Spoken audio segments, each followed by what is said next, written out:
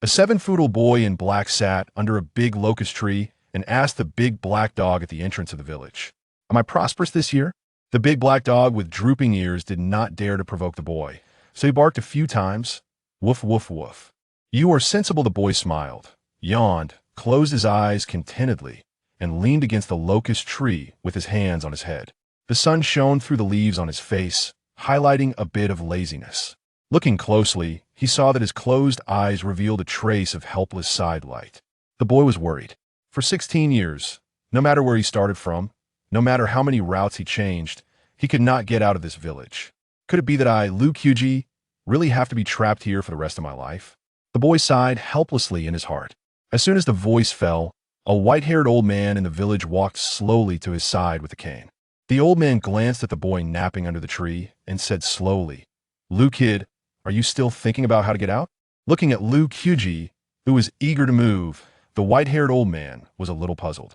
According to the two masters at the east end of the village, Lu Qi in front of him should have been a foolish village guard who protected the whole village from disasters.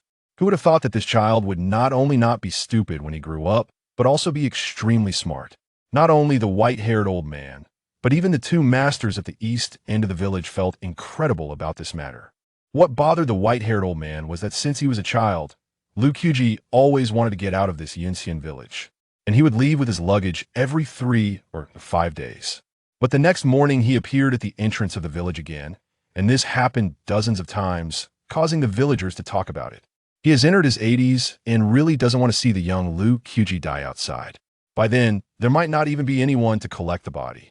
Lu Qi, who was leaning against a big locust tree, opened his eyes when he heard the familiar voice.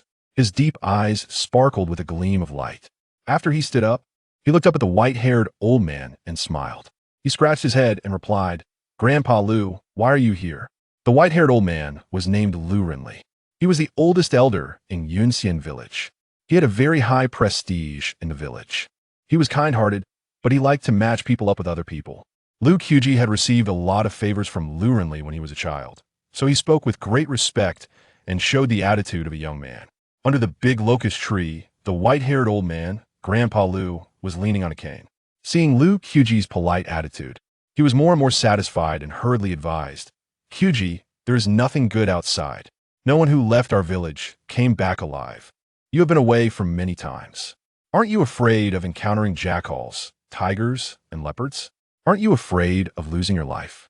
Lu Qi smiled and patted his chest and said, "Grandpa Lu, I was the main fighter in several fierce battles in this village. I'm not afraid of jackals and leopards. What about tigers and leopards?" "Grandpa," Lu suddenly interrupted. "Ahem." Lu Qi smacked his lips. "Tigers and leopards." Still a little uncertain. Seeing Lu Qi being humiliated, Grandpa Lu grinned. The wrinkles on his face squeezed together and continued to interrupt. "By the way, where did the fierce battle in our village come from? Are you talking about the big black dog at the entrance of the village and the big white goose in the west of the village?" Grandpa Lu raised the corners of his mouth, glanced at Lu Qi, and said, "I remember when you were a child, you fought with them. Basically, you were the one covered in bruises, but they were intact." Ahem. Hearing this, Lu Qi coughed even louder. His eyes dodged, and his ears were slightly red. Grandpa Lu took advantage of the situation and continued to persuade him. "Qi, don't think about going out. In 2 years, when all my Lu girls are old enough, I will match you with the one you like. Don't worry, even if it's 2 years later, I don't have the idea of getting married." Lu Qi waved his hand and continued, "I just want to go out and take a look. You." Seeing that Lu Qi didn't change his mind after talking for a long time, Grandpa Lu shook his head helplessly. "If you don't listen to the old man, you will suffer." Grandpa Lu was very angry. After sighing, he passed by Lu Qi with his crutches without looking back. After walking 2 or 3 steps, Grandpa Lu became more and more angry, so he stopped, turned his head slightly, and said, "Go out and have a look." "As far as I know, in the past 100 years, no one from the families in our village who went out has ever come back alive." The voice reached Lu Qi's ears. He smiled faintly, stretched his waist, and replied half jokingly and half seriously, "Grandpa Lu, don't worry. I, Lu Qi, have no other abilities, but I have a tough life." Hearing the voice, Grandpa Lu was stunned, with complex emotions on his face, hunched over, and walked slowly towards the village. He knew too well how tough Lu Qiuji's life was. He fell into the old well in the village at the age of 3 and entered the village by mistake at the age of 6. Yin Luolin is still alive and kicking. No one knows how he climbed out of the well, and no one knows how he walked out of the gloomy and terrifying woods in the back mountain. Logically speaking, an orphan who grew up eating at many people's homes couldn't be so strong. But Lu Qiuji not only had a strong body, but also had an absurdly strong life, so strong that the crazy Taoist priest and the poor scholar at the east end of the village sighed. How strange. Perhaps it was precisely because of Lu Qiuji's strong life that he offset his fate as a foolish village guard. Grandpa Lu swallowed his saliva, pondered for a moment, and cursed. "Come over for dinner tonight." Looking at Grandpa Lu, who was hard-mouthed but soft-hearted, Lu Qiuji laughed. "That's great. Remember to take out the bacon you hid under the bed." Grandpa Lu stumbled after walking 6 or 7 steps, almost spraining his waist, and muttered with a puzzled look, "How did he know about my bacon? This kid is smarter than a monkey." Watching Grandpa Lu walking away, Lu Qiuji suddenly waved to the big black dog not far away. The big black dog came over with its tail wagging, looking flattering. Lu Qiuji bent down, stretched out his hand, and gently stroked the big black dog's head, showing a harmless smile, and asked, "Big Black, I remember when I was a kid, I couldn't beat you, and you bit my collar and threw me over your shoulder, leaving me covered with bruises. Now I'm still being laughed at. How are you going to settle this account?" The big black dog's mouth twitched, and its hind legs couldn't help but retreat, trembling all over. Lu Qiuji stroked its fur, smiled darkly, and said lightly, "Don't be afraid. I don't eat people. Do me a favor and go to the west of the village to fight with the big white goose, and we'll be even. How about that?" In the eyes of the big black dog, Lu Qiuji's smile was a little creepy, and it didn't dare to refute at all, so it could only nod repeatedly. In a flash, the big black dog ran non-stop to the west of the village. With nothing to do, Lu Qiuji jumped onto the big locust tree, felt the breeze, looked into the distance, and wondered what he was thinking about. Chapter 2. Visitors arrive at the Celestial Falls village. To the west of the village, a large white goose basked lazily in the sun, occasionally preening its pristine feathers. Suddenly, with a swift whoosh, a dark figure lunged towards it. The unsuspecting goose was sent flying several meters by the force of 2 dog legs. Cackling in distress, the goose tumbled on the ground before regaining its footing, stretching its long, slender neck and emitting a heart-wrenching wail.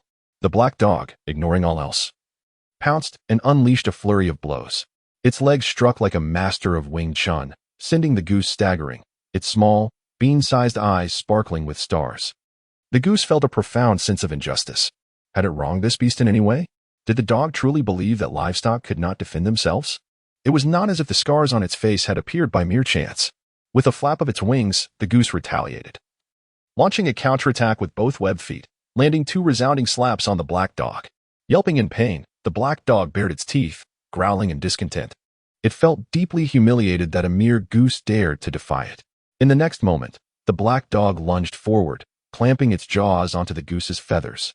With a powerful thrust of its hind legs, it executed a shoulder throw, sending the goose crashing to the ground. Thud. The goose, stripped of its will to resist, bowed its head in humiliation. The black dog turned its head proudly towards the village entrance, barking several triumphant calls. Upon hearing this commotion, Lu Qiuji, perched atop the large locust tree, allowed a satisfied smile to spread across his face.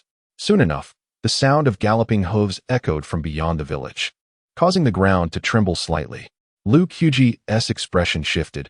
He quickly dismounted from the locust tree, suppressing his excitement. He extended his hand to feel the vibrations coursing through the earth. At last, they were here. He raised his gaze towards the village entrance, his face alight with anticipation. Hands clenched tightly, his body trembling. He was certain that someone from the outside world had arrived. For the first time in 16 long years, visitors were coming. Not just Lu Qiuji, but the other villagers, upon hearing the sounds, gathered at the village entrance, each lifting their heads curiously to gaze towards the outside. Among them was old Lu, whose usually impassive face revealed a hint of disbelief.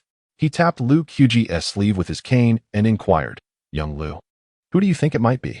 Lu Qiuji shrugged his shoulders and replied, "If you ask me, who else can I ask?" The thudding of hooves grew increasingly near, and it appeared that shadows flitted in the distance. The villagers beneath the locust tree grew even more animated, instinctively raising their heads. holding their breath as they focused on the source of the sound. Crack.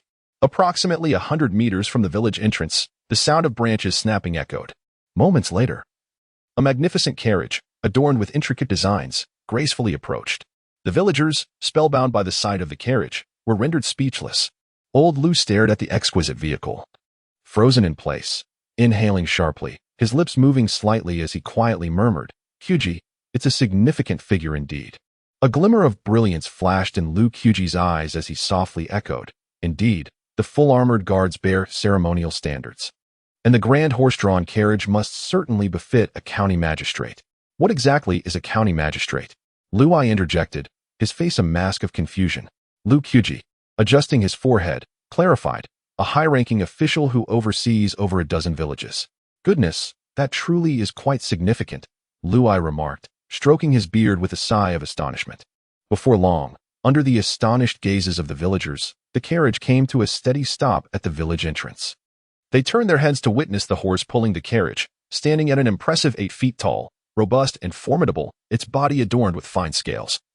A dragon pattern gracing its forehead, and its mane flowing like that of a dragon, elegant and dynamic. At each of the 4 cardinal points around the carriage stood a red armored guard, their faces obscured by fearsome masks that concealed their emotions, wielding purple ceremonial standards, resembling 4 stone tablets rooted in place, emanating an unsettling aura. Feeling the chilling presence of the 4 red armored guards, the villagers gathered under the large locust tree fell silent as if frozen in fear. After a few breaths, the onlookers scattered, fleeing in haste, fearful of incurring trouble. "Why are you still dawdling? Those guards are armed. Shouldn't you be running?" Before Liu Kyuji could fully comprehend the situation, Liu grasped his arm firmly and dragged him away from the village entrance. Remarkably spry for his age, Liu pulled Liu Kyuji away for 2 miles, his cane nearly smoking from the exertion. Ahead of the carriage, a veiled old woman materialized out of thin air, bowing respectfully towards the east of the village, saying, "I come uninvited and hope for your forgiveness." At that moment, at the eastern edge of the village, the road was neither too wide nor too narrow, flanked by 2 small stalls, one on each side, further constricting the already narrow path. The stall on the left displayed writing materials, with a bamboo pole beside it bearing a cloth inscribed with the words "Fortune-telling, honest to all." The right stall featured only a single brush, but unlike the left, it also displayed a bagua mirror with a banner in front reading, "What is forbidden here, come to me," in striking characters. The proprietor of the left stall was a poor scholar, standing 7 feet tall and clad in plain garments, his origins a mystery. Yet his words held considerable weight among the villagers. The right stall was the domain of a mad Taoist, short in stature but remarkably lean, his face covered in stubble. Unkempt in appearance, and despite being middle-aged, he retained a carefree demeanor. The poor scholar glanced down at the banner opposite him, raising an eyebrow in anger. "Mad Taoist. What is the meaning of this banner?" The mad Taoist, stroking his stubble, spread his hands nonchalantly and replied, "It means nothing. Or perhaps you simply cannot read." Observing the Taoist's dismissive attitude, the poor scholar's eyes widened with fury, feeling as if a fire ignited within him. He rolled up his wide sleeves, assumed a confrontational stance, and pointed a finger at the mad Taoist, admonishing, "I see you are in need of a good lesson." The mad Taoist raised an eyebrow, casting a disdainful glance at the impoverished scholar. He adjusted his belt with a swagger, baring his teeth like a rogue. "Are you trying to intimidate me? I am not easily frightened. If you utter another word, I shall surely end you today. As the saying goes, when minds do not align, even a few words are too many." With their verbal exchanges proving futile, the 2 swiftly advanced to the center of the road, fists clenched, standing resolute in a standoff, their posture suggesting that a brawl could erupt at any moment. The gravel by the roadside stirred ominously without wind, and the summer cicadas in the trees, displaying remarkable wisdom, fell silent as the atmosphere grew increasingly tense. Yet, in the very next moment, the mad Taoist and the impoverished scholar unexpectedly released their fists in unison, exchanging a knowing glance towards the village entrance. The Taoist's earlobe twitched faintly as he lowered his head to calculate, furrowing his brow in surprise. "Is someone approaching?" The scholar hastily returned to his humble stall, grasping his wolf hair brush, scribbling something on the paper. His gaze remained fixated on the rice paper as he muttered, "Priceless beyond words? Noble and exalted? Is it to foam or Dayu? Why not take a look and find out?" The mad Taoist suggested. Now devoid of his earlier ire, his demeanor surprisingly calm as he remarked, To gain entry into the fallen immortal village, it appears the visitor has paid quite a price. However, the scholar's attention was elsewhere. After a moment of contemplation, he suddenly inquired, "What do you think their purpose for coming is?" Chapter 3. The noble guest arrives in the village. Go and see for yourself. You should know better. It is surprising that you are a scholar with such a dull mind. The mad Taoist retorted sharply before vanishing from sight in an instant, leaving no opportunity for the impoverished scholar to respond. Just as the scholar was about to retort, he was met with a mouthful of dust. His face turning pale with anger, brows furrowing as he spat, "That arrogant Taoist is unworthy of my counsel." Immediately, the impoverished scholar followed suit, disappearing from the spot. After a few breaths of time, the mad Taoist was the first to appear at the village entrance, striding with a grand gait, hands clasped behind his back. He radiated an air of arrogance, completely disregarding the occupants of the cart. After taking several steps, a gentle breeze swept by, heralding the arrival of the impoverished scholar, who, in contrast to the mad Taoist, carried himself with poise, embodying the demeanor of a true gentleman. Upon seeing the two, an elderly woman by the cart promptly bowed deeply, respectfully declaring, "I pay my respects to the great heavenly being of Taoism and the scholar of Confucianism." Hearing this, the mad Taoist merely picked his nose, not even glancing at the elderly woman, dismissing her formalities. The impoverished scholar offered a slight nod, extending his right hand in a gesture, "Please rise." Observing the contrasting styles of the two, the elderly woman managed a wry smile before slowly standing up. She then approached with both hands cradling a dragon-shaped jade pendant. Bowing respectfully as she said, "We understand the customs. We hope for your leniency." Ah, the dragon jade pendant of the great Yu royal family. It seems the individual within holds a noble status. The mad Taoist recognized the pendant at a glance, bluntly stating its origin. The impoverished scholar, maintaining a composed demeanor, cast a brief glance at the pendant, gestured towards the mad Taoist, and then took the dragon jade pendant, addressing the elderly woman, "You have 3 days. Within these 3 days, aside from the well and the village, you may tread anywhere else." Suddenly, the mad Taoist's expression shifted, a cold glint flashing across his face as he added, "However, should you set your sights on that old well, I shall show no mercy, regardless of who you are." As these words left his mouth, the temperature around them seemed to drop several degrees, the air stagnant with an overwhelming pressure that enveloped them. The elderly woman felt as though a mountain had descended upon her, struggling to breathe, her legs trembling as beads of sweat formed on her forehead, hastily uttering, "I dare not." "Humph." The mad Taoist waved his sleeve dismissively, snorting coldly before turning away and leaving without granting the elderly woman any semblance of respect, or perhaps any regard for the great Yu royal family.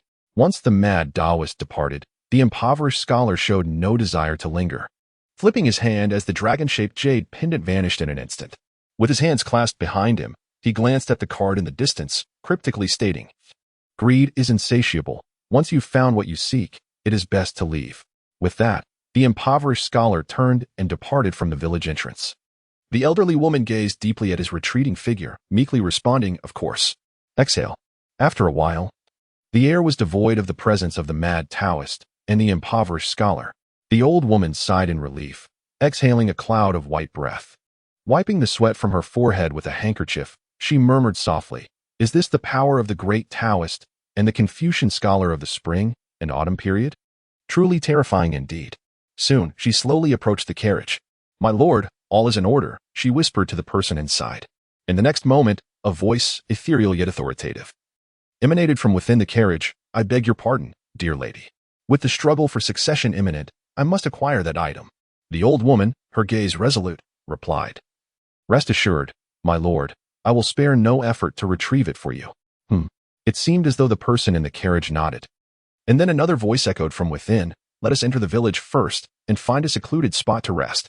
At the eastern edge of Incian village, in a modest courtyard, the frost had turned the persimmons of vibrant red, and the russet leaves rustled softly in the breeze.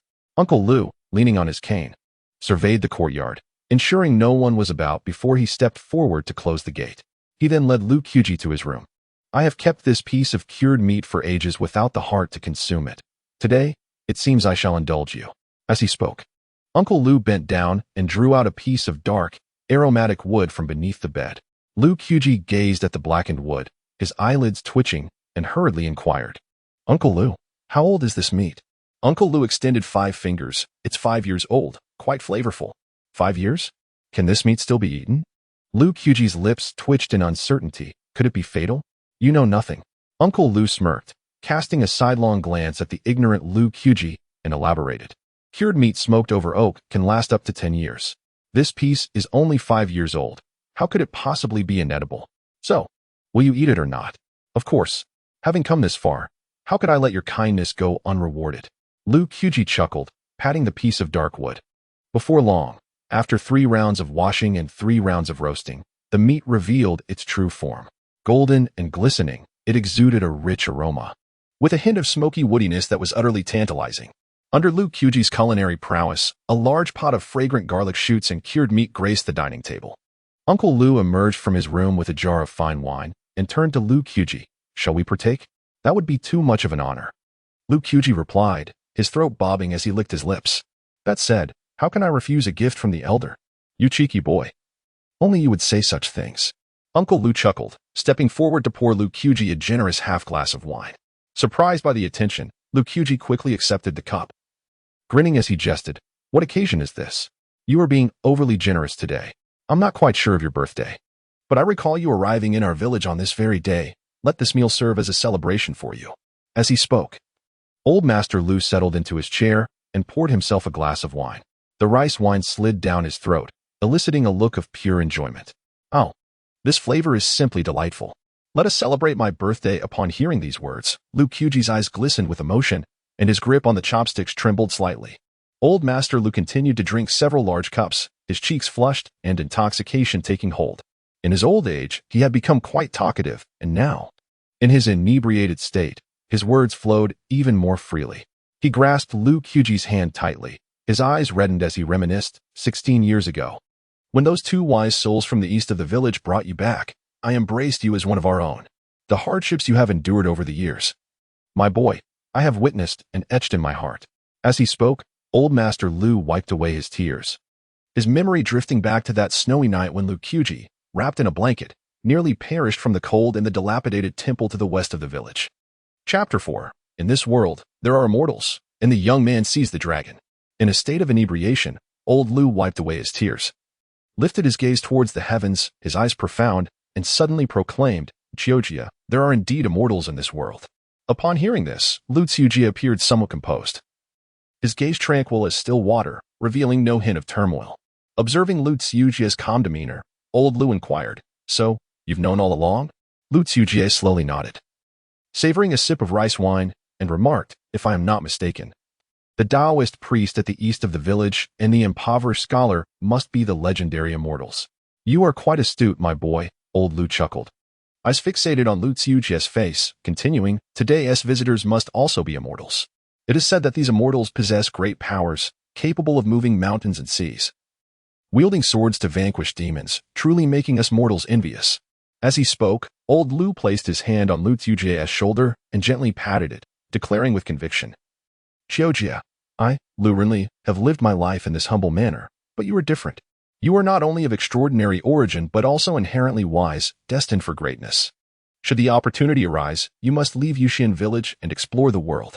But remember, no matter what you encounter, you must live a life of significance. To live a life of significance. Lu Qiuji silently echoed, his resolve growing ever firmer. He then raised his cup, saying, Old Lu, watch closely. I, Lu Qiuji, shall surely make a name for myself across the world. Ha ha. Old Lu laughed heartily, his years of toil giving way to a moment of unabashed revelry. The clinking of their cups resonated with a crisp sound. The towering persimmon tree stood silently in the courtyard, witnessing the pact between the silver-haired elder and the youth.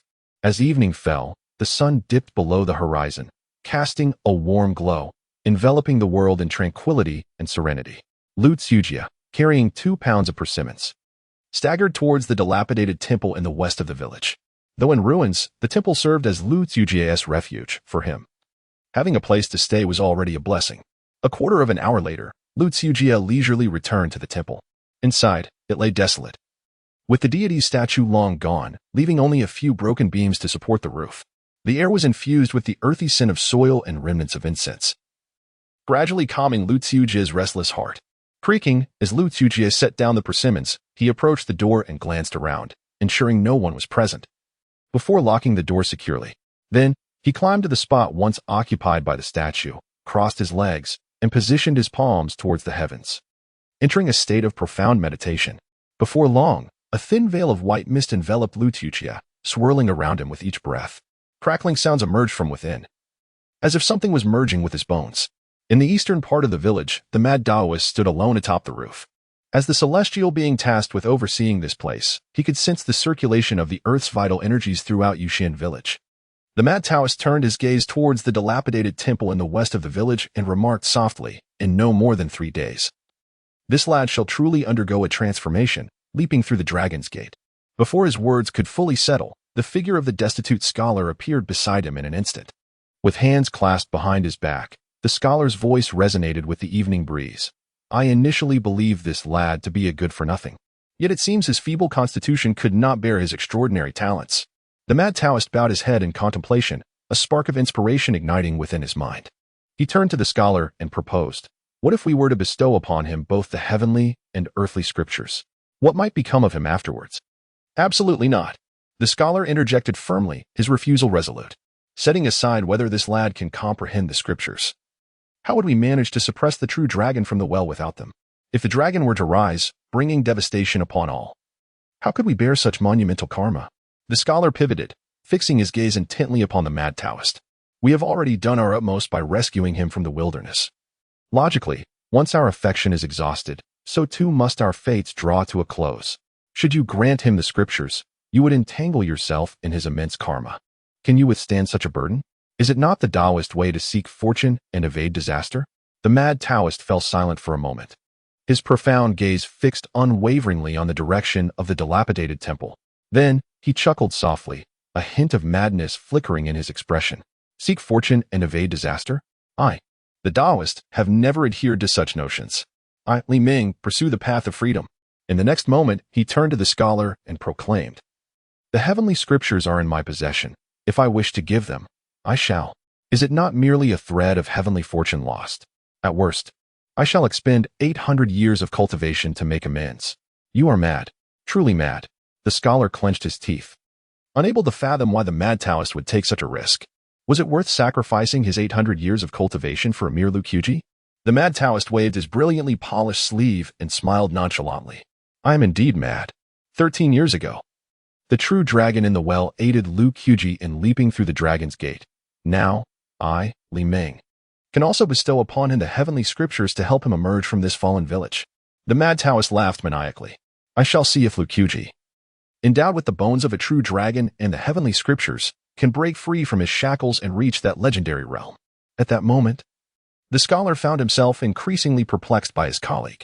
After a prolonged silence, the scholar sighed, "Li Ming, you are indeed a mad Taoist." The mad Taoist smirked, raising his gaze to the moon with a dismissive smile. "The world mocks my madness, yet I laugh at their inability to see through it. A destitute scholar is hardly worth discussing." Upon hearing this, the scholar, rarely cursing, exclaimed, "To hell with you." Meanwhile, within the dilapidated temple, Lukuji reopened the crumbling door. The icy wind of the night pierced through, sending a chill coursing through him. Reflecting upon the card at the village entrance, Lukuji turned his gaze towards the heart of the village, whispering softly, "Could it be that they have come for you as well?" In that moment, a torrent of thoughts flooded Lukuji's mind, as images of his fall into the ancient well resurfaced vividly.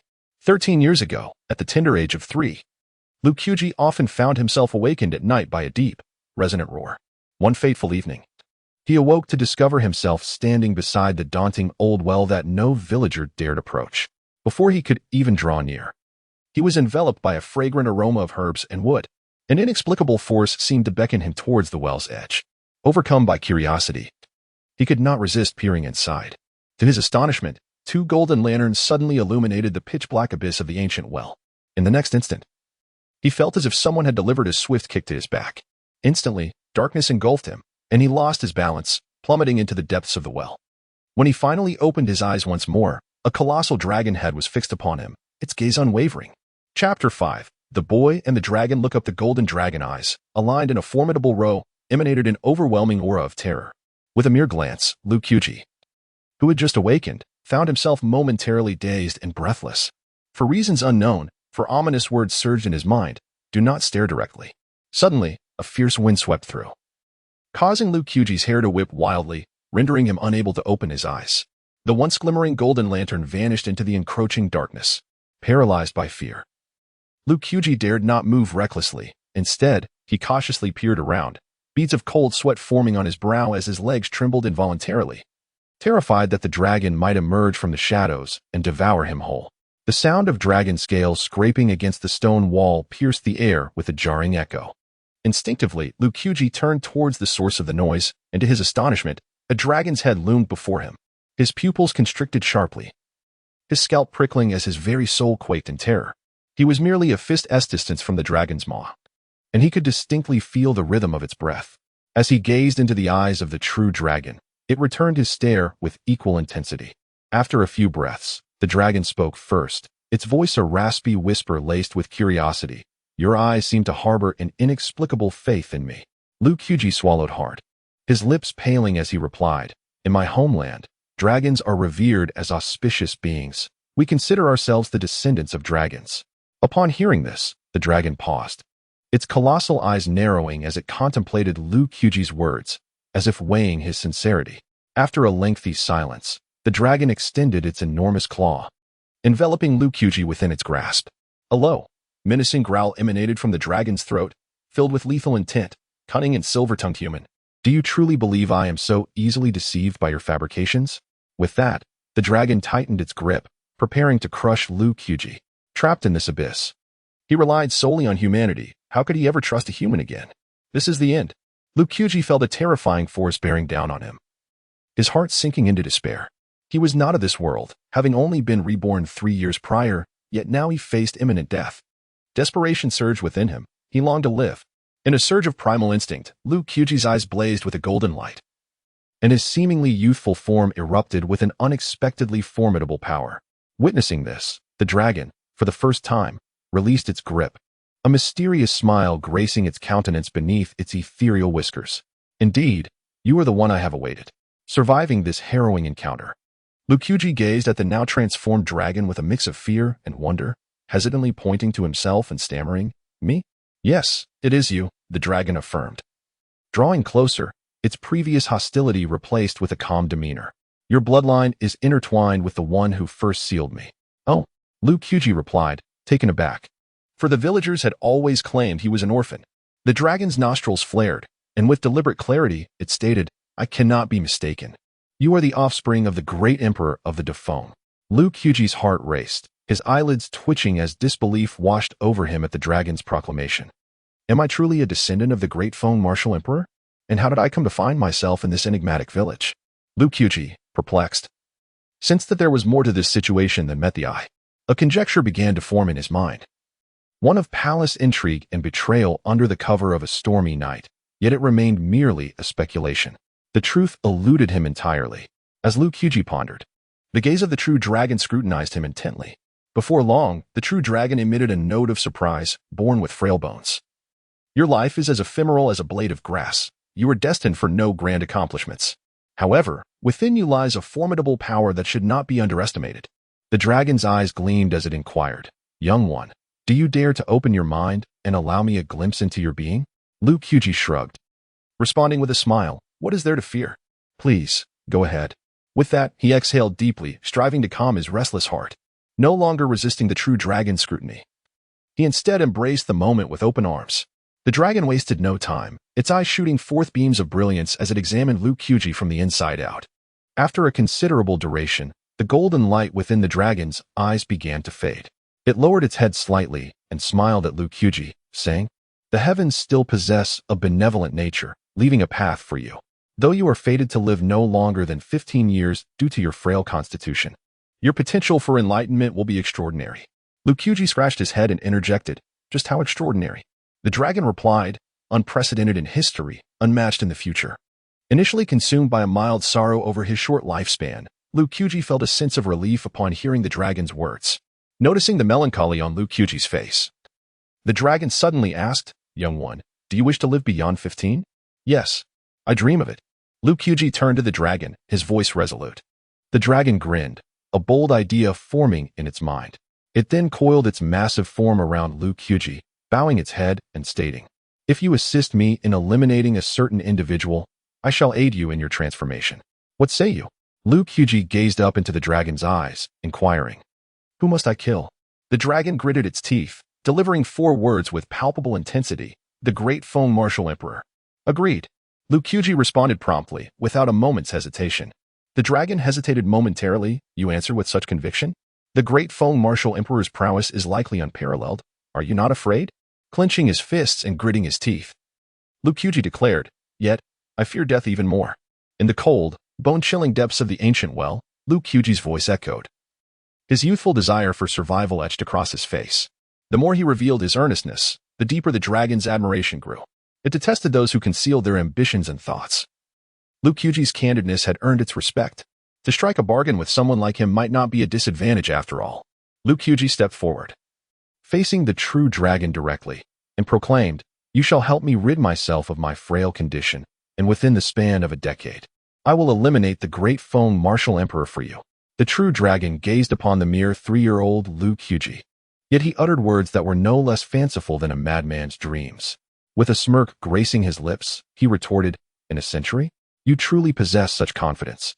Young lad? Lu Qiuji swallowed hard and declared, In this world, there are no insurmountable challenges, provided one is willing to ascend. I, Lu Qiuji, wager that within a century, I shall be the foremost in the realm. Ha ha ha. Perhaps moved by the youthful fervor of Lu Qiuji, the true dragon let out a hearty laugh, his eyes shimmering with golden light. He then turned his gaze upon Lu Qiuji and proclaimed, If that is the case, then I shall indulge you in this wager. On this day, the dragon relinquished its bones, the tender dragon marshes flourished, the youth and the dragon jointly gazed at the moon, observing the heavens through a well. On this day, the great celestial beings were astonished, the scholars of spring and autumn felt trepidation, and the esteemed halls of power were fraught with unease. Chapter 6. The celestial being bestows the heavenly scriptures. Creak, the cold wind stirred the faded wooden door. Lu Qiuji's thoughts were jolted back to reality by this sound. Reflecting on his past audacity, he instinctively shook his head, a bitter smile curling at the corners of his lips. The chasm between intention and action is as vast as a tumultuous river. Sighing deeply, Lu Qiuji stretched lazily, preparing to turn back to sleep. Creak, just as he turned away, the wooden door emitted another sound. Upon closer inspection, he saw a large hand resting on the doorknob. What, am I unwelcome? The voice of the mad Taoist echoed. And before Lu Qiuji could respond, he strode into the dilapidated temple. Taken aback by the sudden appearance of the mad Taoist, Lu Qiuji twitched the corner of his mouth, gesturing towards the outside with an awkward smile. Master, it is the dead of night. Do you think it appropriate to appear silently behind me? The mad Taoist rolled his eyes, retorting, as the saying goes, if one has no guilty conscience, one need not fear a ghost knocking at the door. Do you perhaps harbor some secrets? Lu Qiuji shrugged, countering, Master, there's another saying. A fright can scare one to death. Just look at you, trembling in fear. The mad Taoist scoffed at this. Without hesitation, he reclined comfortably on Lu Qiuji's bed. Staring at the Taoist's inexplicable action, Lu Qiuji widened his eyes. Master, are you serious? This is my bed. The mad Taoist closed his eyes, hands behind his head, and grunted. Your bed? Am I not allowed to sleep here? Have you forgotten who rescued you from the dragon well when you were 3? Lu Qiuji rolled his eyes. Didn't I climb out myself? The mad Taoist, unfazed, tilted his head and continued. Had it not been for me retrieving you from the village outskirts, you would have long been a meal for wild beasts. And now, you dare complain about sleeping on your own bed? Lu Qiuji, hearing this, did not retort but walked to the edge of the bed, speaking earnestly. In the dead of night, are we 2 grown men really going to share a bed? That would not bode well for my reputation. Of course, it may not affect you, but for me, Lu Qiuji, it could be quite detrimental, as I am still a young lad. The mad Taoist's eyelids twitched, and he dismissed. Get lost. Stop talking nonsense. I have no interest in your body. After the mad Taoist's words, Lu Qiuji shifted the topic. Master, what brings you here? Surely, it cannot be merely to take a nap. Reclining on the bed, the mad Taoist kept one eye closed and the other half open, taking his time to answer Lu Qiuji's question, instead fixating intently on him. Feeling uneasy under the Taoist's piercing gaze, Lu Qiuji hurriedly asked, Is there something on my face? The mad Taoist smirked knowingly, replying, No flowers adorn your face, but there are bones within. The fact that something would willingly bestow upon you the dragon bones from beneath its reverse scales indicates that your fortune is indeed profound. You know about it. Lu Qiuji, as if foreseeing the situation, inquired. The mad Taoist rose from his bed and declared, I am the celestial being who governs this realm. Do you believe there is anything that can escape my perception? A glimmer of insight flashed in Lu Qiuji's eyes. You knew from the very beginning? The mad Taoist did not respond directly, merely offering a faint smile. Observing this expression, Lu Qiuji instinctively grasped the answer. The sudden visit of the mad Taoist stirred an unsettling suspicion within him. Could it be that the mad Taoist had come to seize the dragon bone within me? The more he contemplated, the more apprehensive he became. Although he was unaware of the true extent of the mad Taoist's strength, he was certain that the Taoist's current power could crush him with the ease of squashing an ant. Noticing the shift in Lu Qiuji's gaze, the mad Taoist swiftly interrupted his thoughts. Do not imagine the worst of what is yet to transpire, boy. If I had intended to act against you, you would have perished 13 years ago. With his hands clasped behind his back, the mad Taoist adopted an unusually serious demeanor, his disheveled robe fluttering without wind. At first glance, he indeed exuded a certain gravitas befitting a celestial being. Upon hearing these words, Lu Qiuji's anxious heart finally settled. The mad Taoist turned and, at a leisurely pace, approached the yellowing wall, gazing at the faded mural above. After a moment of stillness, he spoke softly. I see that the dragon bone within you is on the verge of complete fusion, so I have come to bestow upon you a gift. What gift? Lu Qiuji inquired. Just a book, the mad Taoist replied, casting forth a tome with a cover of blue leather and yellowed pages from his tattered sleeve. As Lu Qiuji reached out to receive the book, a wave of serenity washed over him. He wondered about the material of this tome. Out of curiosity, he glanced down at the book in his hands, only to discover that it bore no title. Then, as he flipped through its pages, he was astonished to find them entirely blank. Taoist, this book has not a single word. Even if you give it to me, I cannot comprehend it, Lu Qiuji remarked, extending the blue tome back to the mad Taoist. The mad Taoist waved his sleeve dismissively. Keep it well. In due time, you shall understand the potency of this book. Lu Qiuji raised the book, pondering its significance. How powerful can it be? The mad Taoist smiled mysteriously. I do not know. Each individual perceives different content within. Throughout history, some have gleaned the art of dragon slaying from it, becoming esteemed figures, while others have discovered a sword technique that elevated them to the status of sword gods. Then why do I see nothing? Lu Qiuji interjected. Who knows? The mad Taoist shrugged, chuckling. Perhaps you are simply not aesthetically pleasing enough. Lu Qiuji's lips twitched in disbelief. Seeing the perplexed expression on Lu Qiuji's face, the mad Taoist burst into laughter. He then made his way to the door, turning to leave. Observing this, Lu Qiuji hurriedly called out, Taoist, I do not understand. Why bestow such a precious item upon me? The mad Taoist stepped over the threshold, gazing up at the pitch-black dome, and exclaimed, In the mountains, there are cultivators who bait with temples, angling for new lives, viewing humans as mere swine, and falsely proclaiming themselves as deities. I merely sought to create some trouble for them. Am I that trouble? Lu Qiuji lowered his gaze to the azure-bound tome in his hands, incredulous, and asked once more, Is that all? The mad Taoist chuckled and nodded, then turned his head to glance at Lu Qiuji, a roguish grin spreading across his face, embodying a carefree defiance as he remarked, You've been troubled for so many years. Consider this as compensation. With that, the mad Taoist figure vanished into the night, as if he had never existed. Lu Qiuji stared at the azure tome in his hands, a complex array of emotions crossing his face. Suddenly, a thought struck him, and he abruptly lifted his head, cursing in the direction where the mad Taoist had disappeared. No wonder I couldn't escape. It was all your messy scheming, you slovenly Taoist. After venting his frustrations for a while, Lu Qiuji found that much of his anger had subsided. Upon looking down, he was astonished to see wondrous patterns emerging from the azure tome he held. Chapter 7. The Supreme Being in the Mortal Realm. Did the Taoist intercept? The once blank azure book began to reveal enchanting patterns after the mad Taoist departed. Lu Qiuji's gaze was instinctively drawn to these illustrations. These movements are sword techniques? No, the true essence lies beyond the sword. Unbeknownst to him, Lu Qiuji found himself deeply engrossed. He ascended the platform within the dilapidated temple, employing both hands and feet to assume a series of peculiar postures. Above the village of fallen immortals, wisps of celestial energy continuously flowed into Lu Qiuji's being.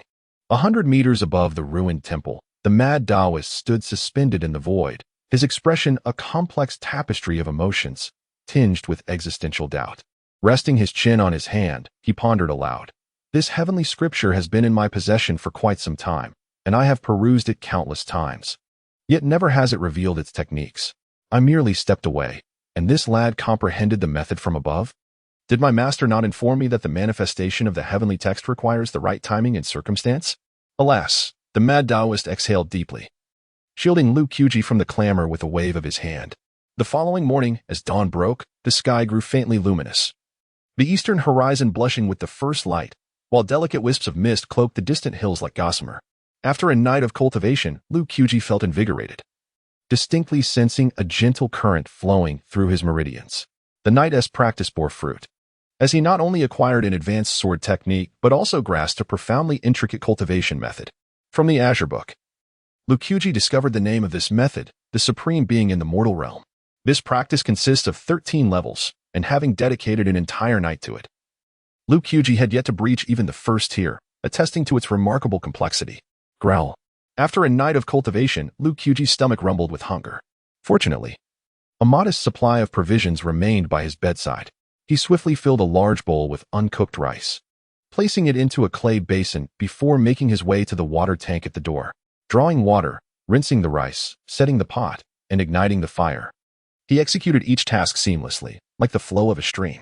Subsequently, Lu Qiuji ventured into the fields behind the temple, land he had painstakingly cultivated, and his sole inheritance in the village of fallen immortals. In the corner of the field, verdant scallions stood tall and slender, reminiscent of delicate fingers, exuding a touch of charm.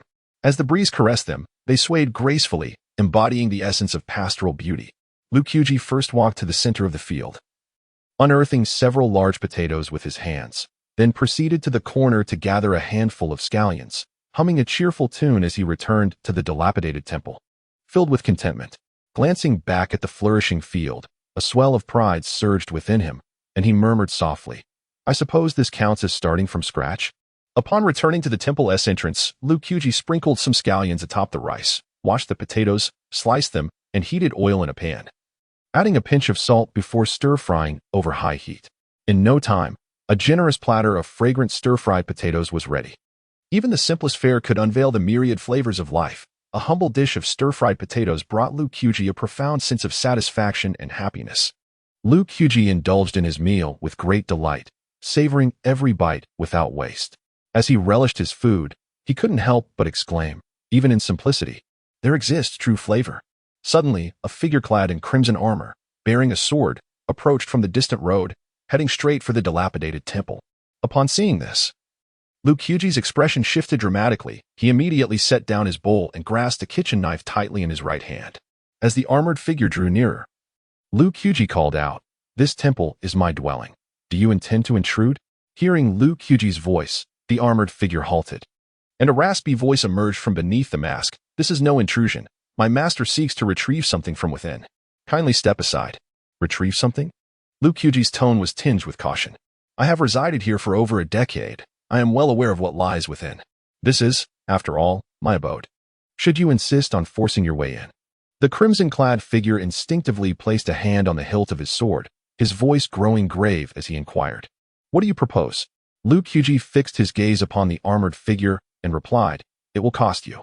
This statement left the armored figure momentarily flustered. "You seek payment? You should have mentioned it sooner." Though his hand rested on the sword hilt, he was merely putting on a show, afraid to harbor any lethal intent. A mere hint of aggression from him could summon the two guardians from the east side of the village, ready to crush him into oblivion. A hearty laugh resonated from beneath the mask of the armored figure. "Young brother, you are astute and discerning. Please."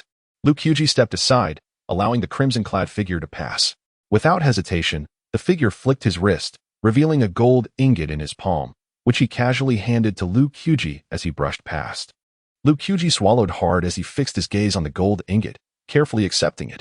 He bore no concern for what the armored figure sought within the temple. After all, the most precious item, a greenskin tome, remained securely in his possession. Upon entering the temple, the crimson-clad figure surveyed the surroundings before striding swiftly toward a faded mural. He then pressed his hand against the mural, reciting a mysterious incantation. As a faint glow began to emanate from the back of his hand. As time elapsed, the once-dim mural burst forth with vibrancy, depicting celestial beings dancing across the wall. "The Imperial House of Defeng has come to claim the sword," the crimson-clad figure exclaimed, drenched in sweat. Addressing the ethereal beings portrayed in the mural, he commanded, "Obey my summons." Upon hearing his voice, the painted figures froze, and a dark light shot forth from their palms. With a sharp sound, a slender black box emerged from the mural. The armored figure rejoiced, swiftly reaching out to grasp the box. But his excitement turned to bewilderment as he opened it to find it empty. What is happening? Who has beaten me to it? The joy that once illuminated his face was replaced by fury and confusion. Without the support of the red-armored guardian's vitality, the colorful celestial maidens depicted in the mural gradually began to dissipate. In the final moments, one of them faced the red-armored guardian and softly uttered, "Taoist, great celestial being." Startled by the voice, the red-armored guardian was taken aback. Was the great celestial being of Taoism one step ahead? How could he possibly know of this artifact's presence? The expression on the red-armored guardian's face instantly turned grave. With a mere thought, the black box vanished into thin air. He took 3 strides and exited the dilapidated temple, disregarding Liu Qiuji, and vanished along the path. Once he departed, Liu Qiuji returned to the crumbling temple, surveying the surroundings until he finally noticed something amiss in the mural. The previously faded artwork now appeared vividly alive. Upon witnessing this, Liu Qiuji lowered his head in contemplation, pondering that the treasure must be concealed within this painting. However, the red-armored guardian had left in haste, clearly flustered, suggesting that he had not acquired it. Reflecting on the mad Taoist's actions from the previous night, Liu Qiuji's mind swiftly pieced together the sequence of events, leading him to exclaim, "Could it be that the item was intercepted by the Taoist master?" Chapter 8. The princess longing to meet the celestial beings on the outskirts of the fallen immortal village. The 8-foot scaled horse stood majestically upon a large piece of blue stone. At that moment, an ethereal voice resonated from the carriage that had halted nearby. "Nanny, do you not think the wind last night was rather fierce?" The elderly woman standing beside the carriage, her demeanor serene, replied, "My lord, indeed. The wind did rise last night. However, it seems to have been orchestrated by those 2 imminent beings. They must be concealing something." "Oh?" came the voice from within the carriage, filled with astonishment. What could be of such significance to warrant the intervention of those 2 great cultivators? The old woman chuckled softly. "My lord, perhaps it is not an object at all." "Not an object? Then it must be a person?" With a creak, a graceful figure emerged slowly from the carriage. Clad in a flowing gown of pristine white, she exuded elegance. A violet veil adorned her head, adding an air of mystery, while a purple jade hairpin nestled among her cascading tresses. Her regal bearing made everything around her feel diminished, compelling all to bow their heads in deference and avoid direct gaze. "My lord, you have graced us with your presence." Upon seeing the woman step out, the old nanny was filled with unexpected joy, her thumb gliding over a ring on her index finger, conjuring a purple sandalwood chair from thin air.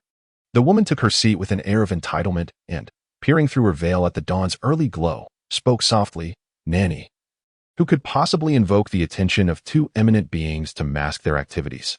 The old woman stood respectfully a meter behind the lady, wary of overstepping her bounds. Noting the inquiry, she quickly cautioned, "My lord, the identity of this person is not of paramount importance to us. In this realm, it is best that we remain oblivious to what those 2 great beings wish to conceal." The lady was well aware of this principle. Her curiosity merely piqued. The revelation that someone had embarked on the path of cultivation in this desolate land, and that the 2 eminent beings not only sanctioned it, but also intervened to shroud their movements, led her to conclude that this individual must share a remarkable connection with them. Should she cultivate a relationship with this person, it would significantly enhance her odds in the contest for succession, despite the 2 great figures being bound to this place. Their illustrious reputations and the traditions they represented were unparalleled throughout the realm. The lady's slender, fair arm rested upon the chair, her hand forming a delicate fist, her exquisite chin lightly resting against her palm as she inquired, "Nanny, we only have 2 days left. Is there any news regarding that item?" The old woman bowed slightly and replied, "Rest assured, my lord, I have dispatched the red-armored guards to retrieve it. There should be no error." Upon hearing this, the lady nodded expressionlessly, a fierce glimmer igniting in her eyes as she murmured, "I trust the red-armored guards. After all, they were once the Emperor's trusted pawns. With this item in hand, you shall possess leverage in negotiations with Defoe." Just as the lady's words hung in the air, a squad of red-armored guards rushed forth, their steps erratic and hurried. Sensing the urgency in their demeanor, both the old woman and the lady exchanged a silent acknowledgement of impending trouble. The red-armored ceremonial guard knelt before the woman, clasping his fist with trembling hands, and spoke in a quavering voice, "My lord, I deserve the gravest punishment. The item was seized by that Taoist celestial before we could reach it. The old woman's face darkened ominously upon hearing these words, while the woman remained composed. She raised her hand lightly, her brow furrowing slightly, and added, "Elaborate." The guard recounted in detail the events that transpired in the dilapidated temple. After listening intently to every word, a subtle smile graced the woman's lips, hinting at intrigue. She did not cast blame upon the guard. Instead, she rose with a hearty laugh and turned to the old woman, saying, "It seems the celestial wishes to see me. In that case, we shall venture to the west of the village." With that, the woman and the old woman proceeded towards the village's western edge. Just before departing, the woman suddenly recalled something and commanded the red-armored guard behind her, "Go, fetch the youth from the temple." Perhaps concerned about the guard's use of force, she added, "Remember, it is an invitation." The guard responded with a clasp of his fists, declaring, "Understood." Having failed to secure the item, he felt he had disappointed his lord. This time, however, he was determined to bring the boy. In the eastern part of the village, a poor scholar sat at his makeshift stall. Fixated on the mad Taoist across from him, disbelief etched upon his brow. "Did you truly give the celestial book to Lukuji?" he inquired. The mad Taoist, fiddling with his bagua mirror, replied nonchalantly, "Indeed." The scholar sighed in resignation upon receiving such a definitive answer, pondering whether Lu could even safeguard it. Had he conveyed the significance of this artifact? Recalling the Taoist's haphazard demeanor, the scholar hastily questioned him. Yet, the Taoist's response was predictably lackadaisical. He lightly tapped his forehead and uttered 3 words. "Didn't he expect that?" The scholar's expression stiffened, his anger bubbling over. "An innocent man bears the burden of possessing a precious item. You understand this, do you not? You must clarify the matter." Observing the scholar's agitation, the Taoist calmly replied, "Some matters need not be overly scrutinized. Otherwise, one loses the chance for a turn of fate." He then reached up to scratch his ear and continued, "Furthermore, given that lad's cautious and cunning nature, he would not flaunt the book once he discovers its wonders. Even if, by some misfortune, he fails to protect it, it would merely indicate that he is not destined for it." The scholar sat in silence, unable to retort against the seemingly relaxed, yet reasonable Taoist. Whether the Taoist intentionally withheld the truth about the celestial book remained uncertain.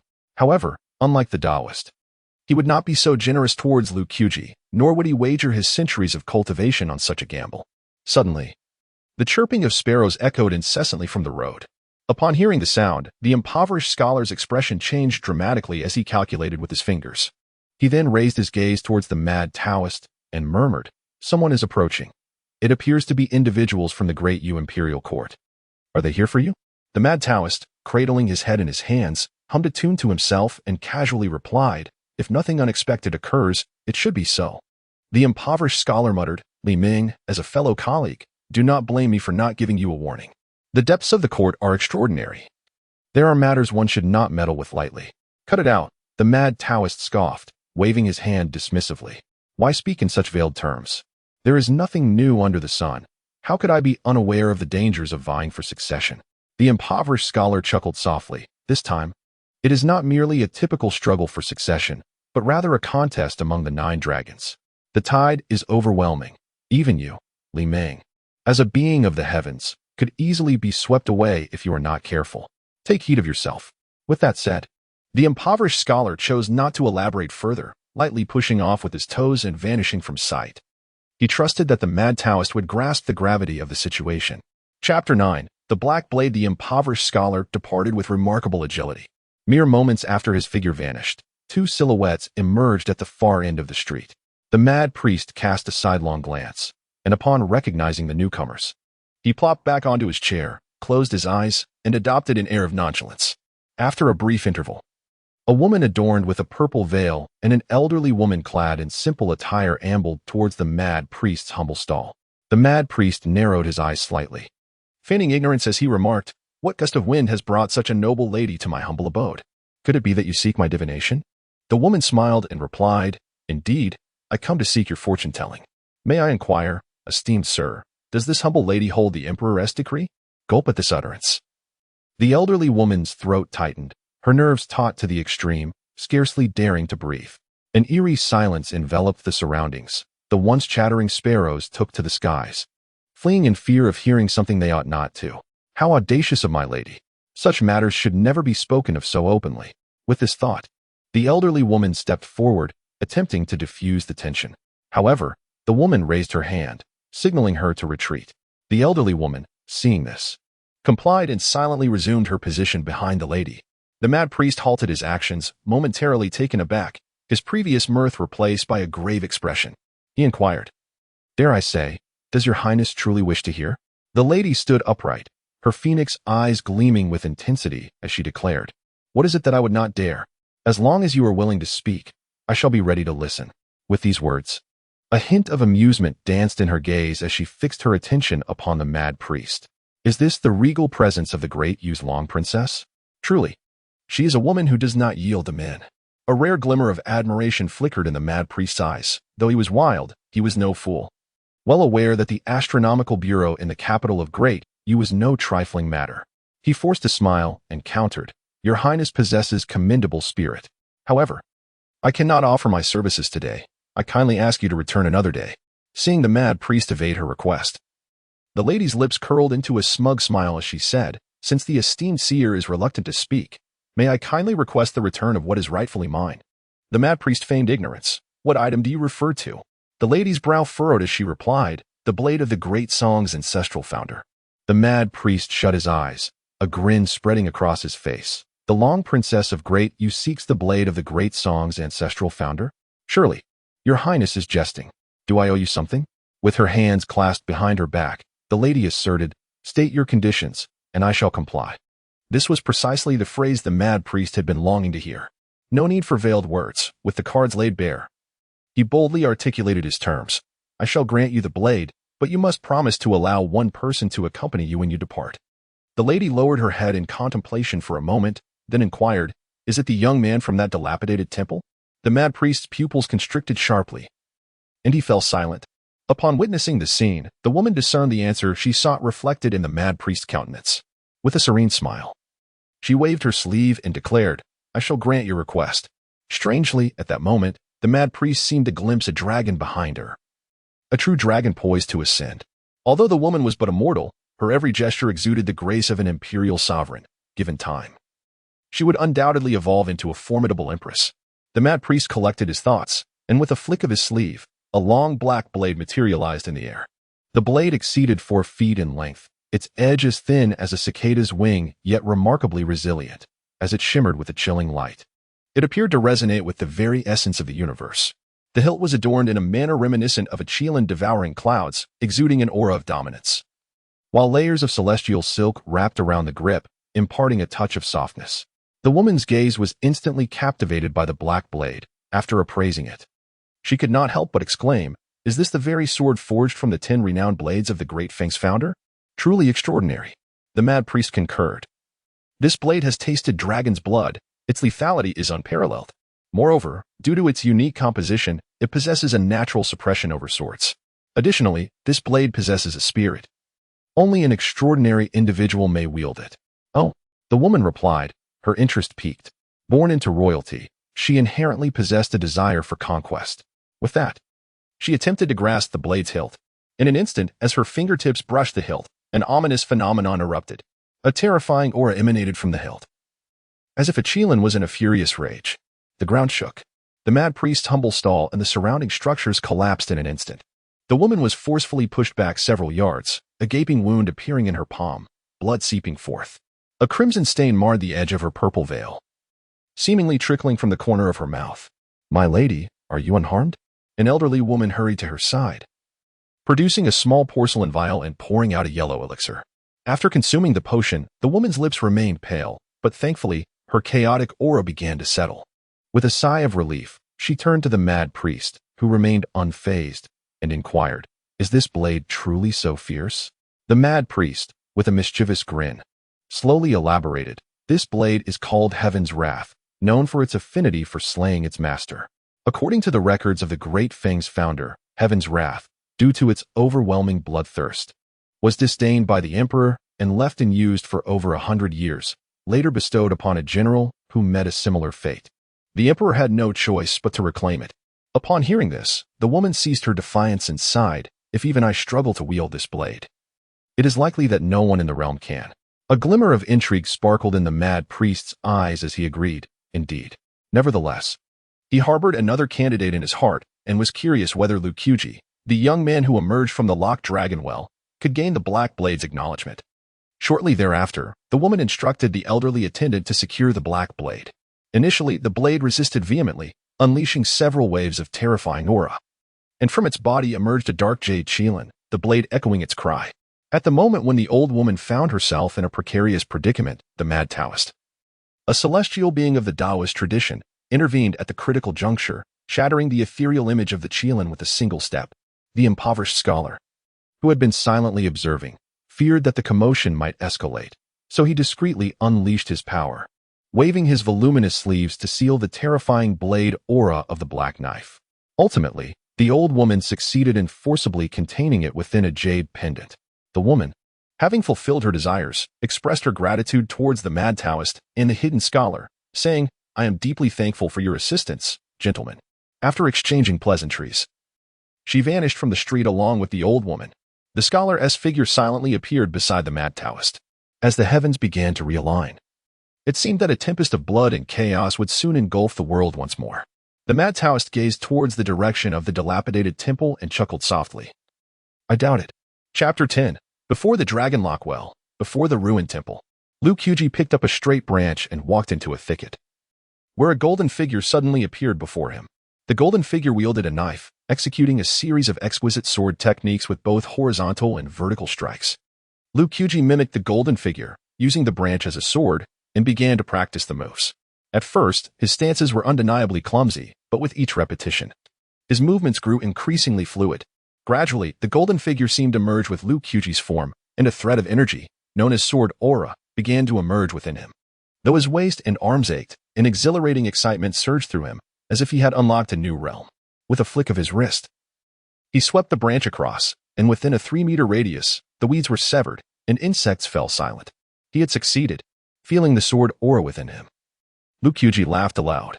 The sensation of mastering newfound power was intoxicating. Sitting down in the thicket, drenched in sweat, he felt the gentle breeze and gazed at the distant mountains.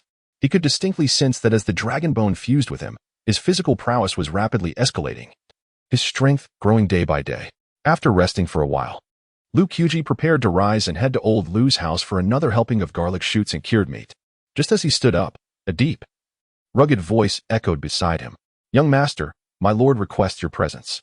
Upon hearing the familiar voice, Lukyuji turned to see the red-armored attendant had appeared behind him without his notice. "Request me?" Lukyuji tilted his head in confusion. "I am merely an ordinary villager. Why would your lord want to see me?" The red-armored attendant replied solemnly, "I do not know, but my lord has ordered me to invite you, and I can only obey." Bending down, Lukyuji retrieved the gold ingot from the hidden compartment of his trousers and returned it with both hands, chuckling, "This military gentleman. I haven't dared to spend a single coin. Here is your gold back, and we are even. As for your lord, I shall not meet him." No sooner had he spoken than, taking advantage of the red-armored attendant's momentary surprise, Lukyuji tossed the gold before him and summoned all his strength to vanish like a shadow. The red-armored attendant, initially taken aback, looked at the retreating figure of Lukyuji and called out loudly, "Young brother, my lord harbors no ill will. He merely wishes to see you." Such words were not easily believed by Lukyuji. He bore a significant secret after all, and it was possible that the red-armored attendant's master had already discerned something. For safety's sake, Lukyuji dashed towards the old well in the center of the village. On the other side, the red-armored attendant grew anxious. Before coming, his master had specifically instructed him to use the term invite, and he dared not resort to force. He could only cautiously follow Lukyuji, shouting hoarsely, "Young brother, my lord truly means no harm. Please do not run." Having grown accustomed to killing, he was ill-equipped to understand the nuances of invitation. One can scarcely fathom the sheer terror a robust man, armed with a blade, instills in a young boy as he gives chase. Lukyuji could not afford a moment's hesitation. His legs moved with such swiftness that they seemed to leave behind fleeting shadows. His velocity astonished even the seasoned soldiers of the red-armored guard, who wondered if this lad was somehow akin to a hare, darting away with such alacrity. In a mere instant, Lukyuji, breathless and panting, found himself beside the dragon lock well. The red-armored guard pursued closely, yet he appeared to have forgotten the dire warnings against approaching the well's periphery. Clang, clang, clang as the guard stepped within a 20-meter radius of the well. The air was filled with the sound of metal clashing. The guard's hair stood on end upon hearing this noise, and he inwardly cursed, realizing the gravity of the situation. Without a moment's pause, he turned to flee. However, it was already too late. With a guttural roar echoing through the air, the red-armored guard found himself rooted to the spot, unable to move as if bound by unseen chains. The chilling sounds of rattling iron mingled with a rhythmic breathing that grew increasingly louder, indicating that whatever lurked at the bottom of the well was drawing ever closer to the surface. Drip, drop sweat poured from the guard's brow, saturating the earth beneath him as fear etched itself onto his masked visage. The clanking chains and the rising breath resonated in his ears like a dirge. Despite his prowess as a seasoned warrior, he was still human, subject to the primal fear of the unknown. In stark contrast, Lukuji reclined comfortably against the well, peering down into its depths and casually uttering, "I trust you will handle this." A deep, resonant voice emerged from the darkness below. "Shall I eliminate him?" Lukuji hesitated. He was not a man of indecision, yet it was prudent to deliberate thoroughly before taking action, lest he find himself in dire straits. Should he choose to slay the red-armored guard now, it would irrevocably sever ties with the nobleman in the carriage. As he pondered how best to address the guard, two figures suddenly came into view. Upon closer inspection, Lukuji recognized them as the old crone from the village entrance and a veiled woman accompanying her. The two exhibited a keen awareness of decorum, positioning themselves 10 meters away from the well, observing the dazed red-armored guard, whose complexion had darkened. They turned to see Lukuji leaning against the well, their eyes widening in disbelief. How could the boy remain unscathed so near to the Dragonlock well? "Forgive our ignorance. Please, do not take offense," the old crone implored, sensing the gravity of the situation. Even the veiled woman bowed her head and pleaded, "We beseech you, noble sir, overlook this transgression and spare him." A mocking laugh resonated from the depths of the well. "You offer apologies. Yet do you truly believe I am obliged to grant mercy? Such ignorance is truly fearless." Sizzle. Ah. The crimson-armored ceremonial guard trembled all over, suddenly sensing an invisible yet formidable force rapidly closing in on him. In the next moment, his face turned ashen, as if a colossal hand had tightly grasped his throat. "I am doomed." A colossal thought erupted in his mind. At the critical juncture, the mad priest and the impoverished scholar arrived just in time. The mad priest swiftly pulled the crimson-armored guard to safety, while the impoverished scholar hurled a yellow talisman towards the well's opening. Whoosh! As the yellow talisman landed at the well's mouth, an eerie silence enveloped the surroundings, and the intangible hand vanished. Thus, the life of the crimson-armored guard was preserved. Once calm was restored, the mad priest beckoned to Lukuji, inquiring, "What transpired?" With an innocent expression, Lukuji shrugged and replied, "How would I know what happened, master?" The 8-foot-tall man clad in armor, wielding a blade, relentlessly pursued me. Do you have any idea how devastating this is for a young and tender heart? Chapter 11. The mad Taoist returned to sentiment. Lukuji's words left everyone present momentarily stunned. The mad Taoist turned to glance at the veiled woman, his expression darkening. "Provide an explanation," he demanded. The woman cast a sidelong glance at the inept red-armored attendant beside her and explained, "I merely wish to invite this young man for a cup of tea." Lukuji pointed at the red-armored attendant, irritation evident in his voice. "You sent a hulking man to extend the invitation?" The woman, peering through her veil and sensing the celestial energy surrounding Lukuji, replied, "I did not consider this matter thoroughly. Young sir, please do not take offense." Just as Lukuji was about to respond, the mad Taoist pulled him aside. Wrapping an arm around Lukuji's shoulders, he whispered, "Would you like to leave?" Lukuji inquired, "What? Are you willing to let me go?" The mad Taoist replied, "Outside Yushian village, there are not only wolves and tigers but also mountain spirits and wild beasts. If I don't intervene, you would have been devoured long ago." With a furtive gesture, the mad Taoist discreetly pointed toward the woman beside them and leaned closer to Lukuji's ear, saying, "This lady is the eldest princess of the great Yu imperial court. I have paved the way for you. They will take you along when they depart. Let us consider today's incident resolved." Upon hearing the mad Taoist's words, Lukuji refrained from arguing and readily acquiesced. After reassuring Lukuji, the mad Taoist approached the woman once more, smiling, "I trust you are now aware that this young man is the one I requested you to escort. Today's events were merely a misunderstanding." The woman, possessing a sound understanding of the situation, graciously approached Lukuji and stated, "Tomorrow, beneath the great locust tree at the village entrance, we shall set off at noon. Having said this, she departed alongside the old woman and the red-armored attendant. Seeing that matters had concluded, The impoverished scholar also turned to leave. Thus, only the mad Taoist and Liu Qiuji remained by the locked dragon well. Amidst the overgrown weeds on the stone slab, Liu Qiuji and the mad Taoist exchanged a glance, revealing a complex array of emotions. Soon, the mad Taoist prepared to depart as well. Just as he turned, Liu Qiuji's voice rang out, "Master Taoist, why have you been so kind to me?" The mad Taoist fell silent for a moment, exhaling a deep breath before recounting an event from the past, 16 years ago. When the true dragon stirred, I collaborated with the impoverished scholar to establish the triad formation of heaven, earth, and humanity. I governed the heavens, while the scholar commanded the earthly energies, yet we lacked a thread of human essence. It was then that I discovered you outside the village, and seeing your frail constitution, I impulsively extracted a strand of your human essence. Logically, you should have lived a life of folly, yet inexplicably, you exhibited remarkable wisdom. I, Li, have always conducted myself with integrity, and whatever I owe, I shall repay. Thus, there is no need for you to utter sentimental words. This is simply my obligation. Liu Qiuji's expression remained inscrutable, revealing neither joy nor anger, as he quietly asked, "Is it because of that strand of human essence that I was drawn to the true dragon and fell into the well at the age of 3? The mad Taoist nodded, unreservedly admitting, "Indeed." Liu Qiuji's naturally drooping hands trembled slightly, and his lips quivered. "You need not have disclosed this to me." The mad Taoist turned with a smile, saying, "Not tell you? Then I would cease to be myself. What is done is done. If you harbor resentment towards me, I shall have no words in my defense." In response, Liu Qiuji offered a tranquil smile. "I should rather express my gratitude. Without you, I would not have attained such great fortune." The mad Taoist merely shook his head and waved his hand, saying, "As long as you do not resent me, that suffices." With that, the mad Taoist figure vanished along the stone path. In the cerulean sky, a bird soared, yet inexplicably struggled to ascend.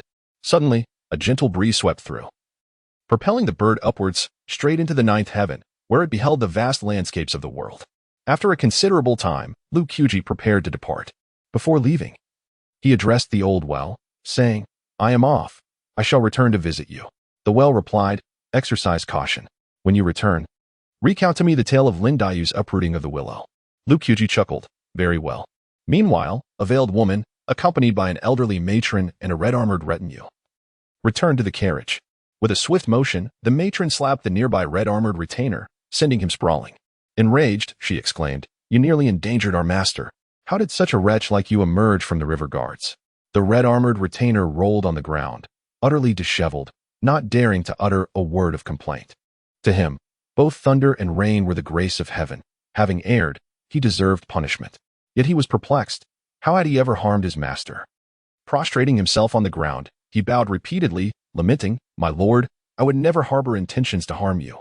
The veiled woman cast a glance at the red-armored retainer and said, "The moment my matron and I arrived, I sensed an utterly pure intent to kill in that young man's eyes. Had the great celestial and the spring and autumn scholars not arrived in time, both my matron and I would have perished there." The red-armored retainer, his face swollen beneath the mask, dared to inquire, "But my lord, that youth is merely an ordinary person. How could he possess the power to threaten you?" The matron scoffed, "He may lack power. But what of the entity within the well?" Gulping, the retainer felt a wave of dread. Beneath his armor, his heart raced. If the true dragon within the well were to act, his master would undoubtedly meet her demise. The matron rolled her eyes at the red-armored retainer, exclaiming in anger, "Do you think the great celestial's words were solely directed at that youth?" The retainer, drenched in perspiration and gritting his teeth, replied, "I deserve death 1,000 times over." The woman, her expression impassive, said, "Rise. Upon your return, you shall receive 300 military lashes." Upon hearing the sound, the red-armored attendants expressed their profound gratitude, repeatedly bowing in thanks, acknowledging the mercy of their master for sparing their lives. After addressing the red-armored attendants, the woman turned to the old matron and inquired, "Madam, what are your thoughts on that young man?" The old matron, recalling the harmless visage of Liu Qiuji, slowly articulated 8 words, "A heart of a fierce tiger." Delicately sniffing roses, the woman clasped her hands over her chest, contemplating for a moment before asking, "Madam, do you believe he could be of use to me?" The old matron shook her head and candidly replied, setting aside the boy's innate qualities, with his cunning and audacity, "My lady, you are not yet capable of wielding him. It is indeed a pity." The woman sighed, understanding that as the competition for the crown in the capital drew near, possessing an additional card would enhance her chances of success. She was acutely aware that her 8 brothers were no lightweights. Madam, tomorrow the return convoy will split into 3 routes, one by aerial vessel, another by horse-drawn carriage, and the last by boat around. The old matron nodded in agreement, acknowledging that although the treasures were now in hand, there might be those who would wish to play the role of the hidden predator. It is always wise for her master to exercise caution. Chapter 12. Walking along the wall in the days to come. On the other side, Lu Kuji, burdened with bundles, moved all his belongings from his dilapidated temple to Old Lu's house. Old Lu sat on the threshold, observing Lu Kuji's comings and goings with a heavy heart. After taking a couple of puffs from his pipe, he confirmed once more, "Kuji, are you truly leaving?" Lu Kuji first placed his remaining provisions beside Old Lu's bed. Upon hearing the elder's voice, he stepped into the small courtyard, gazed up at the sky, and replied, "Indeed. The world is vast, and I yearn to explore it." Old Lu exhaled a plume of smoke, his expression one of profound weariness, muttering, "It's good to venture out. Perhaps the sky beyond is bluer." With that, Old Lu slowly rose, a glimmer of light shining from his yellowed eyes as he fixed his gaze upon Lu Kuji's youthful face. Tears unexpectedly streamed down his weathered cheeks, betraying his stoic demeanor. Seeing this, Lu Kuji hurriedly approached to console him. "Old Lu, a true man does not weep. What would the neighbors say if they saw you crying like this?" He added with a hint of humor, "They would surely embellish the tale at the village entrance." "Is it not because of you, you little rascal?" Old Lu, who despised losing face more than anything, quickly wiped away his tears upon hearing Lu Kuji's words. He then pulled Lu Kuji to sit beside him on the threshold, saying, "Come, let us have a chat." Lu Kuji did not refuse and quietly settled beside Old Lu. The elder patted Lu Kuji's bent knee with a smile, reminiscing, "You were once this small. In the blink of an eye, you've become the pillar of the family. Do you remember how you stumbled on the way to my door, falling several times yet never learning?" Reflecting on those childhood memories, Lu Kuji replied, "So you knew all along. Why didn't you help me up back then?" Old Lu took a deep drag from his pipe, the white smoke veiling his face as he spoke. "It was not that I did not wish to help, but that I could not. I knew your future would be fraught with hardships, requiring you to traverse many paths. Thus, I could not assist you. You must rise on your own to carve out your own path in this world." These words struck a chord in Lu Kuji. Memories of Old Lu delivering rice and noodles to him flooding his mind. Gradually, his eyes began to glisten as his voice trembled. "Old Lu, I misunderstood you." Old Lu's gnarled hand gripped Lu Kuji's vibrant palm tightly as he earnestly imparted, "Child, though I know not the nature of the world beyond, it is merely larger than our Yushian village, with more people. After a lifetime of tilling the land, I have gleaned a truth I wish to share with you. Do not mind this old man's ramblings." Lu Kuji, feeling a lump in his throat, replied with tear-filled eyes, "How could I?" Old Lu continued gently, "This world is akin to a grand tree. Beneath it, there exists not only black soil and white soil, but also gray soil." Lu's gaze shifted, and he murmured, "Whether it be black earth or white soil, once the heavens unleash their rain, they ultimately transform into gray soil. Observing a tree is akin to observing an entire lifetime. There exists no absolute distinction between black and white in this world. The white turns black, the black turns white. In the end, it is merely a refined shade of gray." Lu Kuji took Lu's teachings to heart, attentively absorbing every word. Lu's message was clear, and Lu Kuji responded with a grateful smile. The earnest counsel of such an elder warmed his heart, allowing him to feel the tender warmth of humanity. Lu, with his face etched in wrinkles, managed a smile and said, "It is well if you understand. If not, it is of no consequence. In time, you shall come to know." He then gestured toward the belongings Lu Kuji had brought, saying, "I shall keep these for you. Should you find it difficult to manage out there, do return. As long as I am still breathing, there will be a warm meal awaiting you." With that, Lu turned and walked back to his room, leaving Lu Kuji with the sight of his stooped back. Lu Kuji silently moved all his possessions into the small courtyard, filled the water tank to the brim, and swept away the accumulated dust. After completing these tasks, he slowly stepped out of the gate. Just as he crossed the threshold, he could not help but look back at Lu's room and said, I have filled the water for you and cleaned the ground. Remember to eat the grain I left. It won't last long." For reasons unknown, the usually decisive Lu Kuji felt unusually sentimental at this moment and continued, "The persimmons on the tree are nearly ripe. If you find yourself with time on your hands, do remember to pick a few and savor the taste." Inside, Lu's voice trembled as he replied, "Child, in the days to come, When no one is there to support you, remember to walk close to the wall, lest you stumble again. Do come back to visit when you can. Upon finishing, tears streamed down his aged face, yet he covered his mouth tightly, stifling his cries. However, Liu Qiuji, with keen ears, caught a faint sob. After wiping away his own tears, he said with a half-laugh, half-cry, "Old man, still so concerned about appearances." Once outside Luai's home, Liu Qiuji hurried about the village, laden with various items.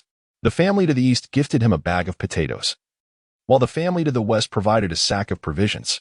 Though meager, each item was cultivated with his own hands, representing Liu Qiuji's heartfelt intentions.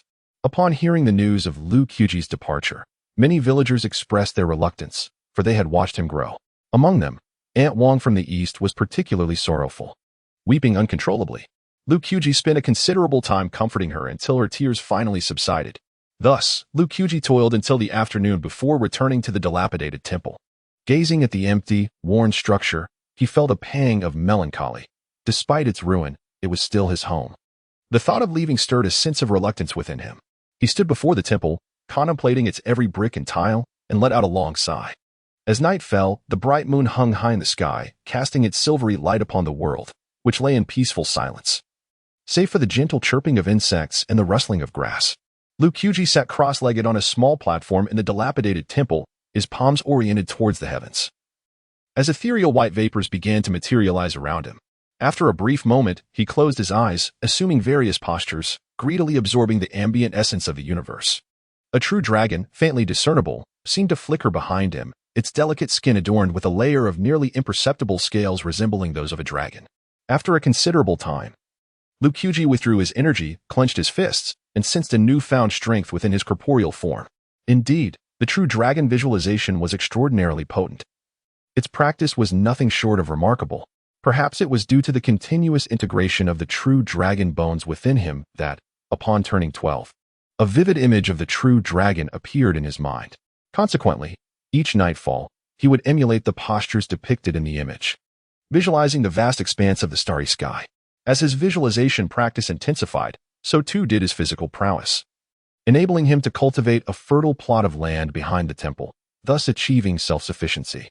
Just as Liu Qiuji became deeply engrossed in his cultivation, the wooden door unexpectedly creaked, breaking the silence with an eerie sound.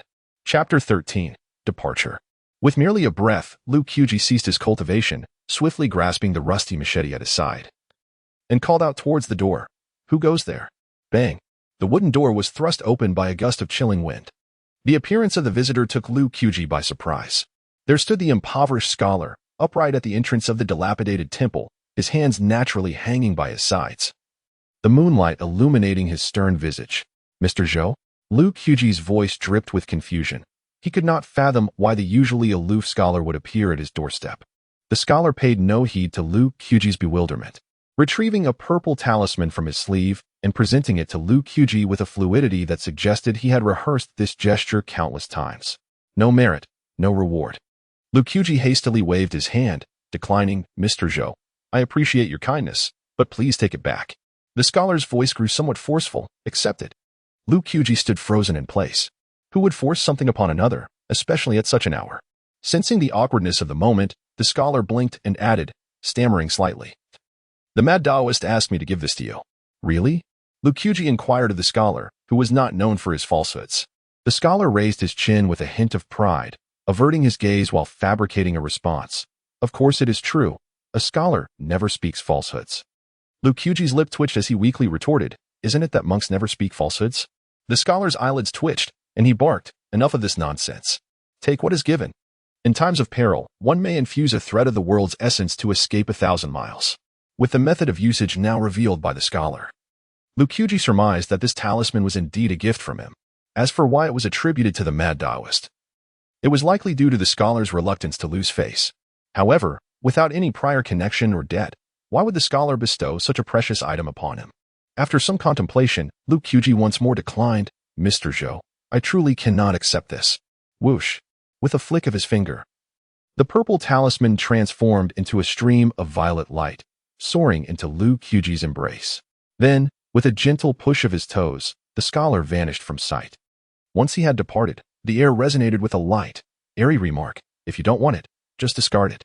Kyuji withdrew the purple talisman from his bosom, observing the subtle golden light swirling upon it, and muttered with a complex expression, "I've certainly incurred a significant debt." The night passed in silence. Kyuji was engrossed in his cultivation, unable to extricate himself. It was not until the sun rose above the treetops that he concluded his practice. After securing some provisions upon his back and fastening a sharp dagger to the inner side of his calf, Kyuji exited the dilapidated temple. Casting one final glance at it before closing the door and striding towards the great locust tree at the village entrance, to avoid drawing the attention of the other villagers. He deliberately took a longer route, opting for a secluded path. In merely a quarter of an hour, Kyuji arrived beneath the great locust tree. The earlier carriage had long since come to a halt, and the 4 red-armored attendants had returned to their positions. Noticing Kyuji's timely arrival, the old woman stepped forward, gesturing towards the carriage with a smile, saying, "Little brother, please board the carriage." Kyuji cast a glance at the carriage, which was scarcely more than 2 cubic meters in size, and replied in confusion, "I fear this may be inappropriate. Such a small carriage.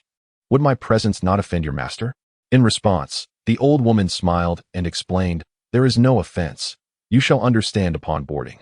Hesitant yet intrigued by her words, Kyuji stepped onto the carriage. As he opened the door and stepped inside, he was astonished by the sight before him. The exterior of the carriage, seemingly so diminutive, concealed an opulently decorated room within. A tea table, a bed, and stools were all present. This was no mere carriage, it was akin to a mobile abode. Today, Kyuji's eyes were opened to the extraordinary nature of practitioners. Beside an exquisite tea table, a woman adorned with a purple veil gracefully manipulated a teapot. Through the veil, she caught a glimpse of Kyuji, who stood in a daze, and remarked with a smile, "Little brother, there is no need for such astonishment. This is merely a clever contraption. Once you truly enter the realm of cultivation, you will find these to be trifles." Her ethereal voice snapped Kyuji back to reality. Her words rang true. The crux of the matter was that he had yet to genuinely step into the world of cultivation.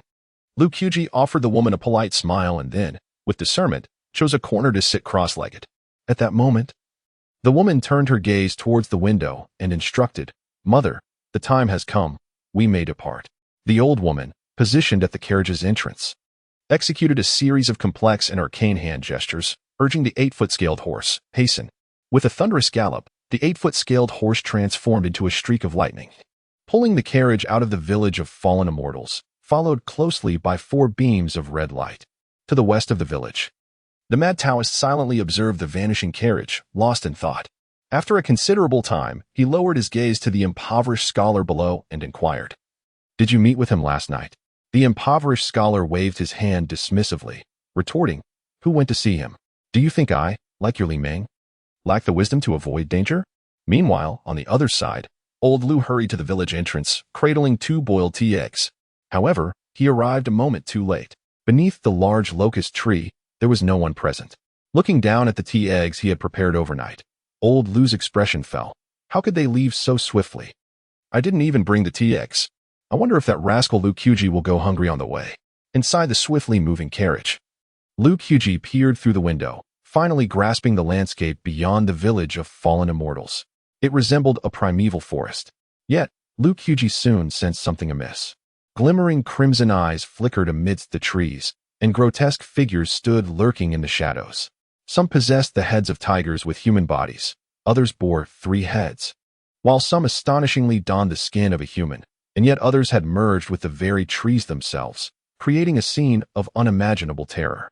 Upon witnessing such a spectacle for the first time, Kyuji could not help but swallow hard. A wave of trepidation washing over him as he silently reflected, "The mad Taoist truly does not deceive me. Indeed, the outside world is fraught with peril." Observing Kyuji's anxious demeanor, the woman smirked slightly, her expression unfazed as she remarked, "These are merely the manifestations of mountain spirits and wild creatures, hardly worthy of note." "Hardly worthy of note?" Kyuji promptly interjected, "What then of the formidable beings that are worthy?"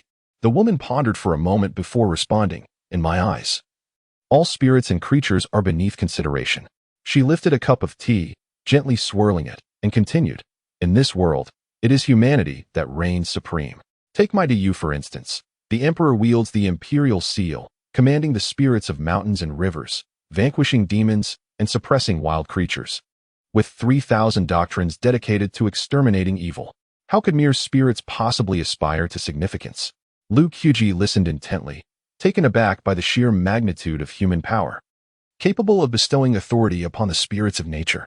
The woman cast a sidelong glance at Lu Qiuji, who appeared naive and unworldly, and scoffed. You have yet to attain even the first realm. Do not overthink matters.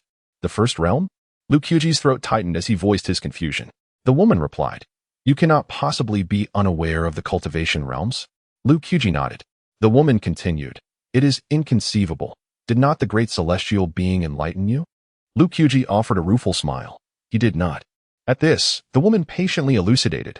Ancient texts record that the realms of cultivation are categorized from 1 to 10.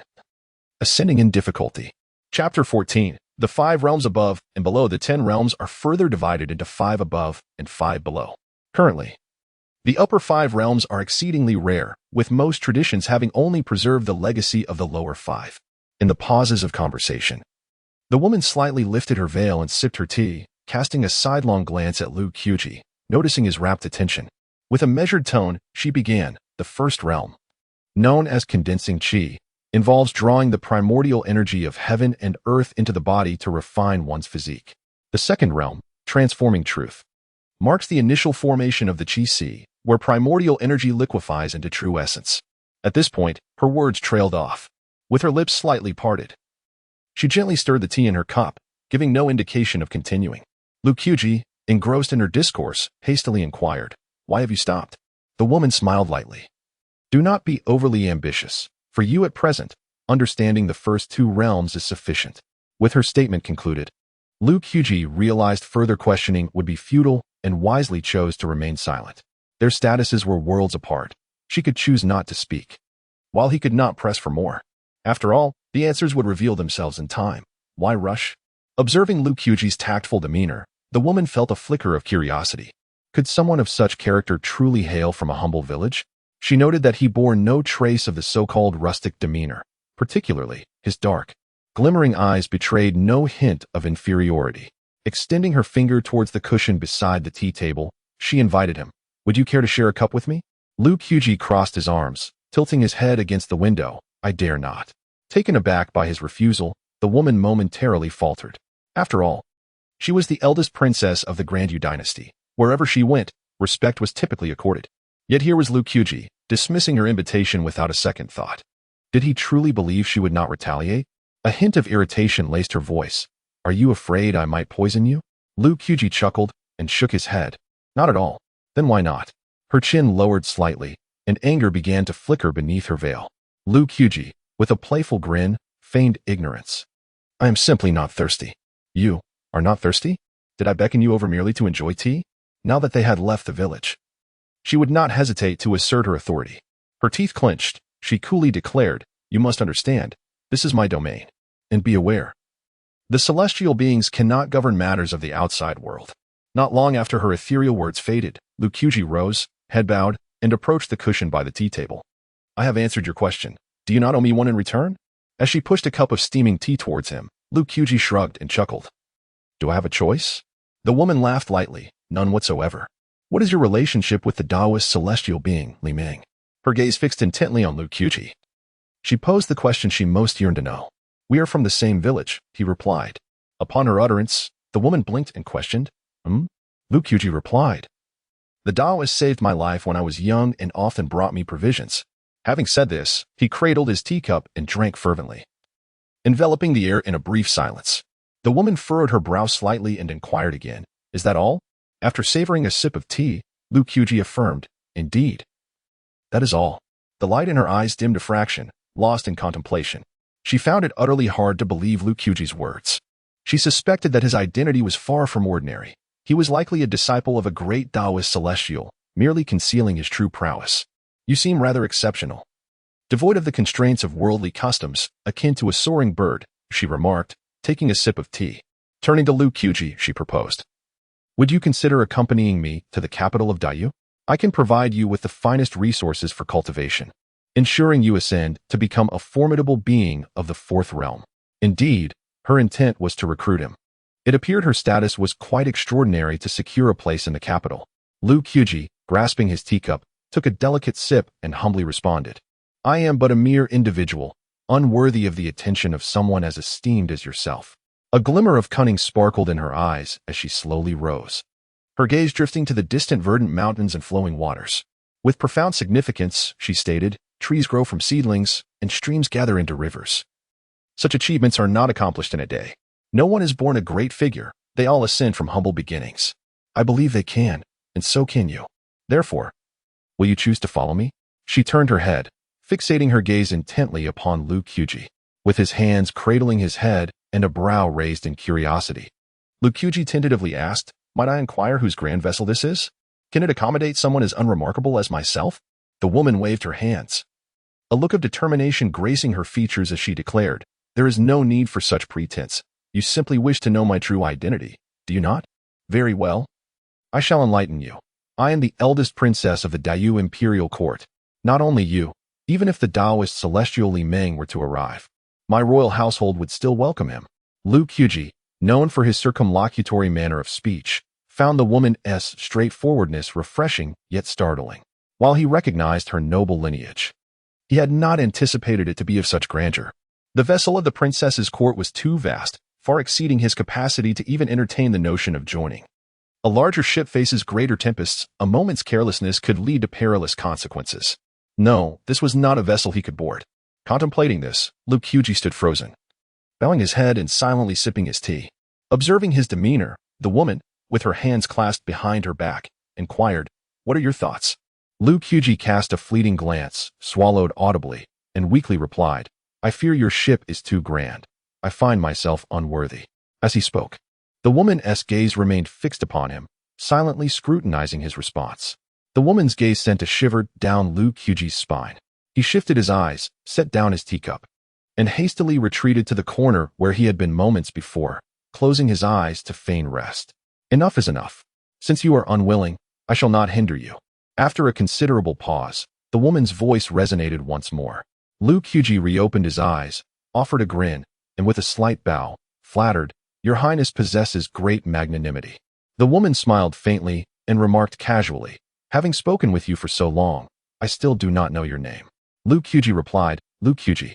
This name, I shall remember, she said. May it become renowned throughout the martial world. The woman raised her teacup toward Lu Kuji, her demeanor now kind and devoid of the earlier ire. To her, fostering benevolent connections was always beneficial. Just as Lu Kuji intended to respond, he noticed that the swiftly moving carriage had come to an abrupt halt. The woman set down her teacup and inquired, Nanny, what is happening? Outside the carriage, an elderly voice echoed, My lord, someone is blocking the way. Chapter 15. The ferocity of the crossing soldiers outside the carriage, for red-armored guards stood resolutely, their long swords unsheathed, seemingly ready for battle. An elderly woman descended from the carriage, her expression dark as she gazed towards the ominous woods across from them. A chilling neighing of war horses echoed from the dense forest, accompanied by a frigid gust of wind. The woman inside the carriage caught a glimpse through the window, and her lively eyes narrowed slightly as she sighed. Grandma, it seems our movements have been exposed. They have hidden numerous spies within my royal residence. The elderly woman surveyed the soldiers lurking within the trees and, with a commanding voice, reassured, Do not worry, my lord. They are merely a few hundred cavalrymen. With the crossing soldiers here, there should be no significant issue. Yet, the woman's tone was laced with concern as she remarked, This is likely just the vanguard. The true threat may still lie ahead. Once we overcome this hurdle, inform the other two forces to set off immediately. The elderly woman bowed her head in acknowledgement, understood. No sooner had their conversation ended than a commotion erupted from the woods ahead. The thunderous sound of hooves pounding the ground mixed with the metallic clinks of armor, tightening the atmosphere with an undeniable tension. In an instant, a vast swarm of dark figures surged forth from the forest, no fewer than 800, all clad in black armor and wielding long polearms, their war horses similarly equipped for battle. Kill! The leader commanded, brandishing a 2-meter-long ancient bronze spear, its blade aimed directly at the carriage. However, in the face of such imminent peril, the elderly woman remained unperturbed. As if 800 fully armored cavalrymen were insufficient to provoke her action. With vigilant eyes scanning the surroundings, she gestured. And the 4 red-armored guards immediately drew their swords and advanced. For against 800? Was this not tantamount to seeking death? Lu Kuji, peering through the windows, felt a wave of anxiety wash over him, instinctively exclaiming, with such a vast disparity in numbers, How can infantry hope to contend with cavalry? You possess some knowledge of military affairs? The woman inquired, her tone tinged with surprise, before elaborating slowly. While the hundreds of cavalry in the woods may seem numerous, they are mostly of a singular realm of cultivation, posing little threat. Moreover, they must contend with my esteemed great U-crossing soldiers. Liu Qiuji cast a glance at the red-armored guards outside, murmuring, the crossing soldiers? Are they formidable? A glimmer of reminiscence flickered in the woman's eyes as she reflected. In the northwest, there exists unwavering loyalty known as the crossing soldiers. They excel in infantry combat against cavalry and are adept at hurling spears to dismantle enemy vessels. For them, achieving victory against greater numbers is merely routine. Upon hearing this, Liu Qiuji regarded the 4 red-armored guards with newfound respect. Outside the carriage, the 4 red-armored guards formed a line, their long swords gleaming with a cold light that illuminated the fearsome masks on their faces, emanating an aura of dread. The previously battered red-armored guard, struck by the woman, stepped forward, raising his sword, its tip aimed at the oncoming mass of 800 black-armored cavalrymen, and shouted, "Kill." With a resounding crash, even before his words had fully escaped his lips, the red-armored guard transformed into a bolt of lightning, hurtling into the dark mass of black armor. The remaining 3 figures clad in crimson armor sprang into action, swiftly following suit. The 4 men resembled tigers unleashed upon a flock of sheep, relentlessly wielding their long blades and mercilessly reaping the lives of the black-armored cavalry. In the brief span of a single T-session, no less than 800 black-armored riders lay toppled. The 4 crimson-clad warriors, akin to foot soldiers, maneuvered through the throng of black-armored cavalry with remarkable agility. Among them, the foremost crimson warrior exhibited unparalleled ferocity as the black-armored leader charged forth. Instead of retreating, he leaped into the air and severed the leader's spear with a single stroke. How could this be possible? The black-armored leader's face twisted in horror, as if he had encountered a ghost. Nothing is impossible. You are merely a frog at the bottom of a well. Have you not heard of the esteemed name of Yudafe, our river-crossing envoy? In the blink of an eye, this crimson warrior stepped forward, crushing the neck of the steed beneath the black-armored cavalry leader, and with a graceful maneuver, he dragged the leader off his horse. Grasping his throat with one hand while wielding his blade in the other, the crimson warrior, Yudafe, swiftly approached the carriage. "I have captured the enemy's commander. Please issue your orders, my lord." Yudafe bowed respectfully towards the carriage, patiently awaiting the lady's response. As the dust settled outside, the lady prepared to emerge from the carriage. Unexpectedly, Liu Qiuji also readied himself to exit. He had overheard the earlier conversation between the lady and the old woman, and he understood that these hundreds of cavalry were merely the first wave, with potentially more perilous ambushes lurking ahead.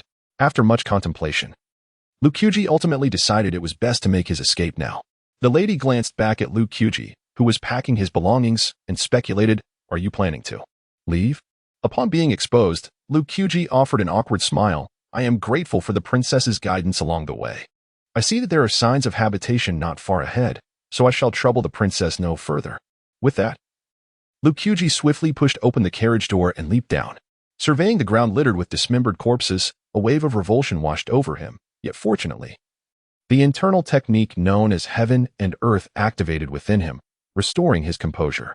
In the moment of Liu Qiuji's daze, the lady also descended from the carriage. Casting her gaze upon the sea of bodies, her expression remained utterly unperturbed. In the next instant, she approached Yudafe, the crimson warrior, and was about to speak when the captive suddenly convulsed, frothing at the mouth, and perished in an instant. Yudafe promptly bent down to pry open the corpse's mouth, and upon discerning the contents, he exclaimed, "My lord, it is the soul-extinguishing pill."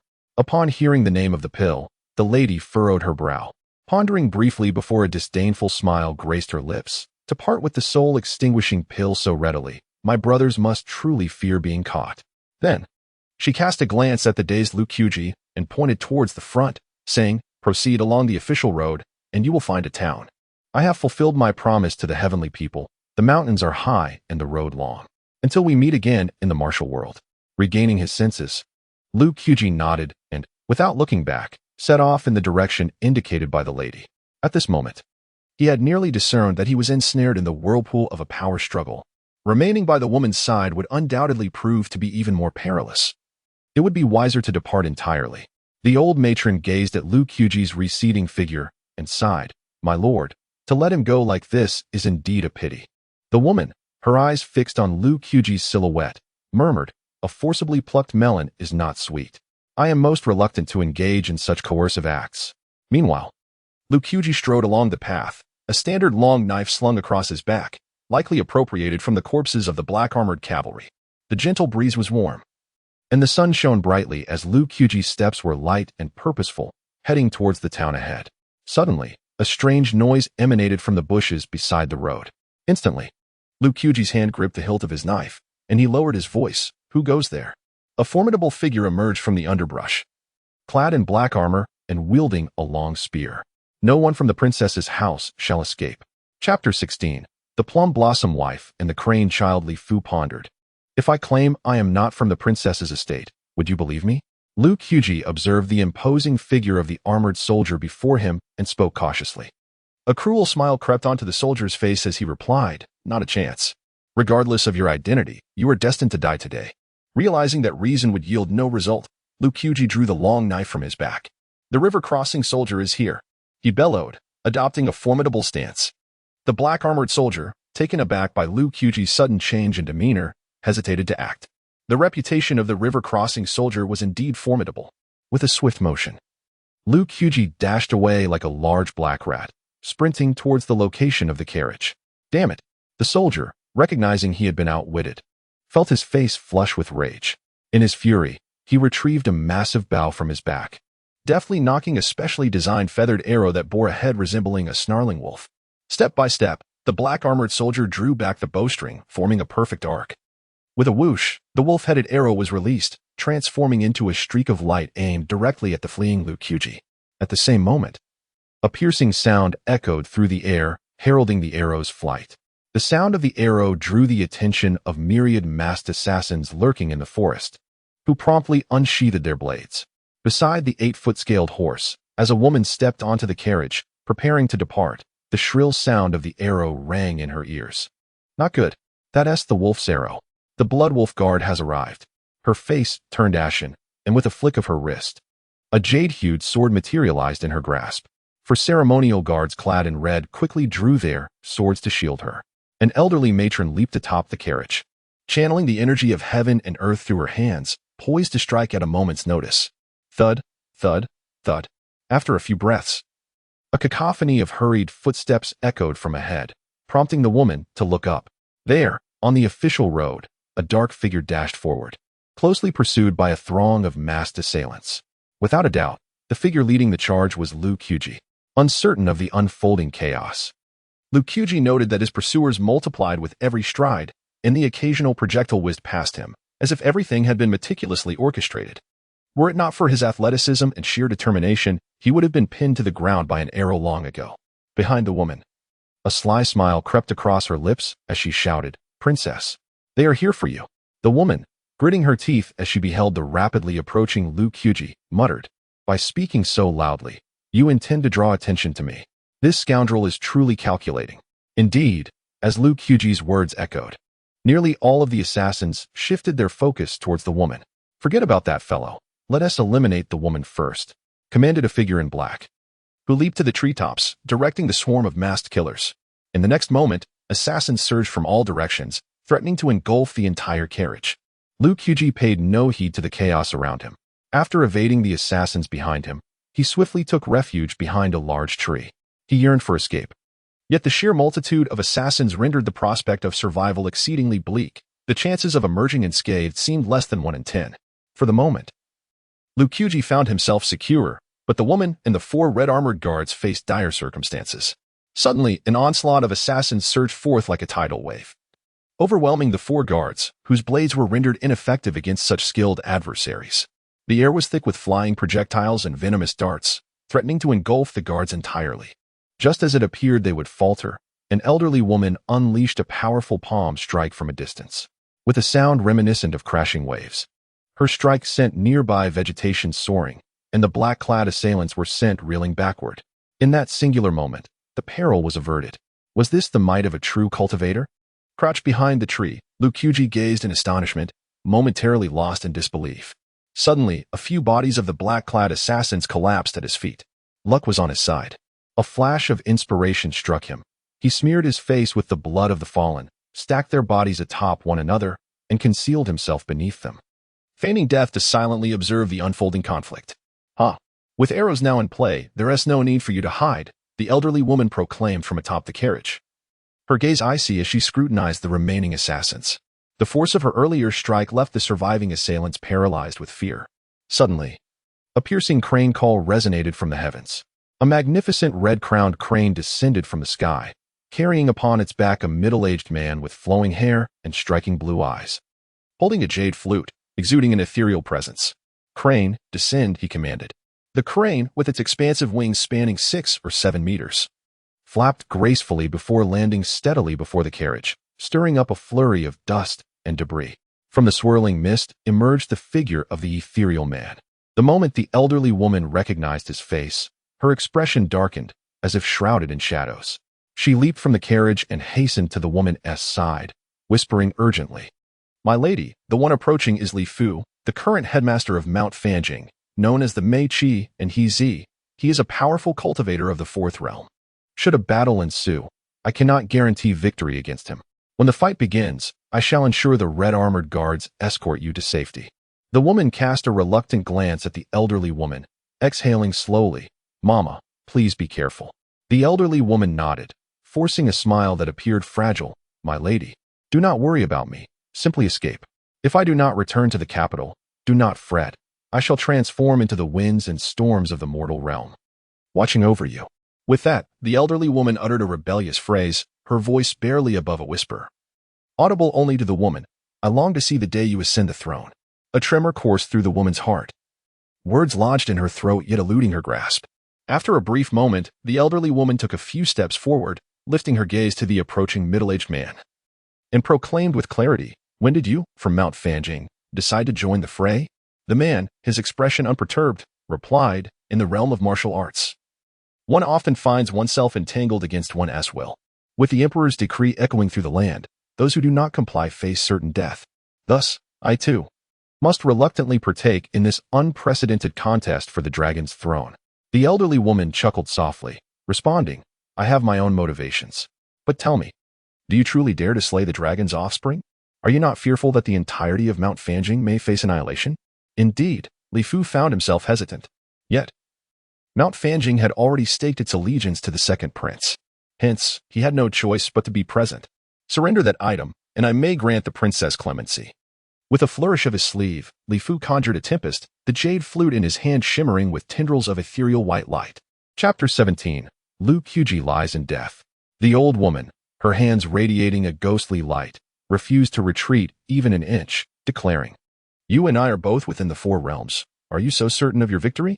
Yunjiao, there are indeed disparities among the four realms. I require only 30 moves to defeat you." Li Fu gazed at the defiant old woman, his expression indifferent. As the headmaster of a mountain sect, his strength was beyond question. Yet, how could the old woman be unaware of the gap between her and Li Fu? However, the black blade Tianbu Li was of paramount importance, and she could not relinquish it easily. Should she do so, her master might lose the chance to claim the throne. And without that chance, only death awaited her. Thus, she had no choice but to fight, even unto death. Old Yu glanced back at the veiled woman behind her, as if making a resolute decision. In an instant, the winds and clouds of the surrounding 100 miles converged, creating a tempest centered around the old woman. Before long, a voice emerged from the storm. "Crossing soldiers, escort the princess." The 4 red-clad guards drew their swords, severing the ropes binding the 8-foot scaled horse to the carriage, preparing to escort their princess to safety. Seeing this, Li Fu snorted coldly, "No one shall leave today." He then hurled his jade flute with great force. With a resounding crash, the 8-foot scaled horse was struck by Li Fu's flute, emitting a heart-wrenching wail before collapsing, its legs twitching momentarily before falling still. "Attack! Spare no one except the princess," Li Fu commanded, urging the remaining assassins to assault the red-clad guards. Subsequently, Li Fu propelled himself into the air, determined to leap over the old woman and seize the black blade Tianbu Li from the woman. Yet, the old woman would not grant him such an opportunity. "As long as I am here, you shall not take a single step forward," she bellowed, unleashing 36 formidable hand seals in rapid succession. 36 wave-stacking hands? Truly. The legendary sea fairy He Yunjiao from decades past was as formidable as her reputation suggested. feeling the old woman's surging palm energy akin to crashing waves. Li Fu furrowed his brow, swiftly summoning the jade flute back into his grasp. Taking a step back, a scornful smile played on his lips. It is said you hail from the South Sea, practicing your techniques amidst the ocean's waves, wielding a grand and overwhelming palm style, a heroine among women. Today, let me, Li Fu, ascertain whether these tales are exaggerated. With his hands resting upon the jade flute, his lips barely stirred. In the next moment, a melody, mournful yet pleading, resonated. Drowning out the tumult of the air, imbued with murderous intent, its sound wave sharper than any blade. Bang, bang. The surrounding flora was cleaved by the sonic blades, collapsing in disarray. Even the great tree where Lu Qiuji had taken refuge was severed by the invisible sound waves, crashing down. Fortunately, the falling tree did not crush Lu Qiuji. He remained motionless among the corpses, feigning death like a thoroughly lifeless black rat. Meanwhile, the four red-clad guards struggled to fend off the relentless onslaught of assassins, with even the woman herself joining the fray. Before her stood a formidable figure, wielding a long, pale blue sword with relentless fervor, unleashing a torrent of chilling sword energy that surpassed even the murderous aura of the crimson-armored guards. Just as the five of them seemed poised to break free from their encirclement, Li Fu, entangled with the old crone, suddenly called out to the crane behind him, "Crane, go!" With a resounding cry, the majestic crane took flight, its powerful wings propelling it towards the woman with deadly intent. The woman, holding her breath and concentrating, channeled all her vital energy into her sword, delivering a fierce strike aimed at the crane's slender neck. With a sharp whoosh, a blade of azure energy sliced through the air, striking the crane's neck with a resounding clang. Li Fu, catching sight of this, erupted into laughter. "Your Highness, there is no need for such futile efforts. My crane, nourished by the mountain's spiritual springs and fed on the essence of the earth, boasts feathers harder than steel and claws capable of severing iron." As her sword clashed against the crane's formidable talons, sparks flew, yet the creature remained unscathed. Frustrated, the woman spat in disdain, feeling the immense power of the impact force her to retreat. Just as the crane raised its beak, preparing to peck her with lethal force, the most powerful of the crimson-armored guards, Yu Dafei, surged forward, colliding with the crane. The tremendous force sent the creature flying 3 meters away. Seizing the moment, Yu Dafei rushed to the woman's side, bloodied and breathless, urging, "My lady, flee. We shall hold them off." Without waiting for her response, he pointed toward the motionless body of Lu Qiuji, declaring, "That is the entrance to the forest. Within its depths, there lies a glimmer of hope." Casting a glance at Yu Dafei, the woman took off running, determined not to let her guards perish in vain. She had to survive. Only by living could she seize the chance for redemption. With this resolve, she transformed into a streak of light, racing toward Lu Qiuji's lifeless form. Meanwhile, Lu Qiuji, lying there, could no longer maintain his composure. "What on earth are you doing here?" he thought. In the next moment, she witnessed a shocking sight. Emerging from beneath a cluster of corpses was a familiar figure, who, without a second glance, sprinted away with astonishing speed, leaving her momentarily speechless. As she approached, she recognized the shadow as Lu Qiuji himself. "Why haven't you left yet?" she called out amidst her escape. Lu Qiuji, panting heavily, replied in desperation, "I would love to run, but with flying darts, poisonous smoke, and now a massive crane appearing, how could I possibly escape?" The woman felt a lump in her throat. Ultimately, these individuals had come to kill her, and Lu Qiuji was merely caught in the crossfire. She wished to express her apologies, but the circumstances offered her no opportunity to do so. Suddenly, from the depths of the forest ahead, emerged a throng of 50 or 60 individuals, all clad in dark attire and wielding long blades. Upon witnessing this alarming spectacle, Lu Qiuji made a swift halt, executing a sharp turn to escape in another direction, all the while cursing vehemently, "Your Highness, how many foes have you provoked?" The woman followed suit, altering her course to closely trail Lu Qiuji. Infuriated by his words, she retorted, "How could I have known? My 8 brothers all wish for my demise." As the assassins drew ever closer, Lu Qiuji clenched his teeth, steeling himself for a desperate stand. Just then, at the critical moment, a figure in crimson armor interposed itself between Lu Qiuji and the pursuers. It was none other than Yu Dafei. "My lord, you must flee. I will hold them off." With that, Yu Dafei brandished his blade to confront the assailants, for the first time removing the ghastly mask that concealed his face, revealing a visage marred by scars. "I, Yu Dafei, a soldier of the river crossing, stand here. You shall not harm my lord any further." Chapter 18. Running until the skies clear alone, he stood against 50 masked assassins. Did Yu Dafei feel fear? In the past, 3,000 soldiers of Du faced 30,000 cavalry of Dafeng without a hint of dread. How could he, Yu Dafei, fear mere assassins? With a disdainful thought, he propelled himself forward, carving an arc through the air as he leaped into the midst of the masked foes. In a swift motion, he brought his long blade crashing down, and the nearest assassin, caught off guard, met his demise in an instant, crimson blood gushing forth from his throat. Witnessing this, the remaining assassins surged forward. In a heartbeat, dozens of blades descended from every direction. Even if Yu Dafei possessed 4 hands, it would be a challenge to defend himself. He could only wield his long knife desperately to parry the onslaught. A blade struck his Achilles tendon. How infuriating! Yu Dafei gasped in pain, losing his balance and staggering backward. Moments later, his legs betrayed him, and he collapsed to the ground. These masked assassins were all skilled fighters. Their lethal techniques offered no respite for Yu Dafei. Suddenly, a flurry of concealed weapons rained down upon him. Yet, with remarkable agility, Yu Dafei's long knife moved like a blur, deflecting most of the projectiles. In the brief moments between strikes, he caught a glimpse of the woman retreating ever farther behind him, and with cracked lips, he murmured, "Master, run further away." As he raised his gaze to the oppressive sky, the bloodshot veins in his eyes became increasingly fierce, and he uttered, "The skies must not remain overcast. Do not halt." With a fierce roar, Yu Dafei, miraculously standing despite his severed tendon, was enveloped in a thin layer of crimson mist, his blood-stained armor rendering his scarred visage even more terrifying. Gripping his long knife tightly, he assumed a fierce stance once more, his voice hoarse yet resolute. The crossing soldiers. Charge! In the northwest lies a lone loyalist, known as the Crossing Soldiers. How could Yu Dafei sit idly by, tarnishing their esteemed name? Suddenly, a clash of blades erupted, the surrounding grass and trees yielding to the violence as the battle resumed. Elsewhere, Li Fu struck an old woman with a palm, sending her flying 100 paces away. She descended like a broken kite, crashing into the ground, creating a spiderweb-like crater. Thud! The old woman knelt, spitting blood, her life force rapidly dissipating, clearly nearing her end. Indeed, the teachings of the Pure Calm Mountain sect are formidable, she murmured, her voice faint as a whisper. I, He Yunjiao, am simply outmatched.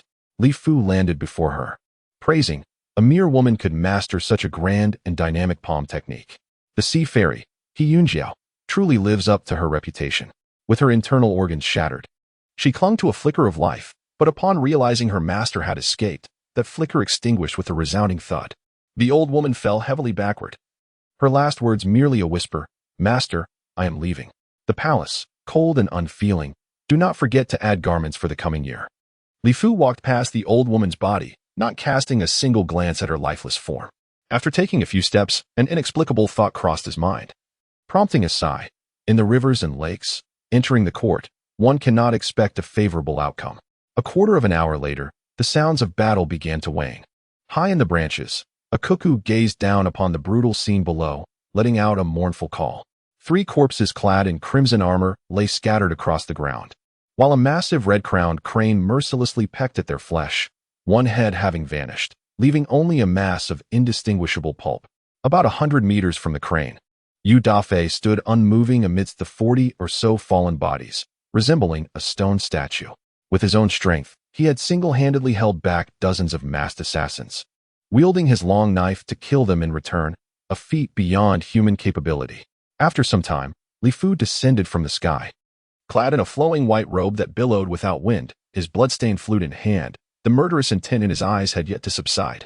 He stole a glance at the unyielding Yu Dafei, and despite not being of the same faction, Li Fu still bore admiration, murmuring, "In the northwest, there exists a solitary loyalist known as the River Crossing Soldier.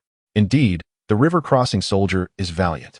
With that, he sent forth a ray of white light towards Yu Dafei's corpse, which enveloped him entirely. A gust of wind swept through, dispersing the scent of blood in the air. Under the influence of the white light, Yu Dafei's body turned to fine white powder, scattering with the breeze. Ultimately, it was all for their respective masters. Li Fu sighed, lowering his gaze, the murderous intent within him diminished by a third.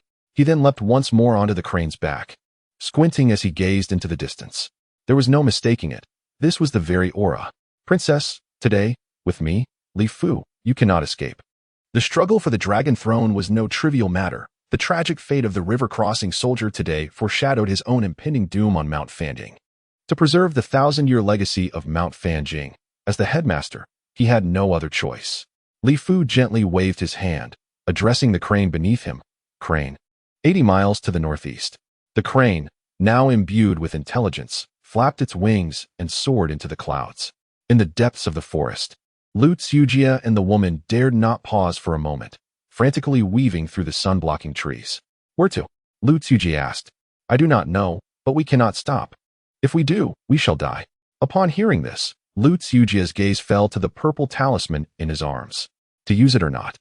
Noticing Lu Tsujia's brief silence and downward glance, the woman hastily probed, Do you have a means of escape? Lu Tsujia remained silent, focusing solely on their flight.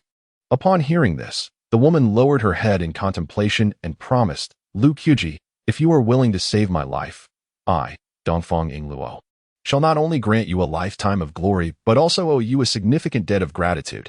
Lu Qiuji jested, Dongfang Yingluo? Is that the name of a princess? He then chuckled, What I possess is exceedingly precious. The conditions you offer seem rather insufficient. At that very moment, a resonant cry of a crane echoed from the sky.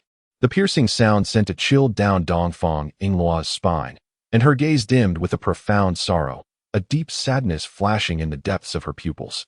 This crane's call signified the defeat of the crossing soldiers, and more grievously, it meant the demise of the old nurse who had accompanied Dongfang Yingluo for over a decade.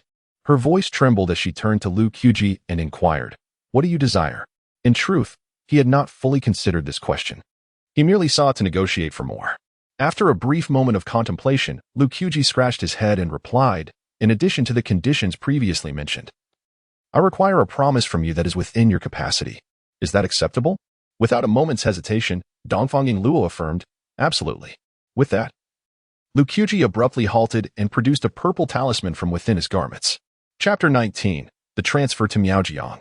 The Confucian Purple Talisman. Upon catching sight of the talisman in Lu Qiuji's hand, Dongfang Yingluo gasped in astonishment. Lu Qiuji pinched the talisman between his fingers and shook it slightly, inquiring, Do you recognize this? With palpable excitement, Dongfang Yingluo replied, The Confucian Purple Talisman, a creation only attainable by practitioners of the 5 realms of Confucianism, is exceedingly rare and immensely valuable. If I am not mistaken, the one in your hand is a Tangr talisman, capable of transporting 3 to 5 individuals instantaneously across 1,000 miles. Upon hearing this, Lu Qiuji stared blankly at the purple talisman he held. He was aware of its considerable worth, yet he had not fathomed its true value. Glancing up to see a crane soaring in the sky, Dongfang Yingluo urged him, Lu Qiuji, what are you hesitating for? In an instant, Lu Qiuji regained his composure, disregarding all formalities. He grasped Dongfang Yingluo's hand with one hand, while channeling a surge of primordial energy into the purple talisman with the other. In that moment, a refreshing breeze swept through the air, enveloping Lu Qiuji and Dongfang Yingluo in a radiant violet glow. As the wind stirred, their figures vanished from sight. With a piercing crane call echoing through the clouds, Li Fu, the leader of Mount Fanjing, appeared beneath the very tree where Lu Qiuji and Dongfang Yingluo had just disappeared. Why has the princess's presence vanished without a trace? Could it be the earlier flash of purple light? After several fruitless attempts to sense Dongfang Yingluo's essence, Li Fu's expression grew increasingly grim, shadows of malevolence clouding his brow. The proverbial cooked duck had flown away.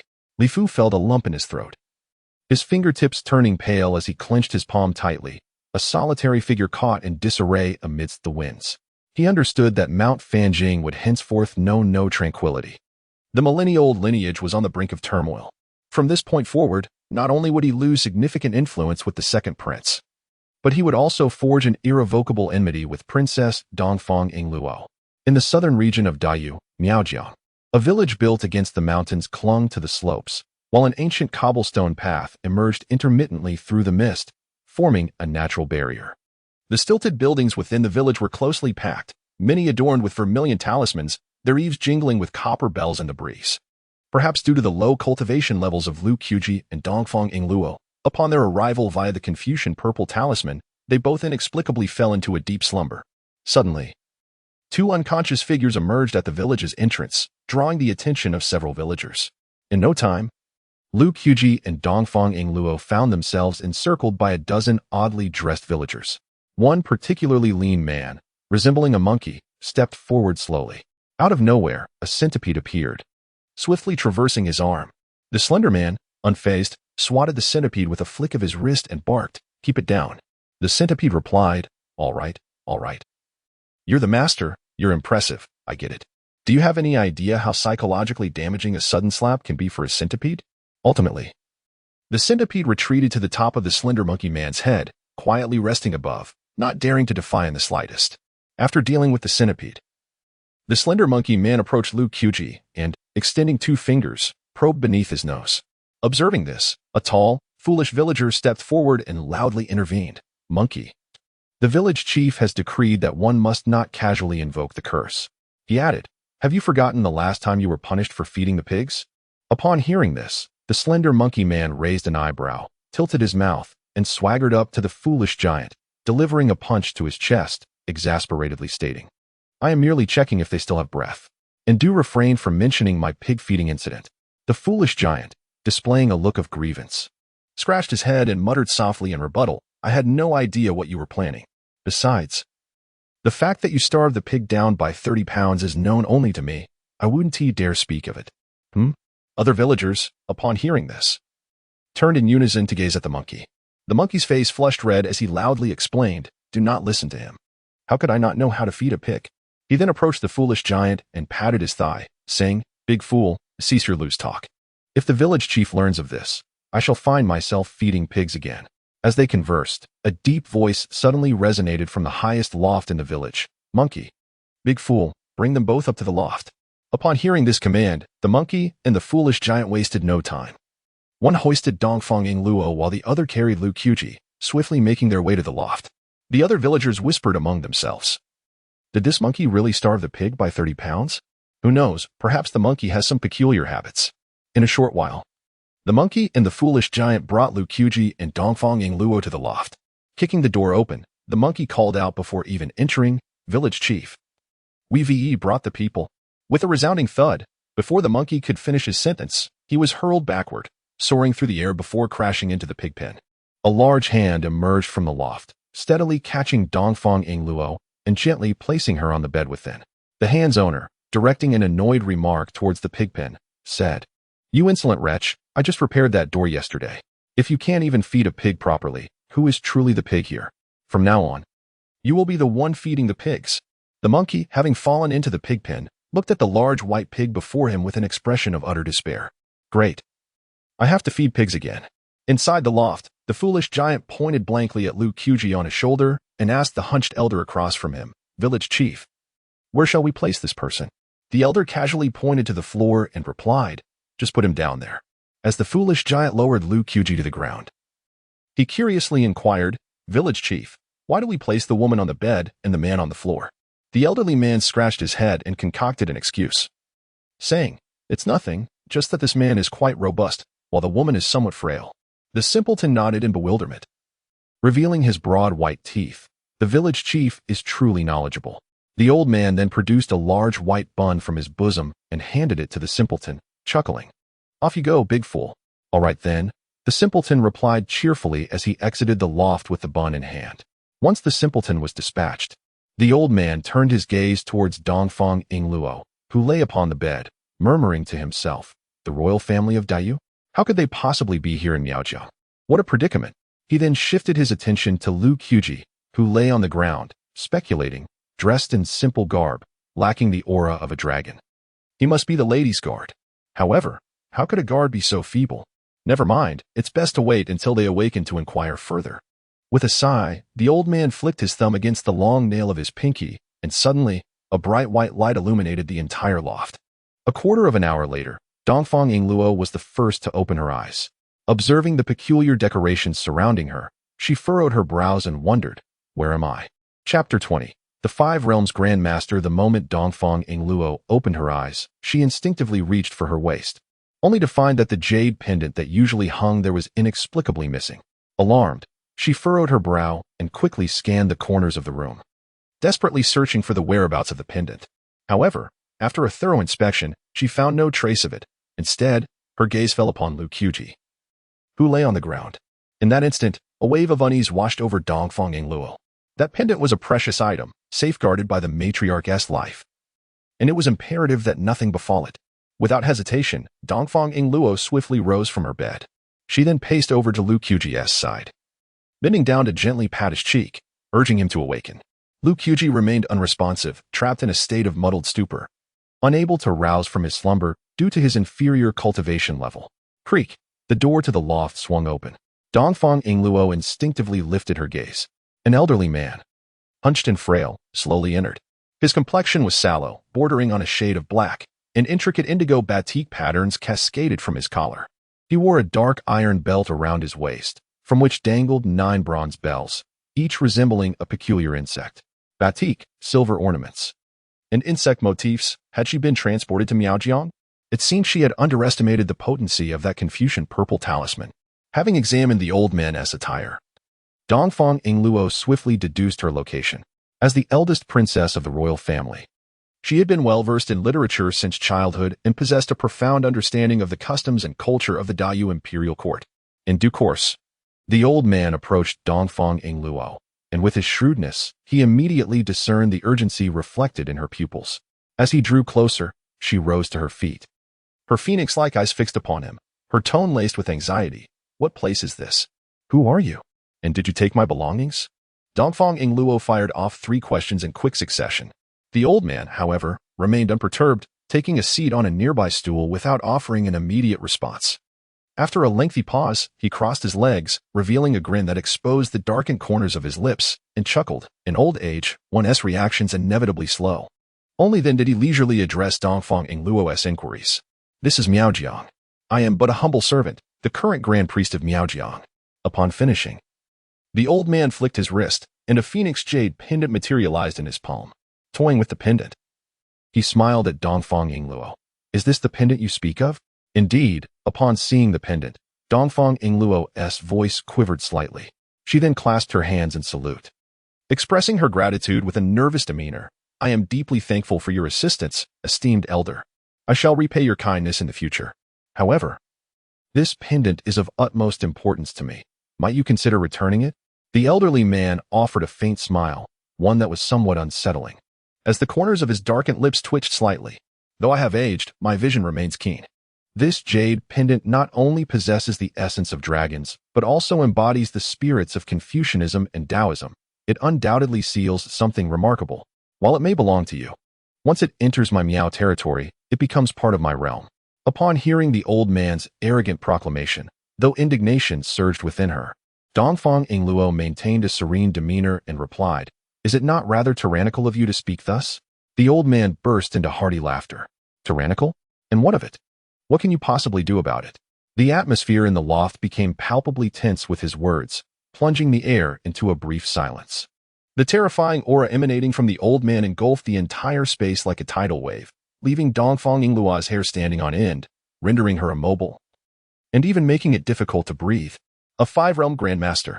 Dongfang Yingluo's gaze towards the old man was filled with horror, cold sweat trickling down her forehead, dampening her hair, leaving her in a state of disarray.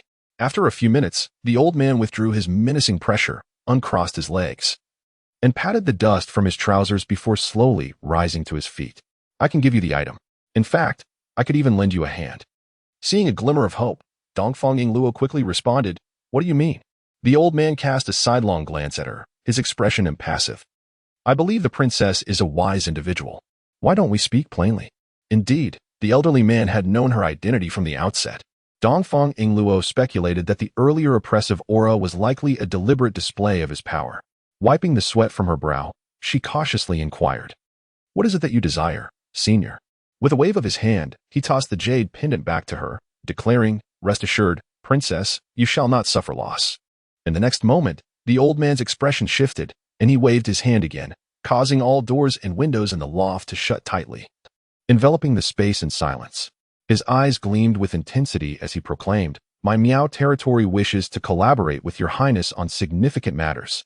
Dongfang Yingluo, her expression a mix of emotions as she tucked the jade pendant away, raised an eyebrow, and replied with a wry smile, Are you not overestimating me, senior?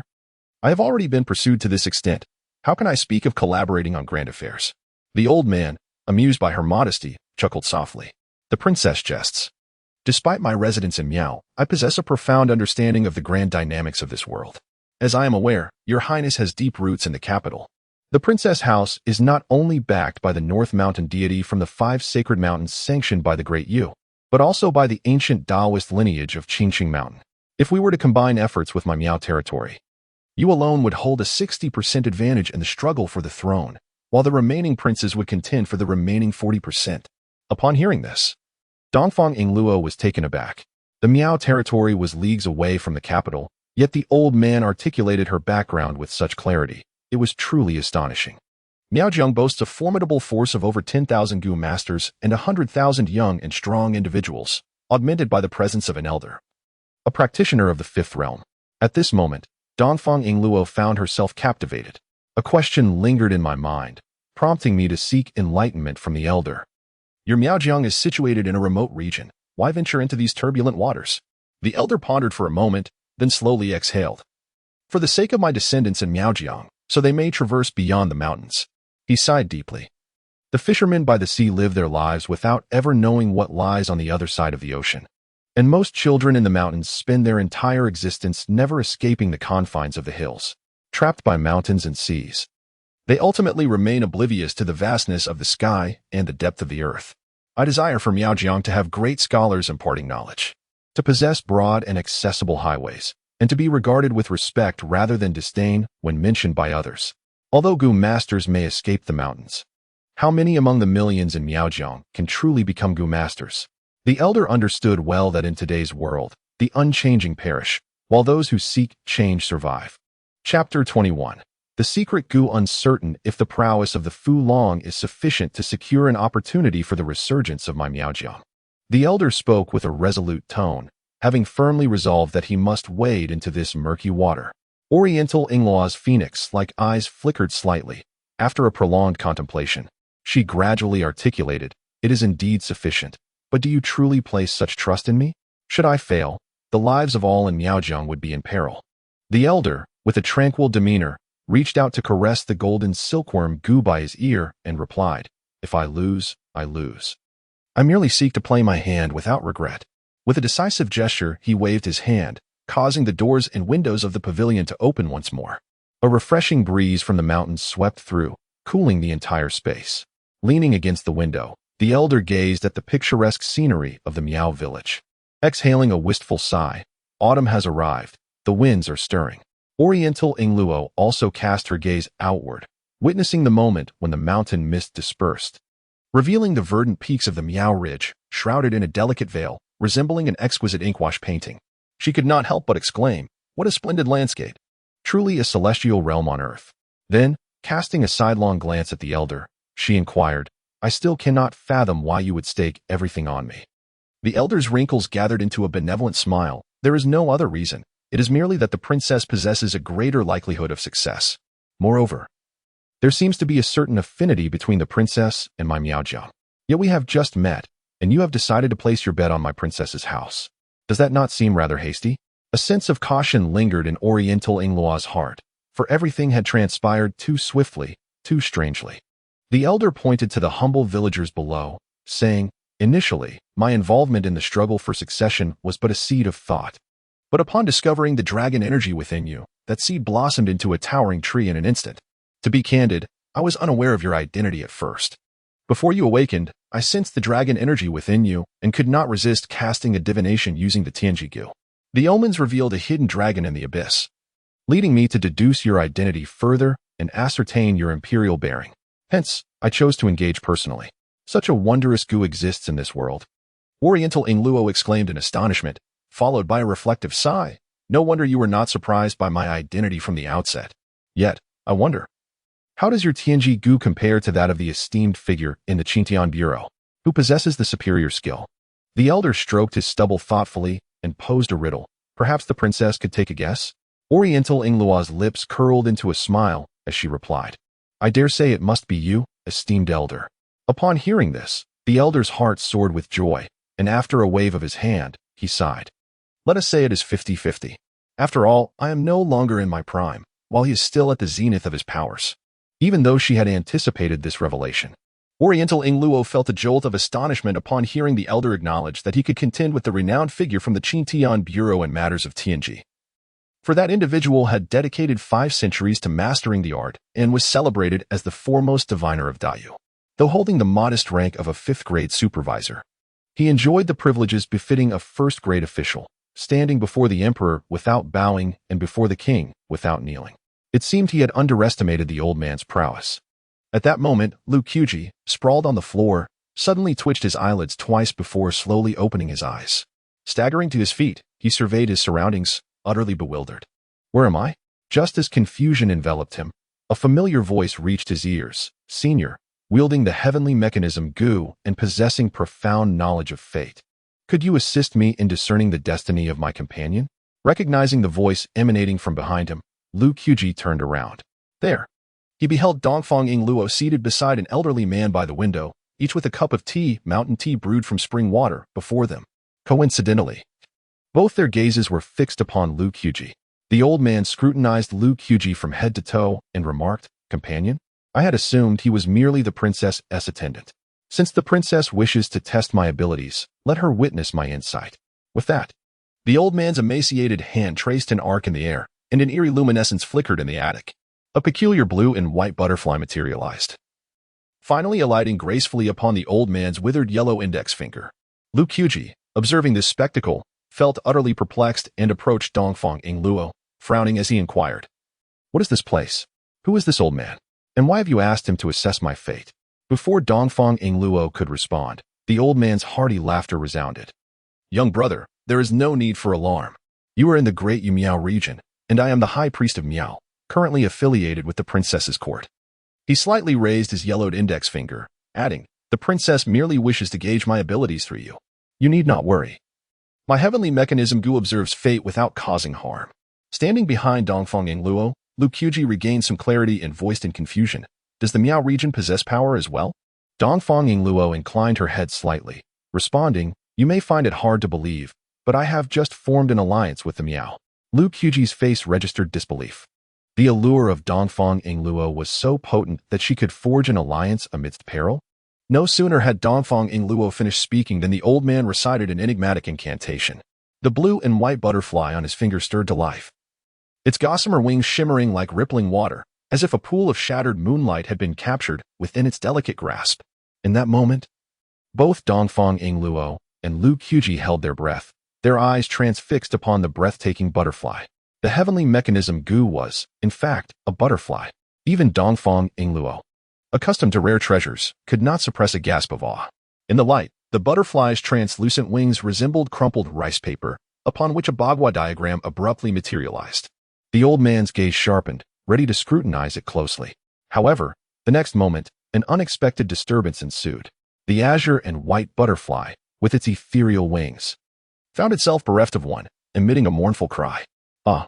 The elderly man's eyes were seared with an excruciating pain, causing 2 streams of crimson tears to flow unbidden. This scene unfolded with such abruptness that both Lu Qiuji and Dongfang Ingluo were rendered motionless with trepidation. Within Lu Qiuji's mind, several escape strategies took form, while Dongfang Ingluo, driven by curiosity, pondered what the elder had witnessed that could elicit tears of blood from a cultivator of the 5th realm. After a considerable pause, the azure and white butterfly, missing a wing, vanished from sight. The elder, using one hand to steady himself against the chair, regained his balance, though his vision remained clouded, and his complexion had turned ashen. It was a grave oversight. The blood tears on the elder's face had crystallized into 2 stark red streaks, exuding an unsettling aura. Subsequently, he feebly extended a trembling hand, pointing at Lu Qiuji with a countenance fraught with complexity, uttering, You. I cannot fathom. However, I perceive a dragon behind you. Chapter 22, The Unruly Uprising. If I am not mistaken, the young brother hails from that place, does he not? The elder regarded Lu Qiuji with diminished disdain and increased respect. Deep within his eyes lay a shadow of an untold tale. From the elder's cryptic words, Lu Qiuji discerned that the elder had indeed deduced the origins of Yuxian village. Thus he no longer concealed the truth and candidly affirmed, Indeed, I am from Yuxian village. The elder's lips moved as if he wished to utter something, yet the words remained unspoken, swallowed back. Turning his gaze towards Dongfang Ingluo, he remarked with a profound meaning. Princess, your courage is commendable. You dare to venture into such a place. Dongfang Ingluo looked at the elder and playfully inquired, is the elder in any distress? Despite the elder's disheveled appearance, he stubbornly replied, it is merely a minor backlash. No harm done. In truth, the elder felt a surge of tears welling within him. That was his life as celestial mechanism, nurtured daily with his essence, a treasure he held with utmost care, and now, with a butterfly wing severed, it had succumbed to slumber. How could he not feel anguish? Observing the elder's stubborn demeanor, Lu Qiuji stifled a laugh, lowering his head to suppress a smile. However, Dongfang Ingluo could not contain her laughter, exclaiming, the elder is indeed resilient. The elder rubbed his forehead, his lips twitching in embarrassment, and with a resigned sigh, he said, Princess, do refrain from having this old man divine again. His woeful expression resembled that of a scorned spouse, entirely devoid of the prior domineering air. A hint of amusement danced at the corners of Lu Qiuji's mouth as he discreetly teased Dongfang Ingluo behind her back. This elder possesses quite the contrast. The elder, with keen hearing, felt a rush of warmth to his face upon hearing this, and after turning away to wipe the blood from his visage, he gestured towards Lu Qiuji and Dongfang Ingluo, saying, Princess, young brother, you may retire for now. In a few days, I shall arrange for your return to the capital. Exchanging a glance, Lu Qiuji and Dongfang Ingluo spoke little further and proceeded towards the wooden door of the pavilion. As they walked, the jade pendant at Dongfang Ingluo's waist stirred of its own accord, emitting a blinding black light. An eerie and fierce blade aura surged forth, shattering the seal upon the pendant. In an instant, the black blade, Tiambuli, broke free from its confinement. With a sharp sound, as the black blade shattered its seal, it unleashed a terrifying wave of blade aura towards Dongfang Ingluo. Faced with the bloodthirsty and savage energy of the black blade, she gasped, not good. Yet, everything transpired too swiftly for her to react. In a moment of peril, Lu Qiuji, with remarkable swiftness, pulled her aside. Whoosh! The black blade's aura brushed past Dongfang Ingluo, severing a strand of her hair, yet it did not cease. Rather, it curved and charged towards Lu Qiuji. The blade aura can change direction? Stunned, Lu Qiuji stood in disbelief. Without a moment's hesitation, he bellowed towards the elder, senior. In a flash of lightning, the elderly figure suddenly appeared before Lu Qiuji and Dongfang Ingluo, his gaunt hand glowing with a faint light. The black blade, Tianuli. This blade is more sinister than any cursed insect, the elder remarked gravely, as the ethereal glow in his palm flickered, cautiously suppressing the blade's ominous energy. Unexpectedly, the tip of Tianuli pierced through the elder's protective glow, swiftly aiming for Lu Qiuji. Be careful, Dongfang Ingluo cried out, brandishing her azure-white sword to shield Lu Qiuji. With a resounding clang, she was sent flying backward, spitting blood, as if a mere insect attempting to halt a chariot. Tianuli surged forth like a ferocious black dragon, intent on claiming Lu Qiuji. In this perilous moment, Lu Qiuji's ebony pupils transformed into a pure, unblemished gold, devoid of any impurity.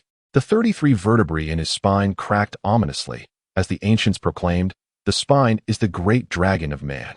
At this instant, Lu Qiuji's spine truly transformed into a dragon due to the dragon bone. Through his garments, one could glimpse a magnificent true dragon coiled around his spine, its golden eyes shimmering with the same purity. Facing the sharp blade of Tianuli, Lu Qiuji roared with a voice that resonated like a true dragon's lament. Before the true dragon, I, Lu Qiuji, shall never bow. A mere object without a master dares to threaten me. At that moment, his roar echoed like the cry of a dragon.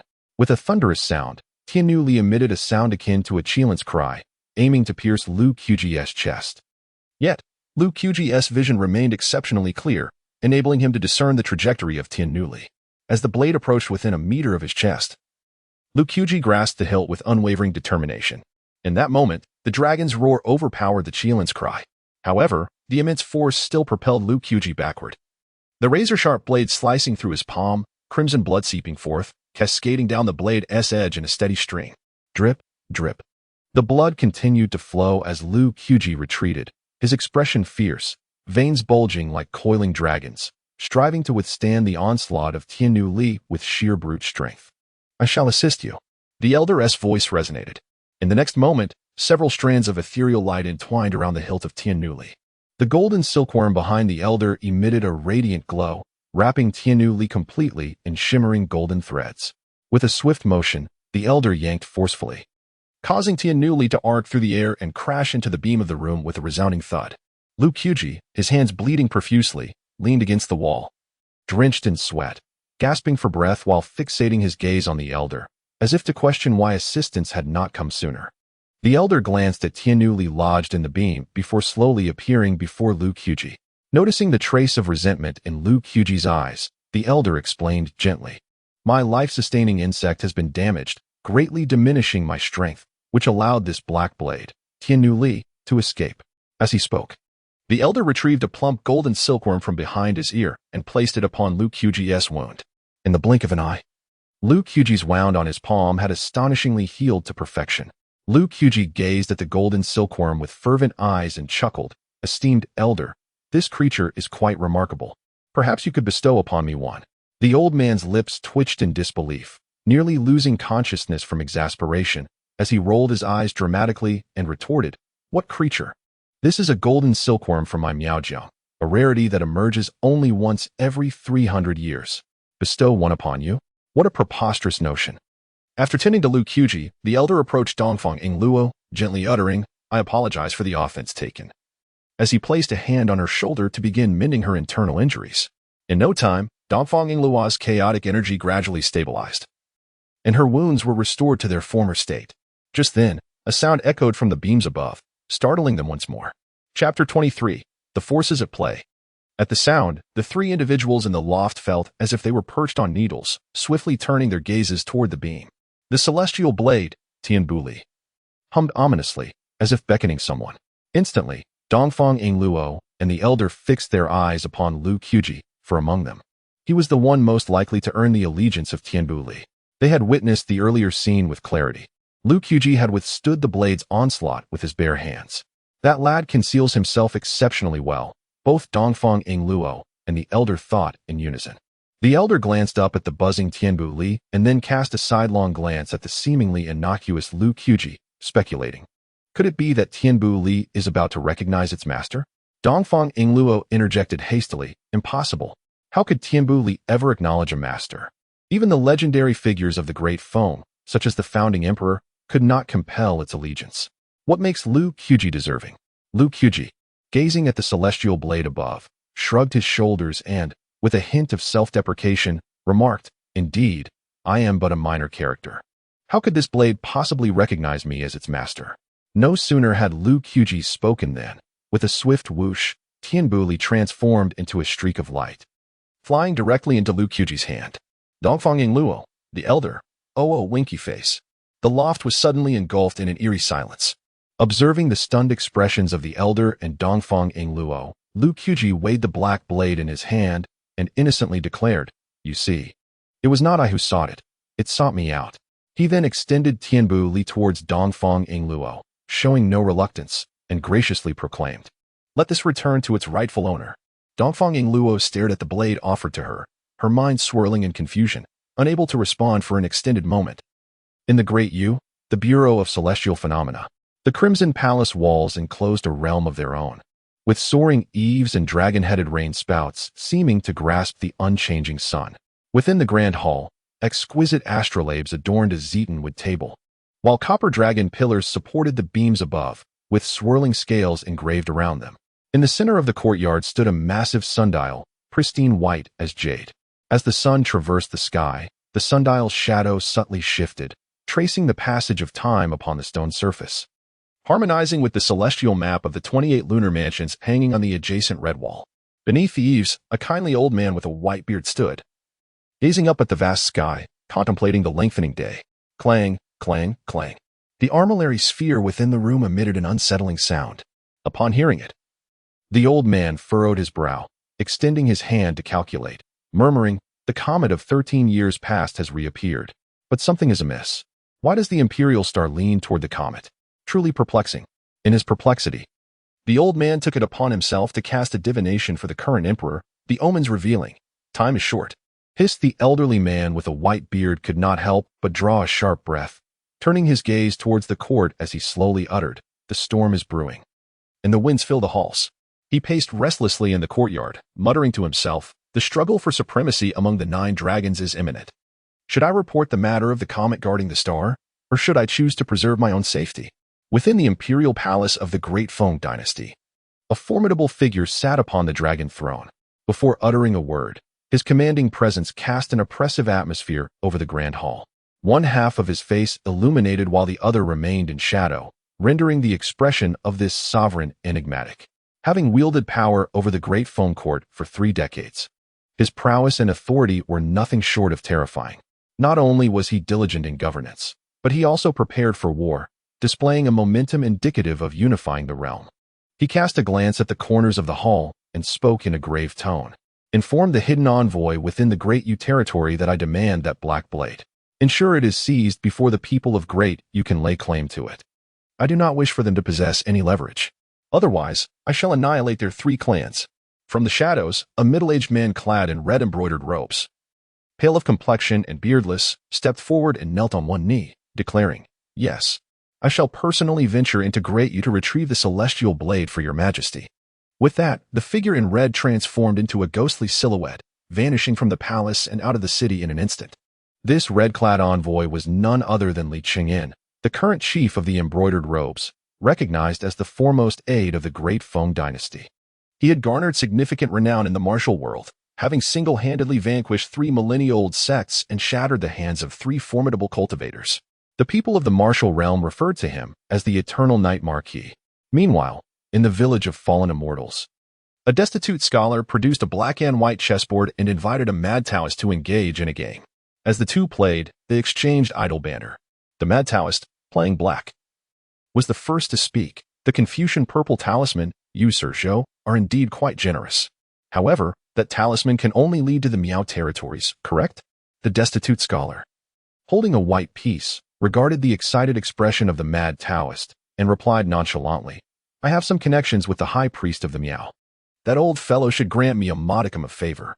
The mad Taoist chuckled and retorted, "Reading too many books has made you cunning. Do you think matters are so simple? You are merely taking 1 step while considering 100. The destitute scholar touched the tip of his nose, eyeing the mad Taoist meaningfully. Rather than concern yourself with Lu Qiji, it would be wiser to reflect upon your own situation. Can you bear to witness the decay of an 800-year-old Taoist celestial being's cultivation day by day? Do you not regret gifting the heavenly tome to Lu Qiji?" The mad Taoist, smiling, placed his piece on the board, the sound of the stone striking the chessboard ringing crisply. He responded calmly, "There will always be mountains that remain unclear and moons that do not shine brightly.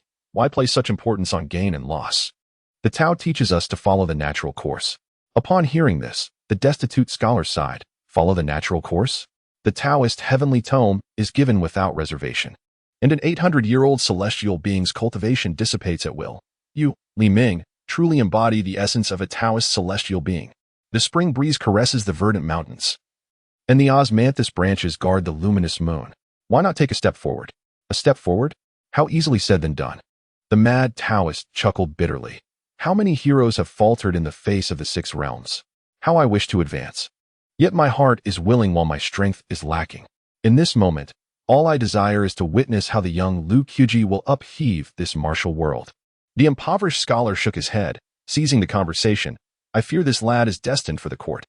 The mad Taoist's lips curled into a smile as he pointed at the impoverished scholar, exclaiming, 16 years ago, you misjudged him. 16 years later, you still misjudge him. Is the court not merely an alternate realm of the martial world?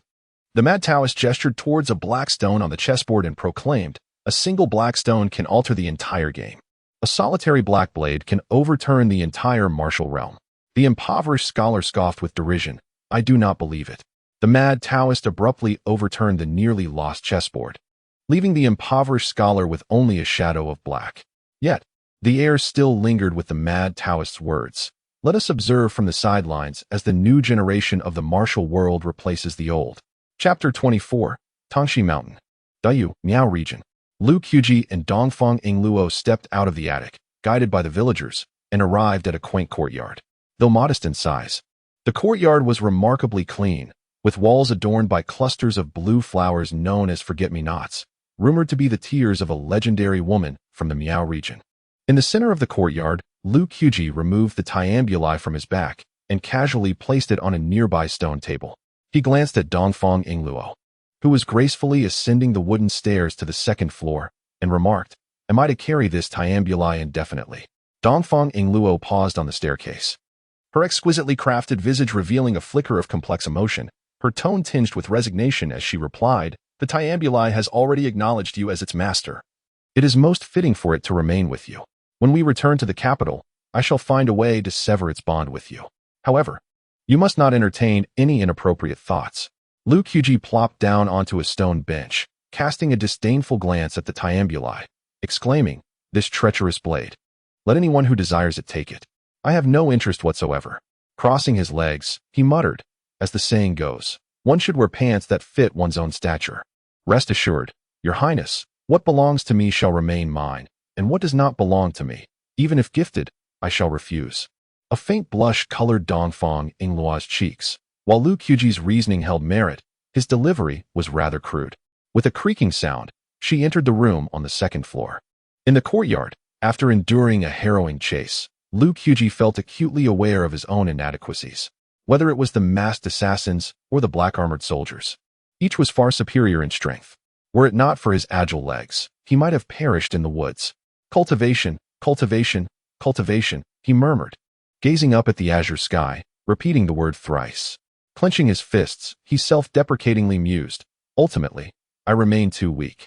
Subsequently, he surveyed his dust-laden attire, silently vowing to avoid such disarray in the future. Resolutely, Lu Qiuji rose to his feet, his gaze fixed on the Tiambuli resting on the stone table, a glimmer of determination igniting within his eyes.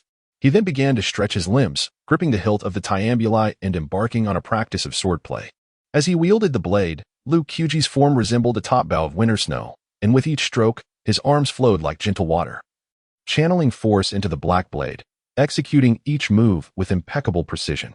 For 2 consecutive hours, Lu Qiuji remained utterly engrossed, his mind wholly absorbed in the black blade. By now, he was drenched in sweat, his garments thoroughly soaked, his entire body aching from exertion. Yet, the 2 hours of focused practice bore fruit.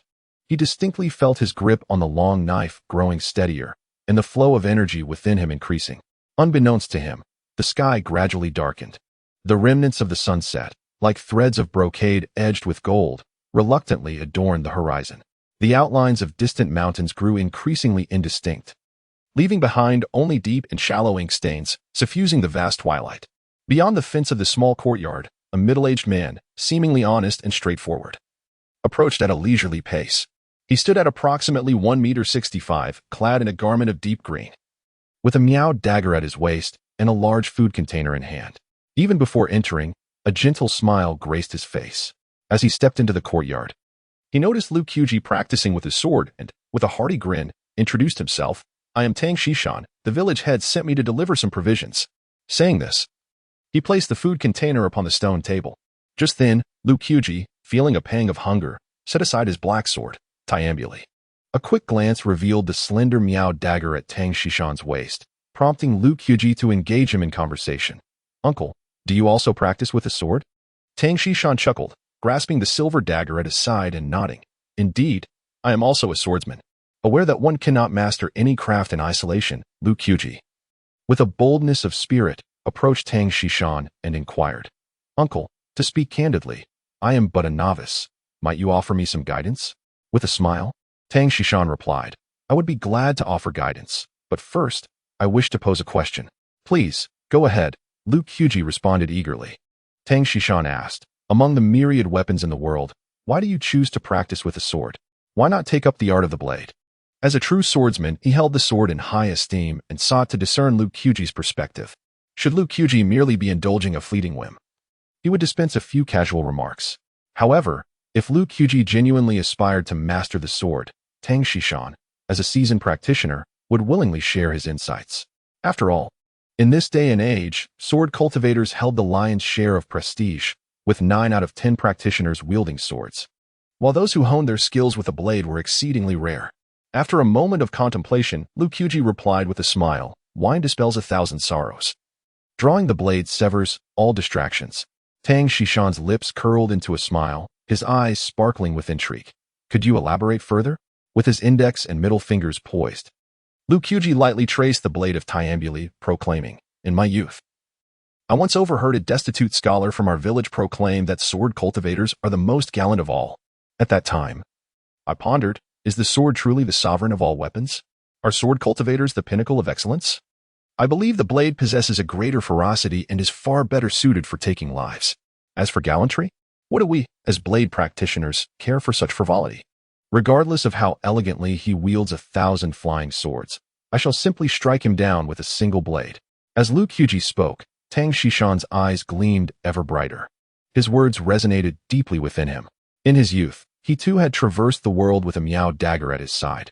Having encountered countless sword cultivators and even sparred with many renowned sword immortals, he had tasted both victory and defeat, but never once had he felt inferior. Though he may have lost battles, it did not signify that the dagger at his waist had faltered. Observing the world's swords, one could sense the killing intent of a blade.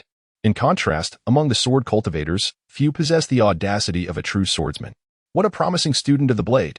Unable to contain his excitement any longer, Tang Xishan eagerly took Lu Qiuji to an open area to practice sword techniques. Lu Qiuji would not squander this opportunity.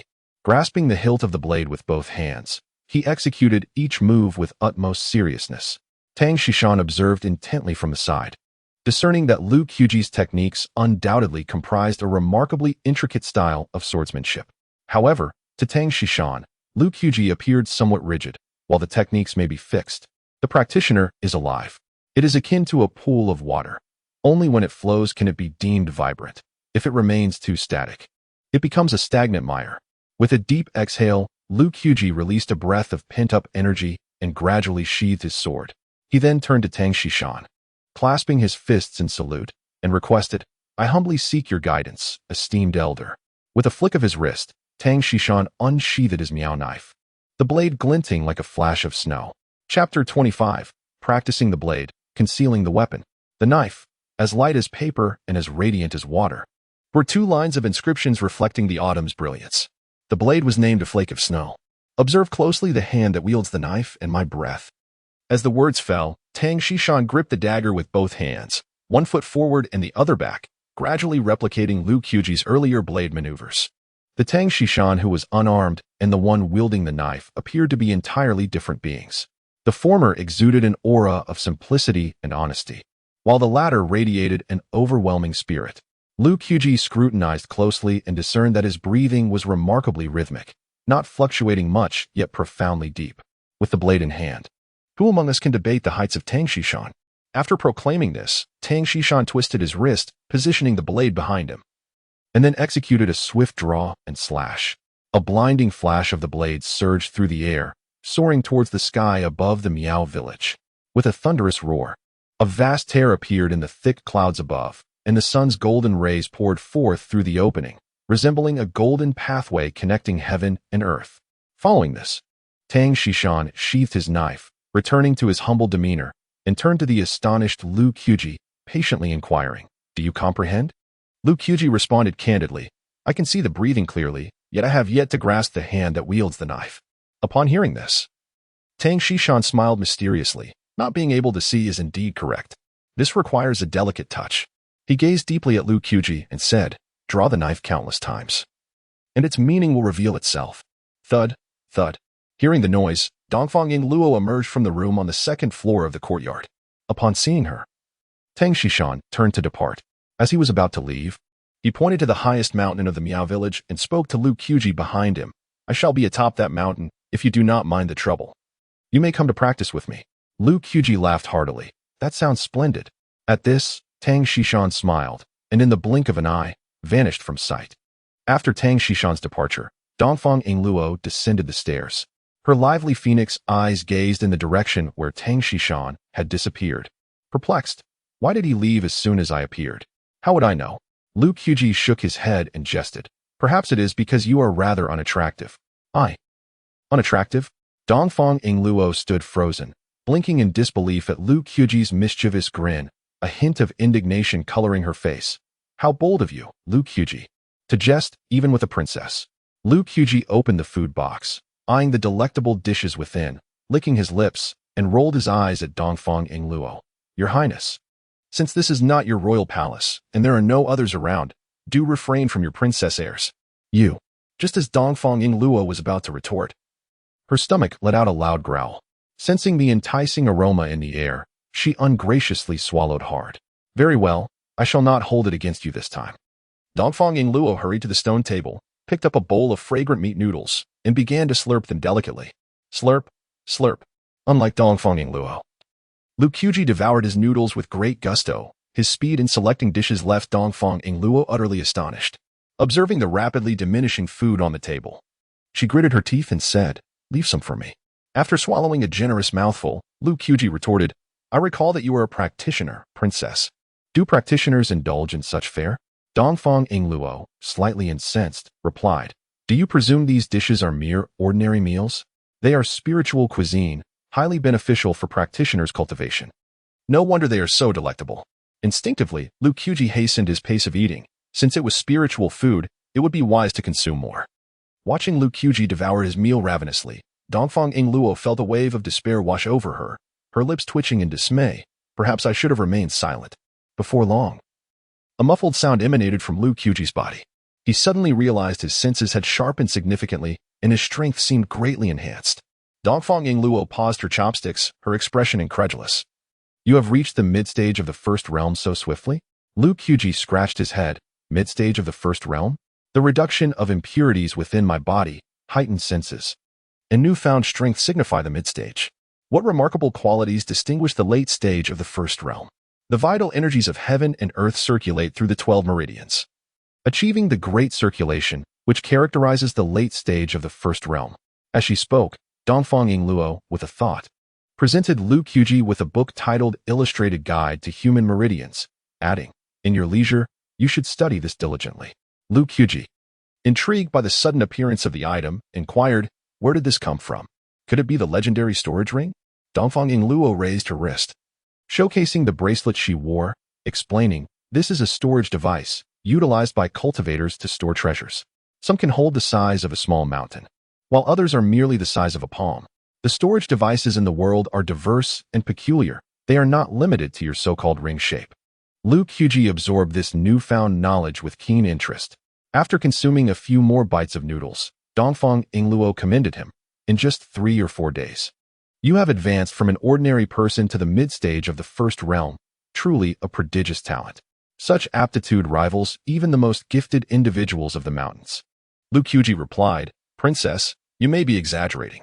Dongfang Yingluo insisted, "Not in the slightest. There is an old saying in the cultivation world, 20 years for the first realm, 60 years for the second. The average person requires at least 20 years to reach the first realm. In light of this, do you not perceive your exceptional talent?" Exceptional talent? If it were not for the true dragon's transformation, I might not have lived past 15, Lu Qiuji mused internally.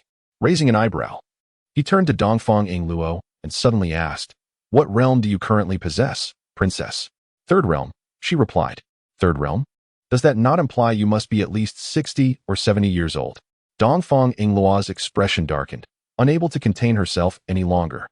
She delivered a swift strike to Lu Qiuji. With a sudden pang in his chest, Lu Qiuji was sent flying 3 to 4 meters away. "Although this palace may not possess the same terrifying prowess as you, I am nonetheless the pride of Dayu." At merely 20 years of age, Lu Qiuji rubbed his chest, gazing intently at Dongfang Yingluo, and lamented, "A third realm cultivator at the tender age of 20, it is no wonder so many wish to take your life." Dongfang Yingluo let out a cold snort. "I commenced my cultivation at the age of 3, and with the vast resources of the Dayu imperial court at my disposal, I have only now achieved the third realm. How can I possibly compare to your extraordinary talent?" After a round of mutual flattery, the rapport between Lu Qiuji and Dongfang Yingluo deepened significantly. Dongfang Yingluo enlightened Lu Qiuji about the fundamentals of the cultivation world, while Lu Qiuji regaled her with tales from his adapted novels, and the two engaged in spirited conversation. He spoke of Sun Wukong wielding the Rui Jingu Bang as he battled Godzilla. At that moment, as Lu Qiuji animatedly recounted his adapted tale, a shadow suddenly appeared on the fence of the small courtyard. Chapter 26. The Monkey, the Fool, and Their Visit. Perched upon the fence, the figure appeared to possess delicate hands and feet, resembling not a human but rather a monkey from afar. Lu Qiuji instinctively tightened his grip on the Tiambuli, proclaiming loudly, "Who goes there?" With a mere thought, Dongfang Yingluo summoned a long sword of azure and white into her hand. Observing this, the uninvited guest atop the fence hastily spoke, Noble lords, please do not draw your weapons. I am but a guard appointed by the village chief to escort the noble lady back to the capital. Upon hearing these words, Dongfang Yingluo sheathed her sword and stepped forward, inquiring, "If you are indeed one of our own, why approach as night falls? And why not enter through the main gate?" Before the figure on the fence could respond, a bumbling giant appeared at the entrance. Pointing at the figure above, he replied with a dazed expression, "Noble, we took a bit longer to feed the pigs, hence our tardiness. The monkey did not use the main gate because he is covered in pig excrement and fears stinking you." The monkey's face flushed with embarrassment. Feeling as though he had brought shame upon himself, he glared at the fool, gritting his teeth. "You imbecile, if you remain silent, no one will mistake you for a mute." The giant pouted, responding earnestly, "Mother said one must not tell lies. The village chief said we are to follow the noble lords from now on, and we must treat them as we do the village chief. We cannot speak falsehoods." The monkey gazed at the earnest giant, feeling utterly exasperated, a sense of helplessness washing over him. In the courtyard, Lu Qiuji and Dongfang Yingluo exchanged amused glances as they listened to the banter. At that moment, the monkey longed for a place to hide, to alleviate the awkwardness. He sat on the wall, turning to Lu Qiuji with curiosity.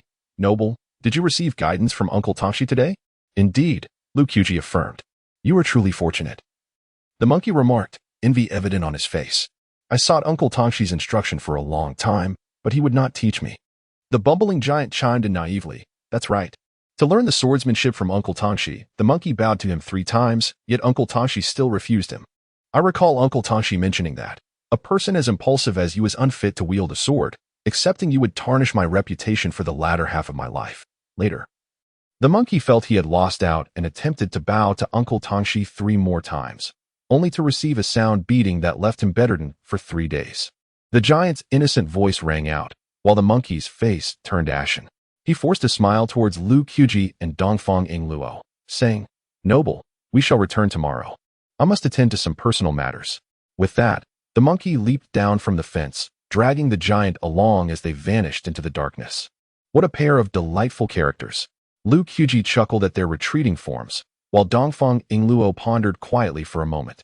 Subsequently, her captivating eyes fixed intently on Lu Qiuji. She inquired, "The one who taught you swordsmanship this afternoon is Tang Xishan? How curious, have you heard of him?" Lu Qiuji met Dongfang Yingluo's gaze. Noting the fleeting look in her eyes, she slowly responded, "In the past, the 3 sword immortals of the great Feng Sword Tomb declared boldly in our great martial world that no one of their realm could defeat them. However, to everyone's astonishment, by the second day, the heads of these 3 sword immortals were displayed atop the treetops, their flying swords shattered. It is said that the one who defeated them was a sword sage from the Miao region, clad in flowing azure attire and wielding a long white blade. Named Tang Xishan. This remarkable feat inspired a venerable elder of the martial world to compose a poem in his honor. The blade as light as paper, glimmering like water. 2 lines of inscriptions capturing the autumn's splendor, truly a figure of great charm. Upon hearing such tales from the martial realm, Lu Qiuji gasped in astonishment, exclaiming, "I never imagined that the seemingly honest elder could be so formidable." He glanced back at the mountain peak, clenched his fists, and resolved to train under Tang Xishan. Changing the subject, Dongfang Yingluo suddenly sighed, "Alas, the good times were short-lived. I have heard that this Miao swordsman was ultimately pursued by a 5th realm sword immortal from the sword tomb for 3 days and nights, his essence of swordsmanship severed, until he vanished from the martial world. I once thought he had perished, yet it appears he remains in Miao." Before she could finish, Lu Qiuji furrowed his brow and promptly asked, "Why did no 5th realm experts from Great Yu come to his aid against the sword tomb?" Dongfang Yingluo shook her head, lamenting, "This tale is too ancient. I do not know the specifics. There are whispers that the 5th realm warriors on those mountains look down upon Tang Xishan due to his Miao origins, while others say he was arrogant and offended several ancient sects atop the mountains." Lu Qiuji listened intently, standing still with a complex expression. Observing a sword is akin to observing a person. From that Miao blade, Lu Qiuji could discern that Tang Xishan was a humble and diligent individual, and the notion of him being arrogant was utterly unfounded. If it were indeed the case that his Miao heritage led the entire Great martial world to turn a blind eye to him, Lu Qiuji would be profoundly disappointed in this realm. Why ponder so much? You can simply inquire of him when you next meet. Dongfang Yingluo's voice shattered the silence, bringing Lu Qiuji back to his senses. He turned once more to gaze at the towering mountain behind him. Indeed, why contemplate so deeply? Tomorrow. He could directly ask the elder. A gentle breeze swept through the small courtyard. Dongfang Yingluo, near Lu Qiuji, pinched her nose in distaste and remarked, "You reek of sweat. Could you perhaps change your clothes?" Lu Qiuji scratched his head sheepishly, having no spare garments. Dongfang Yingluo rolled her eyes and retrieved a set of white clothing from her storage. Lu Qiuji gazed at the immaculate garments, hesitant to accept them for fear of tarnishing their pristine quality, and even more apprehensive about incurring the wrath of a slap should he inadvertently offend. Noticing his reluctance, Dongfang Yingluo hurriedly clarified, "Do you find them unsatisfactory? These are casual clothes I prepared, untouched thus far." Lu Qiuji waved his hand dismissively. "I harbor no disdain. In my entire life, I have never donned such spotless attire, and I fear I might soil it." He added, "Moreover, I dread receiving another slap from you." With a delicate huff, Dongfang Yingluo set the clothing aside, tossing over her shoulder, "Wear them if you wish," before retreating into her room on the second floor. The evening breeze carried a hint of chill as Lu Qiuji cast a glance at the white garments laid upon the stone table, ultimately deciding to change into them. As night fell, the sky was adorned with myriad fireflies, transforming into scattered points of light that flitted past the eaves of the bamboo pavilion, leaving ripples of ink-like shadows on the damp banana leaves. In the room on the first floor of the courtyard, Lu Qiuji retrieved a book bound in green leather with yellowed pages from his bosom, immersing himself wholly in his cultivation. Chapter 27. Practicing with the blade the following day. At dawn, the light was faintly glimmering as the eastern horizon began to blush with a delicate hue of gold, reminiscent of a shy maiden, partially veiled. On the verge of speaking yet holding back, the night's wind had long since subsided, leaving only a gentle breeze that caressed the window panes. Carrying a hint of coolness, Lu Qiuji and Dongfang Yingluo, in perfect harmony, rose early. As Dongfang Yingluo descended from the second floor, she unexpectedly collided with Lu Qiuji. In an instant, she beheld Lu Qiuji, clad in white. It must be said that Lu Qiuji possessed an exceptionally fine foundation, although his skin was somewhat tanned. His striking features more than compensated for it. Adorned in white, he was indeed a vision of elegance. "Where are you off to?" With Lu Qiuji appearing so dashing, Dongfang Yingluo's tone unconsciously softened. Lu Qiuji, with his black blade slung over his shoulder, gestured towards the mountain peak and replied, "I'm going up the mountain to practice." "Is Tangxi Mountain up there?" Dongfang Yingluo glanced back at the mist-shrouded green hills. Lu Qiuji nodded, adding, "Rest assured, I will bring Tian Bulai back for you." With that, he departed the courtyard and made his way towards the mountains. As she watched Lu Qiuji's retreating figure, an unexpected thought crossed Dongfang Yingluo's mind. He truly possesses a certain charm. Navigating through the Miao village, Lu Qiuji did not pause for a moment. Half an hour later, he appeared at the mountainside. Having sprinted to this point, he remained composed, feeling invigorated as the celestial energy within him flowed through his meridians, even unlocking the hand's 3 yin channels among the 12 principal meridians. Sensing a surge in his inner vitality, his pace quickened. In less than the time it takes to brew a cup of tea, he reached the summit. At the top, a stone hut stood prominently. Tangxi Mountain, standing before the stone dwelling, heard movement behind him, a smile gracing his lips as he slowly remarked, "You've arrived?" Lu Qiuji nodded, responding, "I hope I'm not late." Tangxi Mountain turned to him, waving his hand with a smile. "As long as you wish to practice, it is never too late." Upon seeing Tangxi Mountain's gesture, Lu Qiuji stepped forward. Come, do not miss this moment when clouds rise and fog dissipates." Tangxi Mountain pulled Lu Qiuji aside, turning his head to show him the view below. As Lu Qiuji gazed out, he beheld distant mountains, dark as ink, enveloped in a thin mist. The air was thick with vapor, creamy white and soft as cotton, shrouding the entire mountain range in mystery. In an instant, a fierce mountain wind surged, scattering the fog and unveiling a lush green landscape. Witnessing this, Lu Qiuji could not help but exclaim, "Truly, one can stand at the pinnacle and behold all lesser mountains." Tangxi Mountain, hearing this poetic utterance, felt a glimmer of brilliant spark in the depths of his eyes, lost in thought. Overlooking the vast mountains, Tang Xishan mused for a moment before pointing towards the magnificent scenery below and smiling at Lu Qiuji. The mountains possess their own beauty. Life is inherently filled with dust. You, my boy, must not become stagnant. Lu Qiuji scratched his head, responding with a smile, "I won tea. Whether in cultivation or swordsmanship, I shall certainly surpass all." Observing the spirited youth, Tang Xishan was reminded of his younger self. The fervor of youth, more astonishing than the essence of the heavens, breeds an unshakable belief in one's limitless potential. This sentiment stirred deep reflections within Tang Xishan, yet time had swiftly carried him into his twilight years, far removed from the vigor of youth.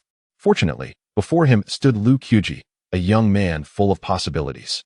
How could Tang Xishan not nurture a greater swordsman than himself? With a serious expression, Tang Xishan placed a hand on Lu Qiuji's shoulder and declared, "Today, we shall draw the sword 6,000 times. 6,000 times." Lu Qiuji blinked, disbelief evident in his voice. Tang Xishan retorted, "Are you afraid?"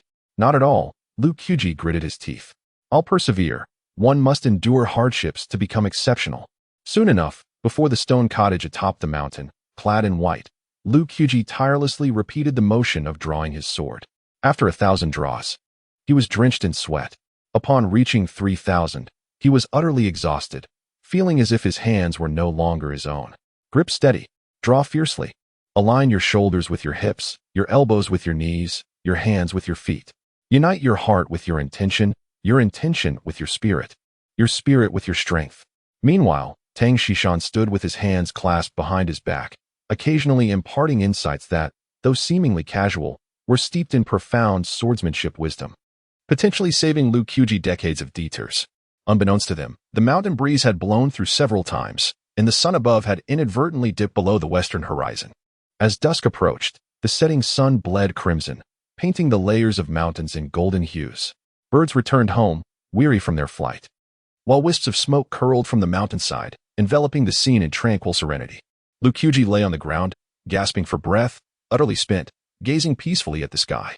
After much hesitation, his curiosity overcame him, and he inquired of Tang Xishan, Senior, "There are rumors that you were once pursued by the 5 realms sword immortal of the sword tomb, resulting in the shattering of your sword bones?" Leaning against a nearby rock, Tang Xishan replied with a serene demeanor, "Indeed, my sword bones were shattered beneath the might of Muro Changkong, the grand sword immortal of the sword tomb, and I have remained stagnant at the 4th realm for life."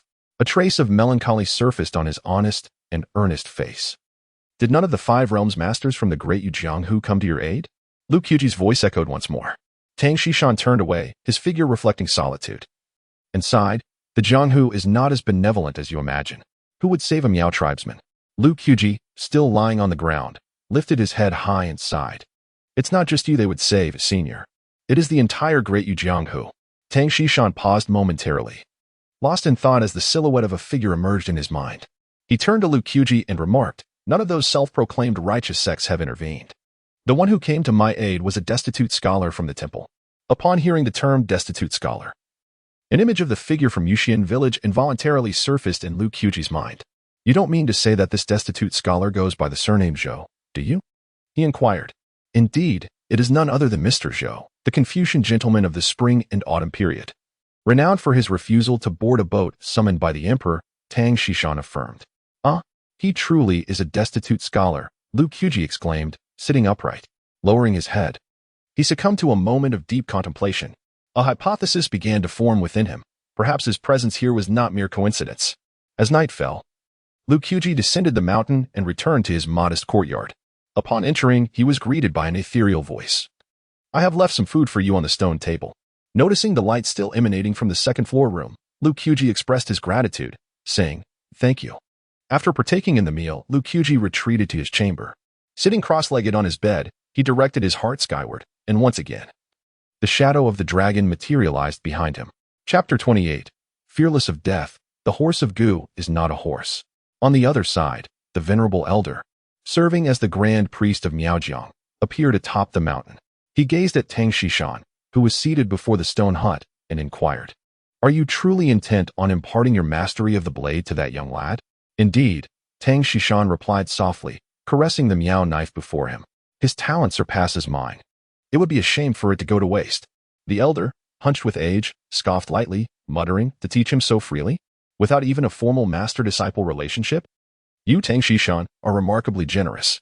Raising his thick brows, Tang Xishan chuckled heartily. "The title of master and disciple is but a triviality. It holds no significance for me. I teach him solely because he possesses a genuine passion for the blade." Upon hearing this, the elder rolled his eyes and retorted, "There are countless individuals in Miaojiang who share a love for the blade. Why have you not taken the time to teach them?" Tang Xishan rested his chin on his hand, a wry smile on his face. It is not that I lack the desire to teach. Rather, they are simply not suited for it.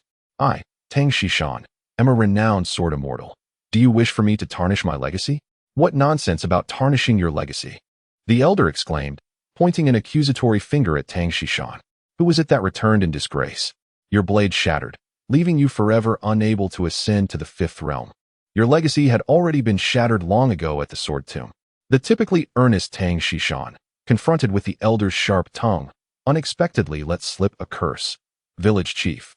Have you come here so late merely to belittle me? Are you so idle? You are the one who is idle. The elder retorted, lightly striking Tang Shishan on the head. Do not give me that attitude. Tang Shishan winced, covering his head with a grimace, and quickly smiled apologetically. I wouldn't dare. The elder's intentions were not to deride Tang Shishan, but rather stemmed from a frustration of unmet potential. Once, Tang Shishan was a natural-born swordsman, cutting through the ranks of Miaojiang's elite, filled with hopes and aspirations. However, he ultimately shattered his own blade and remained forever confined to the fourth realm, leaving the elder to fret over him. How could he not feel exasperated? With a deep sigh, the elder turned to Tang Shishan and instructed, in 2 days, the royal princess of Daiyu, Dongfang Yingluo, will return to the capital. You are to escort her discreetly. Tang Shishan hesitated for a moment, then asked, Village chief, are we truly going to intervene in the succession struggle? The elder turned away, gazing at the moon obscured by clouds in the sky, and slowly replied, my time is limited. If Miaojiang lacks a presence in the fifth realm, we will inevitably be suppressed by other forces. It is better to take a chance. As long as the princess remains in power, Miaojiang will thrive. Upon hearing this, Tang Shishan tightened his grip on the Miao knife and asked, by land or by water? Or perhaps by airship? The water route is too slow, and the airship too ostentatious. The land route is the safest. Very well, rest assured, village chief. With me, Tang Shishan, at your side, I will ensure the princess's safe return to the capital. Observing the honest and unassuming Tangxi Mountain, the elderly man, with his stooped back, suddenly straightened up, fixating his gaze upon the mountain once more. He spoke again, Little Mountain, the eldest princess must not encounter any misfortune. Therefore, if necessary, you may sacrifice your life. Tangxi Mountain bore no resentment. Instead, a faint smile graced his lips as he replied, rest assured, village chief, Tangxi Mountain fears not death. Perhaps due to the biting chill of the night wind, their words were carried away. The old man, with his hunched back, turned back thrice with each step, lingering for several hours before he slowly descended the mountain. The middle-aged man, his expression calm, gazed at the clouds drifting by, the winds rising and falling, as he took out a piece of white cloth to diligently wipe the blade of his Miao knife. The following day, as dawn barely broke, Lu Qiuji could hardly contain his eagerness to ascend the mountain with the heavens above. The monkey and the simpleton, following the old man's instructions, arrived at the small courtyard. From time to time, the old man also appeared slowly in the courtyard. Upon their meeting, Dongfang Yingluo pulled the old man into a corner of the courtyard.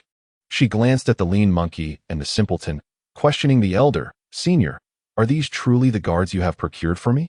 One is as thin as a monkey, and the other seems to lack wit. Are they truly the talents of Miaojiang? The old man's face flushed with embarrassment as he hurriedly explained, Princess, do not underestimate them. In terms of Gu techniques, none of the younger generation in Miaojiang can compare to the monkey and the simpleton, though they are of the third realm. Together they can contend with the fourth realm. It is merely their demeanor that leaves much to be desired. Hearing this, Dongfang Yingluo's eyes brightened. After glancing back at the monkey and the simpleton, she expressed with a hint of regret, indeed, one must not judge a person by their appearance. My vision was indeed too narrow. The old man waved his hand with a hearty laugh. No matter, to be frank, had it been me, I would also find these two rather unreliable. Soon after exchanging a few idle words, the old man's lips curled into a grin as he addressed Dongfang Yingluo. I have divined with the Tianji Gu, and your father's time is limited. A significant upheaval is imminent in the court. Thus I shall escort you back to the capital tomorrow. Dongfang Yingluo's pupils constricted sharply, her body trembling. Father limited time? This revelation struck her like a bolt from the blue. In her memory, her father had merely entered his twilight years. But the notion that his time was truly short was unfathomable. Suddenly, a thought struck her, and she inhaled sharply, a piercing glint flashing in her eyes. Gritting her teeth, she silently vowed, it seems those treacherous wolves can hardly wait. With this thought, a layer of frost seemed to settle upon Dongfang Yingluo's countenance, radiating an aura that kept others at bay. She inquired. May I ask, Senior, shall we travel above or below? With my Miaojianggu horses. We can traverse the ancient Tea-Horse Road and reach the capital in no more than 3 days. Having spoken, the old man beckoned to the monkey standing nearby, saying, Go, bring the Gu horses from outside. Before long, the monkey entered, leading a tall and robust red horse with striking blue eyes. The elder pointed at the Gu horse and explained, This horse is extraordinary, possessing 23 Gu insects throughout its body. It can traverse 3,000 miles a day with ease. And the most remarkable aspect is that it requires no sustenance. Oh, how astonishing! Dongfang Ingluo gazed curiously at the striking red horse with emerald eyes and continued to inquire. If it does not consume fodder, how can it travel such distances daily? Before the elder could respond, the slender monkey leapt forward, patting the horse's neck and interjecting. Noble one, this is something you may not comprehend. The Gu horse, while appearing as a horse, is, in truth, not a horse at all.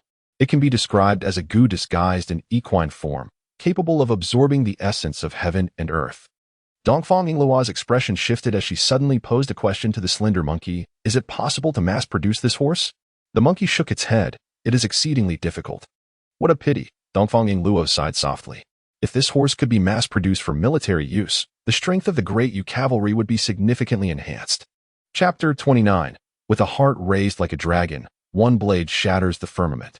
Princess, aside from the monkey and the simpleton, I will also arrange for Tang Xishan to escort you in secret.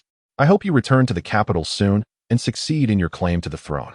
After the elder spoke these words, he offered a faint smile to Dongfang Ingluo before vanishing from sight.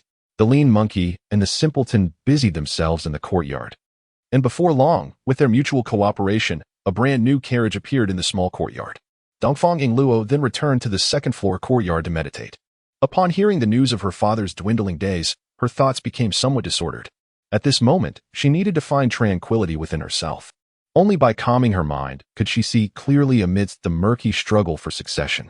On the mountain peak behind the Miao village, a figure clad in white drew his sword towards the sun, his sleeves billowing in the mountain breeze, the folds resembling rolling clouds, showcasing his robust physique. Beside him, Tang Xishan sat atop a stone house, cradling 2 charred potatoes.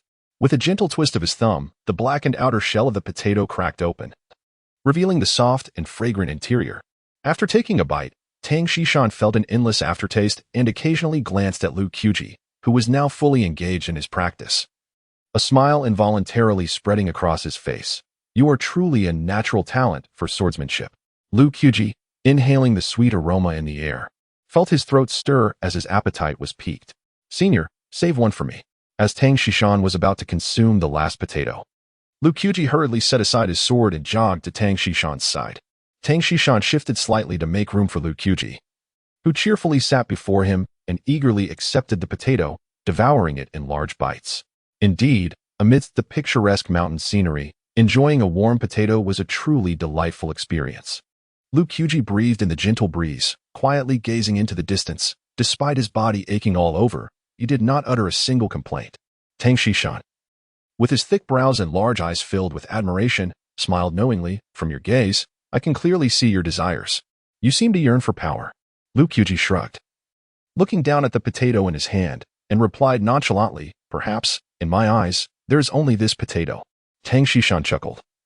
Yet your vision encompasses not just the potato, but also the heavens and the earth, all living beings, and most importantly, yourself. Pointing to the azure sky, he continued. Young man, the world is vast, and the road is long. Take your time, and you will surely reach your destination. Lu Quji paused at these words. The restless heart, driven by the pursuit of power, found a moment of stillness, and his mind became significantly clearer. In that instant, 3 of the 12 meridians within Lu Quji were unexpectedly unblocked. In just 2 short days, he had opened 6 of the 12 meridians. Truly a testament to his extraordinary talent. Lu Quji felt the surging vitality of the world within him, and his expression brightened with joy as he hurriedly expressed his gratitude. Thank you, Senior, for your guidance. Tang Xishan casually replied, It's merely a trifling matter, not worth mentioning.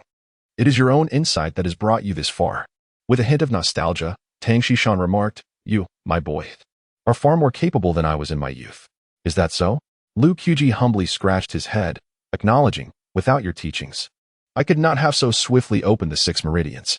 Nevertheless, I must extend my heartfelt thanks to you, senior. Such politeness was somewhat unfamiliar to Tang Xishan, especially considering the last individual who clamored to learn the sword had been made to bow 3 times in reverence. As the wind breezed by, Tang Xishan turned to Lu Qiuji and said, "The village chief has arranged for transportation. You shall return to the capital tomorrow. There is something I am uncertain whether I should mention." With a smile, Lu Qiuji encouraged, "Please, senior, feel free to speak your mind." Tang Xishan faced Lu Qiuji earnestly and advised, "Dongfang Yingluo returns to the capital to vie for the throne. You, however, stand alone. Why not remain in Miaojiang to hone your swordsmanship? I can assure you that within a single generation, you will undoubtedly become a formidable swordsman of the 4th realm." As Tang Xishan's words lingered in the air, Lu Qiuji leaped down from the stone abode, gazing up at the soaring eagle in the sky, and suddenly chuckled, "Senior, there is another reason for my dedication to the sword. I have a dear friend who was grievously injured by a sword during rainy, overcast days.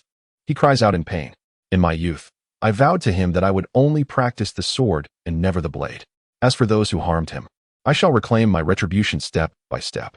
Tang Xishan, with a swift motion, appeared before Lu Qiuji, his expression grave as he slowly cautioned, "Your friend has not informed you that those who harmed him are now either renowned sword immortals or seasoned veterans of the martial world. At the very least, the leaders of various sections." Lu Qiuji tightened his grip on the black blade, Tian Bu Li, a defiant glint emerging in his eyes, revealing a burgeoning aura of disdain for the world. What of the great sword immortal? What of the seasoned veterans? What of the sect leaders? My blade, Lu Qiuji, is by no means inferior. Upon hearing Lu Qiuji's impassioned declaration, Tang Xishan froze, resembling a statue, rendered speechless by his astonishment. In Lu Qiuji, he seemed to behold the reflection of his younger self, drawing a 4-foot-long blade from Miaojiang, defeating 3 sword immortals of the 4th realm with 16 strikes, and leaving with a hearty laugh. In those days, he too had possessed such confidence. Yet, if one were to compare his younger self to the current Lu Qiuji, Tang Xishan would answer, superior in cultivation, yet far less audacious than Lu Qiuji. One cannot grow old and complacent, he mused. The youth of today possess an audacity that is truly remarkable. With a deep sigh, Tang Xishan felt a tremor in his hand that held the blade. Coincidentally, Lu Qiuji's fervent words reached Dongfang Yingluo's ears. With their departure set for the next day, she ascended the mountain peak to convey a message to Lu Qiuji. Who would have imagined that upon reaching the summit, one would hear such extraordinary words from Lu Qiuji, gazing from a distance at the white-clad youth wielding the heavenly unyielding?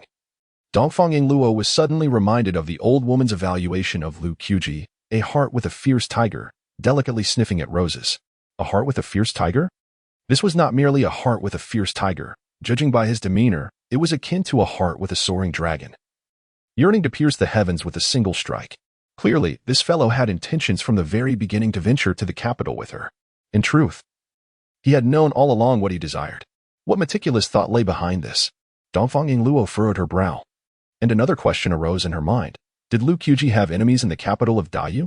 A youth hailing from the fallen immortal village, with adversaries in the grand city of Dayu? Who could they possibly be? Just as Dongfang Yingluo was lost in contemplation, the figure of Tang Xishan suddenly appeared before her. Tang Xishan remarked, "Princess, eavesdropping is rather impolite." Following Tang Xishan's voice, Lu Qiuji also noticed Dongfang Yingluo behind him. Chapter 30. Am I setting forth? Dongfang Yingluo inhaled deeply and addressed Tang Xishan beside her.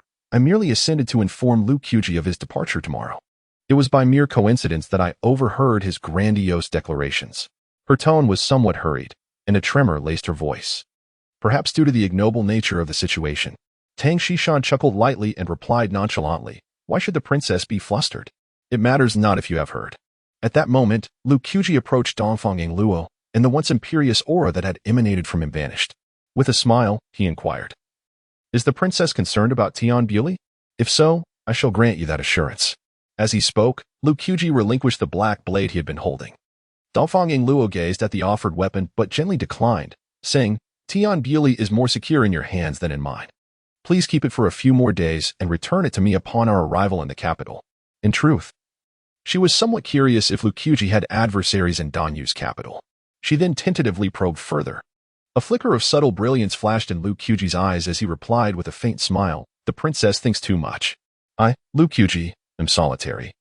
Where would enemies arise?" Noticing the veiled implications in his words, Dongfang Ingluo wisely chose to remain silent and not press further. Sensing the atmosphere had grown awkward, she did not wish to linger. Fixing her gaze upon Lu Qiuji's dark, profound eyes, she slowly declared, "Lu Qiuji, I owe you a life. When you require my assistance, I shall not hesitate." With those words, Dongfang Ingluo vanished from view. Lu Qiuji, with his blade sheathed at his back, cast a glance at her retreating silhouette and scoffed. Truly, she is of noble birth. She is adept at weaving grand illusions. Suddenly, Tang Xishan interjected, "Young man, she does not seem like one who merely paints illusions. Should you encounter genuine trouble in the capital, she will undoubtedly not stand idly by." Lu Qiuji shrugged, chuckling, "Then I would become part of the princess's faction. Would I not?" Tang Xishan laughed heartily and retorted, "Do you not already find yourself among them?" Lu Qiuji paused, contemplating, and realized that indeed, he appeared to be part of the princess's entourage. Enough of these musings. Since you are departing tomorrow, allow me to impart 2 techniques of blade work. With that, Tang Xishan drew his dagger, rolled up his sleeves, and strode towards the open summit. Upon hearing this, Lu Qiuji dared not be careless, focusing intently on Tang Xishan, awaiting further instruction. Without further words, Tang Xishan grounded himself, gripping the dagger firmly. With a sharp sound, the blade was unsheathed. A glint of cold light flashing as the steel sliced through the air, causing Lu Qiuji to feel a surge of adrenaline, captivated by the moment. Tang Xishan's voice followed. "At 30 years of age, with a dagger at my waist, I have bested the youthful talents of Miaojiang. With a modicum of achievement, I have discerned a single strike atop the mountain, known as the Laugh of the Green Mountains." As Tang Xishan wielded his blade in a sweeping strike, the force of his technique was as formidable and resolute as a mighty chop through Mount Hua. The blade's aura stretched endlessly, akin to the vastness of 100,000 mountains, enveloping the surrounding landscape for miles, causing the air to momentarily still. The rush of the blade ignited a tempest of wind and sand, compelling Lu Qiuji to squint against the onslaught. Gazing intently, he beheld Tang Xishan, a steadfast figure amidst the howling winds, his honest visage betraying an unmistakable hint of despondence. In the next moment, Tang Xishan's voice resonated once more. "At 120 years, I first entered the 4th realm and was met with derision. The head of a sword immortal hung among the treetops, inciting the great sword immortals of the 5th realm to pursue me. My blade shattered beneath the weight of the famed sword, and my spirit plummeted. For 60 years, I clung to life, and from that despair, I gleaned a singular insight, naming it the Weeping Mayfly." Before his words could fully dissipate, he leveled his knife, unleashing a wave of sorrow and resentment. Moments later, Lu Qiuji witnessed a scene that would forever be etched in his memory. High in the sky, thousands of mayflies emerged, each a manifestation of Tang Xishan's blade aura, yearning to dance with the clouds and contest the heavens. However, in the blink of an eye, as Tang Xishan redirected his blade's momentum, a tempest swept through, causing the myriad mayflies to plummet. The remnants of the blade's energy evoked a bittersweet pang within Lu Qiuji, prompting him to softly murmur, "Alas, how tragic." After a prolonged silence, as the wind stilled, Tang Xishan sheathed his blade and turned to the still-dazed Lu Qiuji, inquiring, "Young man, how do you perceive my first strike? The Laughing Green Mountain?" Lu Qiuji bowed his head in contemplation for a moment before raising his thumb. "I see the Green Mountain as alluring. Surely the Green Mountain would regard me thus." A satisfied smile spread across Tang Xishan's face, and he turned to ask again, "And what of my second strike, the Weeping Mayfly?" With a sorrowful sigh, Lu Qiuji replied, deeply moved, "I observe the mayfly, as the universe observes me. The ancients said, a mere grass mayfly knows not the waxing and waning. Yet its brief existence can still exhibit moments of brilliance. Though your weeping mayfly encapsulates sorrow, the profound intent behind it is not mere lamentation, but a celebration of life through death. Do you find my interpretation accurate?" Tang Xishan laughed heartily, exclaiming, "Indeed, you grasp the essence with remarkable clarity." He then approached Lu Qiuji, proclaiming, "I perceive the Green Mountain as an endless pursuit. The green is breathtaking, the yellow serene. I witness the mayfly, born and perishing, unafraid of death, embracing life anew. Young man, how much have you absorbed?" Lu Qiuji grinned, gesturing an 8 with his fingers. 80%? Tang Xishan gasped in astonishment, muttering, "Incredible, truly incredible. To comprehend 80% upon a single viewing, your talent is extraordinary." Lu Qiuji, maintaining his composure, replied with a faint smile, "Not 80%, I grasped it fully 8 breaths ago. Stunned, Tang Xishan stood speechless, his eyes wide in disbelief. Lu Qiuji chuckled, scratching his head. Not a word of that is false.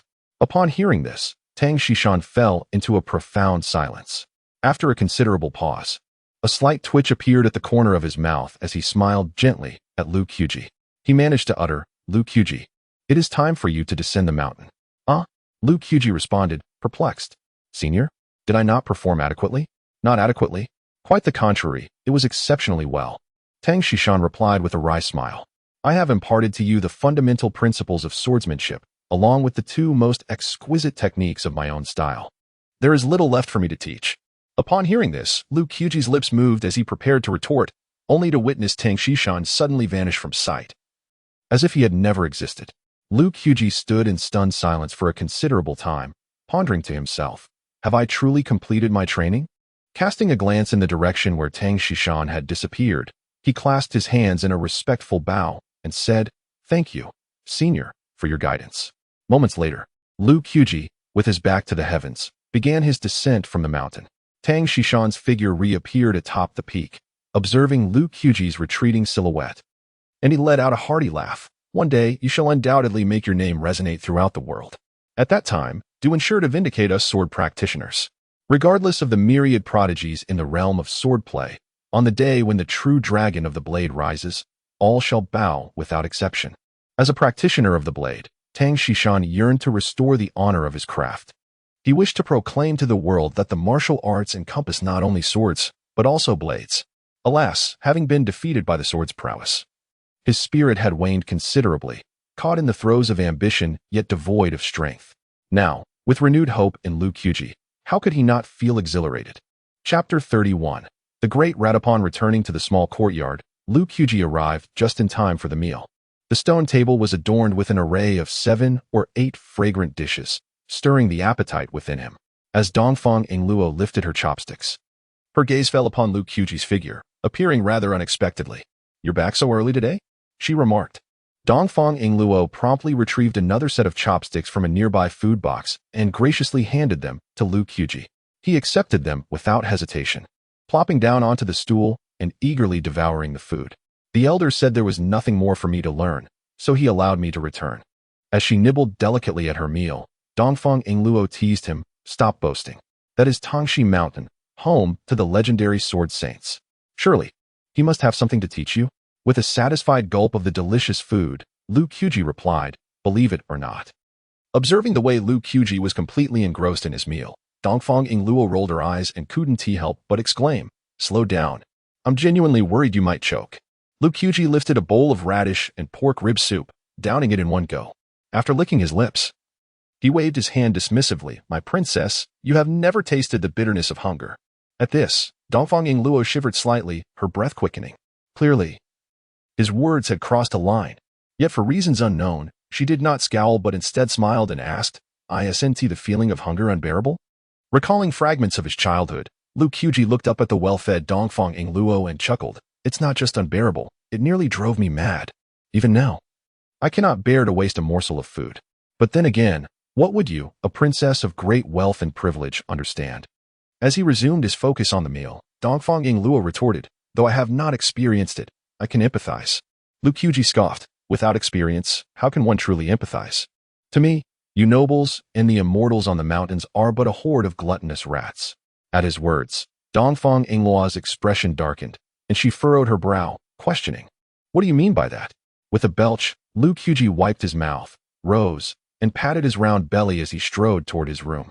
While walking, he muttered, great rat, you consume my millet. 3 years of toil, and none care for me. Great rat, you consume my wheat. 3 years of toil, and none care for virtue." His voice echoed through the courtyard, reverberating in Dongfang Yingluo's heart. She set down her chopsticks and glanced back at the tightly shut door, her entire being frozen in place. Who are the great rats? They are the officials from all corners, the lords of the court, the practitioners on the mountains, and indeed, they are also Dongfang Yingluo herself. Lu Qiuji, you truly are an intriguing individual. Within the depths of the palace for 20 years, I have never encountered anyone quite like you. In the east, Yingluo clenched her fists, having reached the pinnacle of her efforts to win over Lu Qiuji. In a small courtyard, at the corner, the simple-minded Dashin asked a nearby monkey, "What is a shuashu?" The monkey, now holding a newfound respect for Liu Qiuji, gazed deeply into his room before replying, "It is a large rat that consumes grain." Dashin, appearing bewildered, responded, "So it's just a big rat? I thought it was something delicious." The monkey patted Dashin on the back of his head and added, "This big rat is no ordinary creature. It feeds on humans." "What?" Dashin exclaimed, filled with indignation. "When did rats start eating humans? A rat that eats humans? If I encounter one, I'll refine it with a single hand," he declared fiercely. The monkey, with a glint of melancholy in his eyes, chuckled softly, "Look at you, silly. You'd be lucky not to be consumed by it. Let us be honest, you're a goo master. Perhaps the shuashu cannot devour you. But what about the other ordinary villagers in Miaojiao?" Without hesitation, Dashin replied, "We can teach them to become goo masters." The monkey inquired, "Are you suggesting that the first to become a goo master would inspire others to follow?" Dashin nodded affirmatively. The monkey laughed again. "Even a fool wouldn't he believe that?" Dashin scratched his head. "I believe it." The monkey rolled his eyes and muttered, "You are indeed a fool." The following day, as dawn broke, the air was imbued with the damp scent of moss along the mountain path, and the shadows of bamboo danced amidst the mist. Thin smoke curled above the blue tiles, while dew crystallized into silver beads on the tips of banana leaves. The goo horse drew the carriage to a halt at the courtyard entrance, where the monkey and Dashin stood fully armed on either side, quietly awaiting the emergence of Dongfang Yingluo and Liu Qiuji from within. Before long, Dongfang Yingluo, clad in simple white attire, stepped out first, followed closely by Liu Qiuji, who maintained a deliberate distance, neither hurried nor slow. A flicker of ethereal light heralded the sudden appearance of an elder at the doorway. His murky eyes gleamed with intensity as he greeted Dongfang Yingluo with a respectful gesture, saying, "I bid farewell to your highness." Dongfang Yingluo nodded solemnly and ascended into the carriage. As Liu Qiuji brushed past the elder unexpectedly placed a hand on Liu Qiuji's shoulder and smiled meaningfully. "Young brother, the journey ahead is fraught with peril. Take great care. Remember, the world is treacherous. If it becomes too dangerous, withdraw." Out of courtesy, Liu Qiuji replied with a smile, "Thank you." He then quickly shook off the elder's hand and took his seat in the carriage. After waving goodbye to the elder, the monkey and Dashin climbed aboard the carriage, urging the goo horse to depart from the Miao village. The sound of hoofbeats gradually faded, disappearing into the depths of the village within the span of a tea brewing.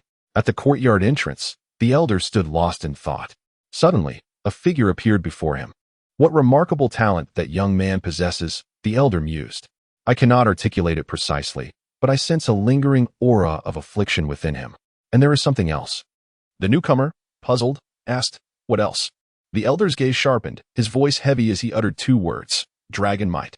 The exceptional steed, renowned for its ability to traverse 3,000 miles a day, gallantly departed from the Miao region and embarked upon the ancient tea-horse road under the guidance of the monkey and the simpleton. This venerable route, which weaves through the vast territories of the Great Yu and leads directly to the capital, was originally established by tea merchants for the transportation of tea bricks. Over time, it burgeoned into a prosperous trade route, bustling with caravans despite its rugged terrain. As dusk fell and the sky darkened, the caravan's carts passed by a dilapidated stone pavilion. Beside it stood a weathered stone tablet, on which the words "Tea Horse Thoroughfare" could be discerned faintly. The monkey, guiding the cart, cast a glance at the tablet and addressed the passengers within, saying, "Noble ones, we are about to enter the borders of Yuzhou." Just as the monkey's words faded into the air, Liu Qiuji emerged from the cart and settled himself beside the monkey with a thud. Chapter 32. Chit-Chat. The Mountain Demon. "What brings you here?" the monkey inquired, casting a curious glance at Liu Qiuji, who was seated beside him. Liu Qiuji, with his hands clasped behind his head, gazed into the distance at the snow-capped mountains and then at the wildflowers blooming through the crevices of the rocks. He replied softly, "It's stifling inside. I came out to admire the scenery of the Tea-Horse Road. Besides, it's a chance for us to converse and alleviate our boredom, isn't it?" The monkey's lips curled into a smile, revealing a set of pristine white teeth. "That sounds delightful." At this moment, the simple-minded Das Hai, displaying remarkable awareness, unexpectedly produced a packet of fried peanuts wrapped in yellow paper, along with 3 large chicken legs. On the bumpy carriage, the three indulged in chicken legs and peanuts, thoroughly enjoying their meal and engaging in lively conversation, thereby strengthening their bond. Both the monkey and Das Hai exuded an aura of unpretentiousness, and Liu Qiuji was more than willing to associate with such straightforward individuals. The tales of the legendary Monkey King, Sun Wukong, and the revered Erlang Shen captivated both the monkey and Das Hai, leaving them enthralled. Even Dongfang Yingluo in the carriage perked up her ears, listening intently to Liu Qiuji's captivating narratives. As the mountain mists began to rise, the tea-horse road appeared increasingly vast in the twilight. The monkey glanced at the setting sun in the distance and suddenly asked Liu Qiuji, "Brother Liu, do you think Das Hai and I will ever return to the Miao region?" Unsure of how to respond, Liu Qiuji gently patted the monkey's shoulder, offering reassurance. "Of course, you will." Das Hai chuckled, "When I return, I want the village chief to prepare a special banquet for me, with spiritual vegetables and rice, and at least 8 dishes. Liu Qiuji teased, 8 dishes? That's hardly enough. It should be at least 18. Das Hai eagerly listed a parade of dishes: braised pork knuckle, tender fried meat, pumpkin flowers, his mouth watering at the thought. The monkey, observing Dashai's innocent demeanor, couldn't help but smile faintly. For some reason, the monkey turned to Liu Qiuji and, with a tone of earnest supplication, said, "Brother Liu, if it turns out that Das Hai and I cannot return to the Miao region, could you please take care of our remains and ensure our ashes are returned home?" Liu Qiuji felt a chill run down his spine upon hearing this, quickly admonishing, "What nonsense are you speaking? The most important thing is to live well." The monkey blinked, responding, "Before I left, the village chief spoke with me. He mentioned that this journey is fraught with peril, and if we do not return, the village will erect a monument for us. However, we have a custom in the Miao region. If someone dies away from home and their ashes do not return, their soul cannot return either. The Miao region is my homeland, the place where my ancestors are buried together. That is what home means to me, and I do not wish to end up lost. I realize this may seem burdensome, but Brother Liu, you are the only friend Das Hai and I have out here." With this, the monkey pulled Das Hai, preparing to bow to Liu Qiuji. Seeing this, Liu Qiuji hurriedly intervened, saying, "A man should not kneel to heaven and earth, but only to his parents. Your matters." "I have consented." With Liu Qiuji's assurance, the monkey felt considerably more at ease. Dasha, with a beaming smile, retrieved several meat pies from the hidden compartment of his clothing and handed them to Liu Qiuji. Accepting the large bun, Liu Qiuji chuckled, "Dasha, do you comprehend what the monkey has said?" "I do not," Dasha replied, shaking his slightly chubby head, his innocent grin unwavering. "But I know that Brother Liu will ultimately take me home." Upon hearing this, Liu Qiuji was moved, a hint of moisture gathering at the corners of his eyes. He turned to the monkey beside him and inquired, "Monkey, knowing the peril, why did you still venture out?" The monkey, munching on the meat pie, replied with a grunt, "I care not for dangers. I only know that only by our departure from the mountains can the ordinary villagers have a chance to escape the vast mountains." Inside the carriage, Dongfang Yingluo, who had been eavesdropping, instinctively clenched her fists, silently vowing, "I shall not allow you two to walk into death." 2 hours later, darkness deepened. On the rugged, ancient tea-horse road, pairs of crimson eyes suddenly gleamed. The monkey on the carriage immediately stood, furrowing his brow, and warned, "Be cautious. There are mountain demons." Ancient texts describe the mountain demon as a creature of great ugliness, covered in red fur, sprawling on the ground. Resembling a gorilla but as large as a calf. Adorned in bronze armor, its eyes flickered like starlight, obscuring the day and illuminating the night. Its voice resonating like a thunderclap, shaking the forest. It is a type of mountain spirit, often found in groups. Liu Qiuji glanced at the flickering crimson eyes in the dark and stood up, tightening his grip on his weapon. He then instructed Dasha, "Focus on controlling the goo horse, the monkey, and I will deal with these mountain demons." Upon hearing this, Dasha set down his meat pie and diligently urged the goo within the horse. In the next moment, the goo horse sprouted iron armor, its emerald eyes turning a fierce crimson, its speed considerably enhanced. Liu Qiuji and the monkey exchanged glances, and then, with agility, they leapt onto the top of the carriage. Back to back, vigilantly surveying the mass of mountain demons lining the ancient road. With a thunderous roar, the multitude of mountain demons surged forward to attack. In an instant, Liu Qiuji swung his weapon downward, cleaving one mountain demon in two. The next moment, he twisted his wrist, redirecting his blade towards the 7 or 8 rushing demons. With a sickening thud, the grotesque heads fell to the ground. Simultaneously, a flying insect emerged from the monkey's palm, its wings fluttering slightly, unleashing an invisible force that instantly crushed dozens of mountain demons attempting to scale the carriage into a pulp. Liu Qiuji, catching sight of this, couldn't help but twitch his lips, so fierce. The monkey chuckled. There's even more ferocity. From the monkey's chest, several luminous butterflies emerged, radiating brilliance and showering shimmering powder. Once the powder had settled sufficiently, the monkey snapped his fingers. With a resounding crack, the air erupted with a series of explosive sounds. The mountain demon lay lifeless.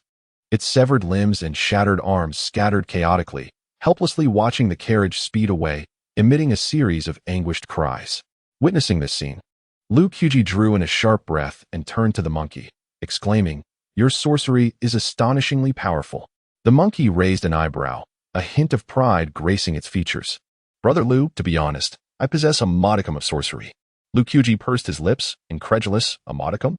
He then rolled his eyes and sighed deeply. "At this rate, we may very well end up collecting each other's remains. With your innate talent, Brother Liu, you will undoubtedly surpass me in the future.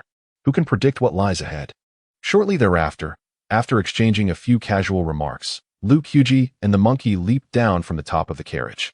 Just as they settled down, the sorcery horse suddenly came to a halt, and Desha exclaimed in alarm, "This is not good. The ghostly soldiers are approaching." Chapter 33, Spectres on the Path. Does this world also possess specters that traverse the way? Liu Qiuji bore a visage of perplexity, his grip on the obsidian blade tightening as if the mere act of clutching it could quell the tumult within his heart. Beside him, the monkey, equally cautious, was experiencing the phenomenon of specters for the first time. He hastily summoned forth his life-bound goo, an iridescent crimson centipede, holding his breath and focusing intently on the unfolding scene. Poised for action, as the ancient path, shrouded in darkness, echoed with the clanging of iron armor drawing near.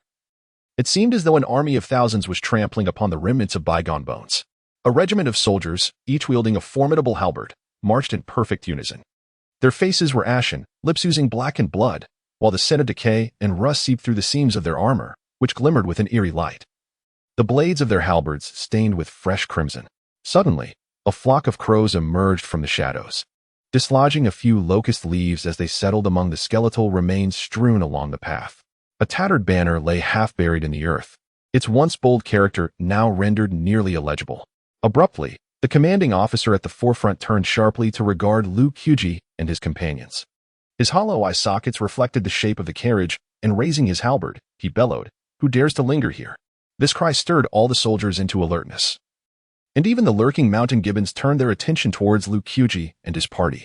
One particularly large gibbon leaped onto a nearby giant tree, gazing at the halted carriage before baring its fangs and emitting a furious roar. Upon hearing this guttural sound, the gibbons in the forest lifted their heads, and with wild abandon, they charged toward the carriage. The cacophony of their roars grew ever closer, with specters in front and gibbons behind. Liu Qiuji and his companions found themselves ensnared in a perilous predicament. With a creaking sound, Dongfang Ingluo, who had remained within the carriage, swung open the door. Clutching a cerulean and white longsword in one hand and a gilded jade token in the other, she stood imperiously atop the carriage. After appraising the spectral soldier's armor, she discerned that it differed markedly from that of the soldiers of Yuzhou. This led her to surmise that these specters might have once been soldiers of Yuzhou. Emboldened by her conjecture, Dongfang Ingluo raised the gilded jade token, channeling the dragon energy within, and declared, "I am the esteemed princess of Diyu. You dare obstruct my path." Upon hearing this proclamation, the once menacing leader of the specters hesitated, recognizing the royal aura emanating from the jade token. He halted, kneeling on one knee, and clasped his hands in reverence, stating, "I am Li Yunshan, the deputy commander of Yuzhou, paying my respects to your highness." Seeing this, Dongfang Ingluo inwardly exhaled a sigh of relief. It appeared her gamble had paid off. The specters before her were indeed soldiers of Yuzhou. Observing the long halberds in their hands, she speculated that they were likely the famed halberd soldiers of Yuzhou. Yet, she pondered, why was the name Li Yunshan unfamiliar to her? Could it be that he was of such modest stature that his renown had not reached her ears? It is inconceivable that one could ascend to the rank of a regional general, commanding the valiant warriors of Yuzhou, without possessing formidable strength in life. Yet, why is it that he remains so obscure? With this question lingering in her mind, Dongfang Ingluo gazed intently at Li Yunsan, her brow furrowed as she inquired, "General Li, as a regional general of Yuzhou, how did you meet your demise here?" The long-deceased Li Yunsan struggled to recall the events surrounding his death. He vaguely remembered that he had been dispatched to intercept an individual, yet the identity of that person and the orders he received remained elusive to him. After a moment's contemplation, he replied solemnly, "I do not know." "Then who was it that took your life?" Dongfang Ingluo pressed further. After an earnest search through the recesses of his memory yielded no results, Li Yunsan could only shake his head in resignation. "I still do not know." Observing the enigmatic figure of Li Yunsan, who seemed unacquainted with the circumstances of his own death, Dongfang Ingluo ultimately relinquished her inquiries. Hearing commotion from behind, she turned to glance back, and upon seeing the throng of mountain demons advancing towards them, a sense of urgency surged within her. Becoming ensnared by the mountain demons was a trivial concern, but if the noise attracted more formidable creatures, it would spell disaster. With this thought in mind, Dongfang Ingluo dispensed with pleasantries and commanded Li Yunsan directly, "Generally, instruct your men to clear a path. I must return to the capital. Upon my return, I shall uncover the truth for you." "Understood." Li Yunsan, loyal to the great Yuan life, showed no hesitation in obeying Dongfang Ingluo's command. He promptly ordered the soldiers behind him, "Clear a path and let the princess depart." With a swift and decisive motion, thousands of shadowy soldiers formed two lines, creating a passageway in between. The entire process was executed with remarkable efficiency, reflecting the strict military discipline he had maintained in life. Under the guidance of the great fool and the monkey, the cursed horses surged forward once more. At that moment, the mountain demons surged forth from behind the carriage like a tidal wave. Witnessing this, Li Yunsan brandished his halberd and positioned himself at the rear of the carriage. Calling out to the princess as she distanced herself, "Princess, board the carriage. Leave the rest to me." Although he had long since departed this world, he remained a general of the great Yu, fully aware of his duty to serve and protect his sovereign. "Generally, your efforts are commendable," Dongfang Ingluo said respectfully as she cast one last glance at him. Then, she turned to the great fool and the monkey, softly commanding, "Let us move." At the rear of the carriage, Li Yunsan raised his halberd, shouting to his comrades, "Brothers, in life, we safeguarded our land. In death, we shall protect our princess. How can we allow these mountain demons to offend our royal lady? Follow me, and let us fight." Thousands of Yuzhou warriors formed a battle line, prepared to charge as one. Leading the charge, Li Yunsan, with his halberd in hand, distanced himself from his soldiers, pushing to the forefront, the sound of his weapons slicing through the air echoing behind him. Witnessing the valor of their general, the soldiers surged forth with fierce determination, transforming into spectral harbingers of death, relentlessly reaping the lives of the mountain demons. These spectral warriors were once the formidable dagger soldiers of Yuzhou, their prowess in battle rivaling that of the river-crossing troops, albeit slightly inferior. The mountain demons, united in their assault, appeared particularly feeble against this legion of Yuzhou specters. In the span of a TS brewing time, thousands of these spectral soldiers crushed the mountain demons, forcing them to retreat in disarray. The heart-wrenching wails of the mountain demons echoed through the mountains, rising and falling, lingering in the air. Li Yunsan, wielding a grand dagger, stood amidst a pool of blood, lost in a daze. As the carnage continued, fleeting images surfaced in his mind. Eunuchs, the great foam, and the yin-yang master. Li Yunsan clutched his head, uttering fragmented sounds. After a moment, as if struck by a sudden realization, he turned sharply to gaze at the carriage that had vanished beyond the horizon. That aura belonged to that child from years past. No, this presence is not right. That child was frail by nature. It could not be him meanwhile. After traveling 100 miles through the night, the burden that had weighed heavily on Lu Qiuji and his companions slowly began to lift. Leaning against the carriage door, Lu Qiuji addressed the ethereal Dongfang Ingluo inside. "I never anticipated that a deceased general could exhibit such unwavering loyalty." Occasionally, Dongfang Ingluo's ethereal voice floated from within the carriage. "Indeed, I too did not foresee this. I approached it with a sense of experimentation, and to my surprise, the results were remarkably effective. Thankfully, the Yuzhou Deputy General, Li Yunsan, is a loyal subject." Lu Qiuji clicked his tongue. A person long dead for countless years still possesses such formidable combat strength. How powerful must he have been in life? Dongfang Ingluo replied. He was a dagger soldier of Yuzhou, at the peak of his abilities, capable of matching the river-crossing troops in one-for-one combat. How could he not be strong? Yet, his demise was rather peculiar. Dongfang Ingluo's brow furrowed as she let out a deep sigh. She too was intrigued as to why the once mighty dagger soldiers of Yuzhou, who had roamed freely across the land, met their end on the Tea-Horse Road. And why so few were aware of it? All of this seemed like a sealed cocoon, waiting for Dongfang Ingluo to unravel it step by step. Within the Chintian Bureau of the Great Yu, an elderly man with a white beard reclined in a grandmaster chair, dozing in the courtyard. Suddenly, the armillary sphere in the room emitted a piercing sound, jolting him awake. After a moment of calculation, the old man determined dragon energy manifests in Yuzhou. And this energy carries a hint of femininity. It must be the Long Princess. Chapter 34. A meeting with the ancestor in the ring. Knock, knock, knock. The door of the Chintian monitor was suddenly rapped upon by a middle-aged man. This individual stood over 7 feet tall, adorned with a black cap, and bore an expression of astute determination. After taking a deep breath, he spoke, his voice laced with a hint of tremor. Esteemed ancestor, an unworthy descendant seeks your counsel.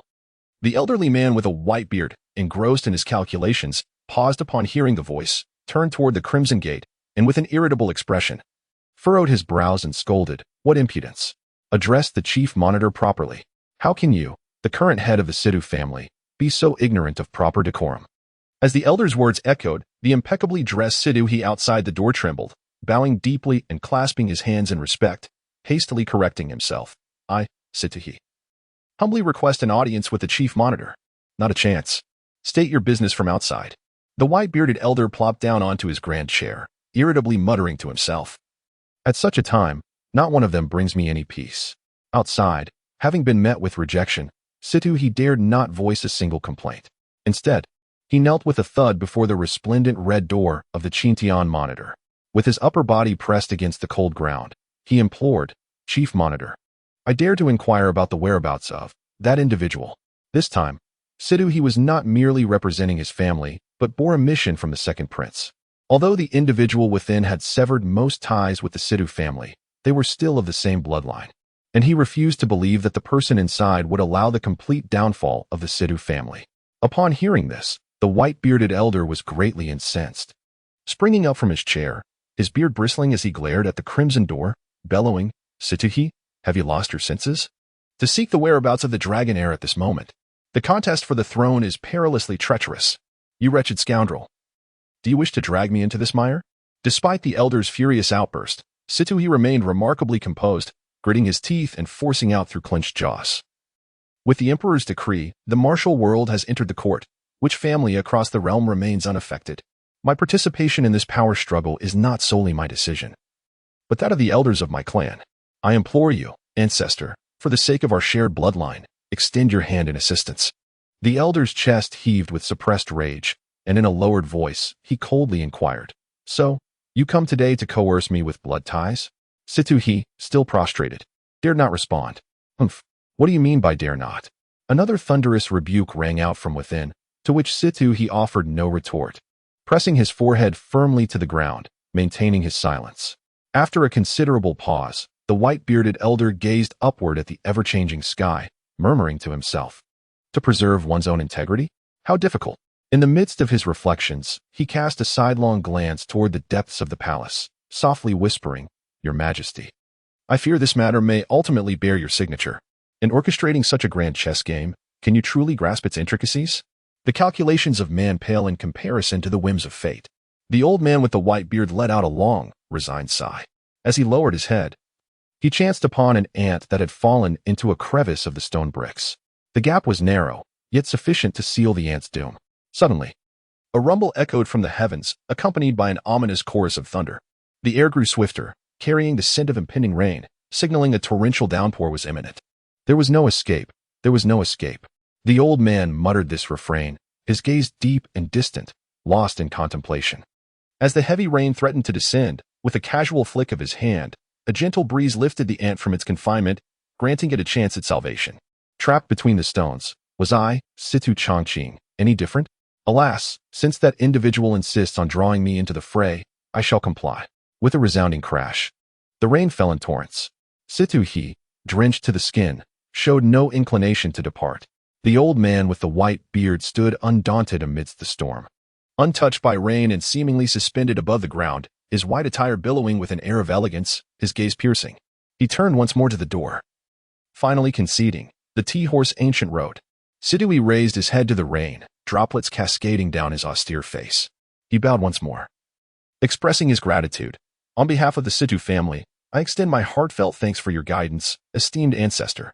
With a creak, the old man personally opened the vermilion door. Observing Situ he kneeling in the rain, he uttered with deep significance, "Do not place all your eggs in one basket. Remember to leave a spark for the Situ family." With those words, the old man vanished from sight. Having imparted so much wisdom, he had done his duty. Whether Situ he could comprehend the message was beyond his concern.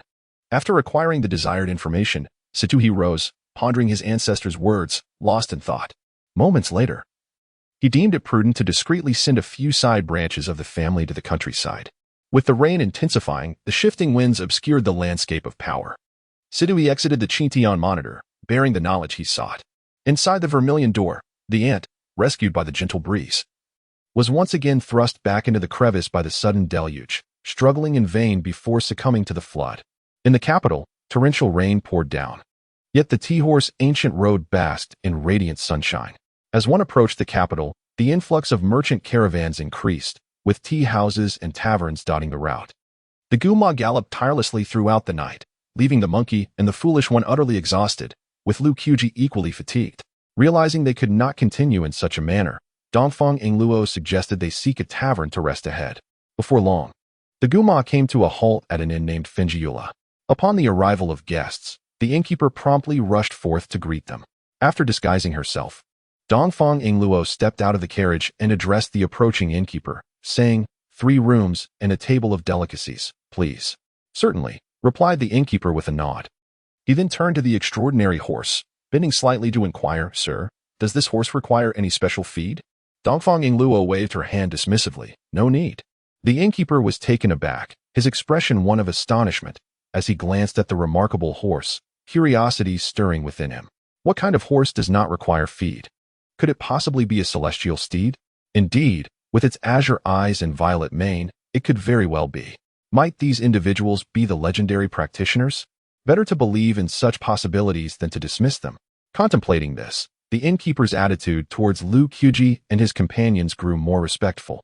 As he warmly directed the stableman to move the carriage to the courtyard, personally escorting Lu Qiuji and his party into the inn. Chapter 35, The Inn. First encounter with spiritual silver coins. Upon entering, Lu Qiuji immediately heard the sound of a hand striking the table. Looking up, he saw an elderly storyteller by the window, his wooden clapper silencing the bustling crowd as he began to narrate, in the realm of swords. The prodigy Li Feixian entered the first realm at the tender age of 15 and ascended to the second realm by 20, making a name for himself as he traversed the world. The storyteller's voice possessed a captivating rhythm, vividly illustrating the myriad tales of the martial world, enthralling the merchants and travelers who could not help but applaud in admiration.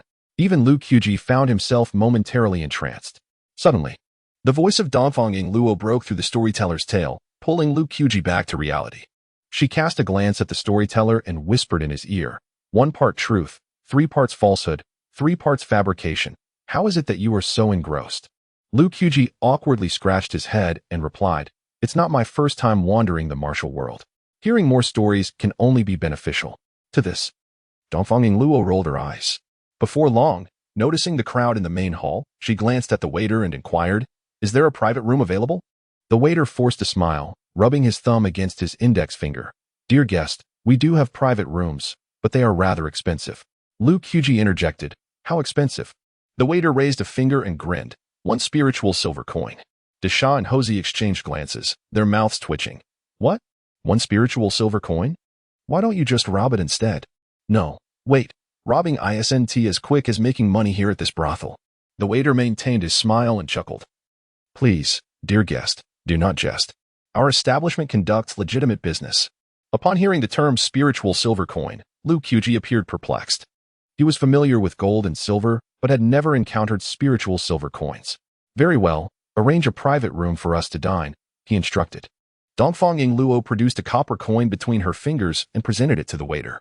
After carefully inspecting the silver-hued coin, which bore the intricate engraving of violet smoke, the waiter confirmed its authenticity and, with a fawning expression, led Lu Qiuji and his companions upstairs to the private room.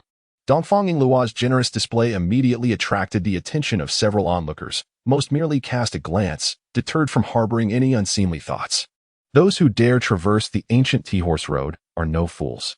Anyone capable of parting with spiritual silver coins surely cannot be an ordinary individual, Perhaps they are disciples from a certain mountain, honing their skills in the world. Once in the private room and after dismissing the waiter, Dongfang Yingluo produced a yellow talisman. With a flicker of her will, the talisman ignited spontaneously, enveloping the room in an invisible barrier that stifled all sound. "It's so dark," Hosey complained from his seat, Deshagramazed, clenching his fist in indignation. "One spiritual silver coin. How many meat pies could I buy with that?" Observing the two, Lu Qiuji exclaimed in astonishment, "Are spiritual silver coins truly that valuable?"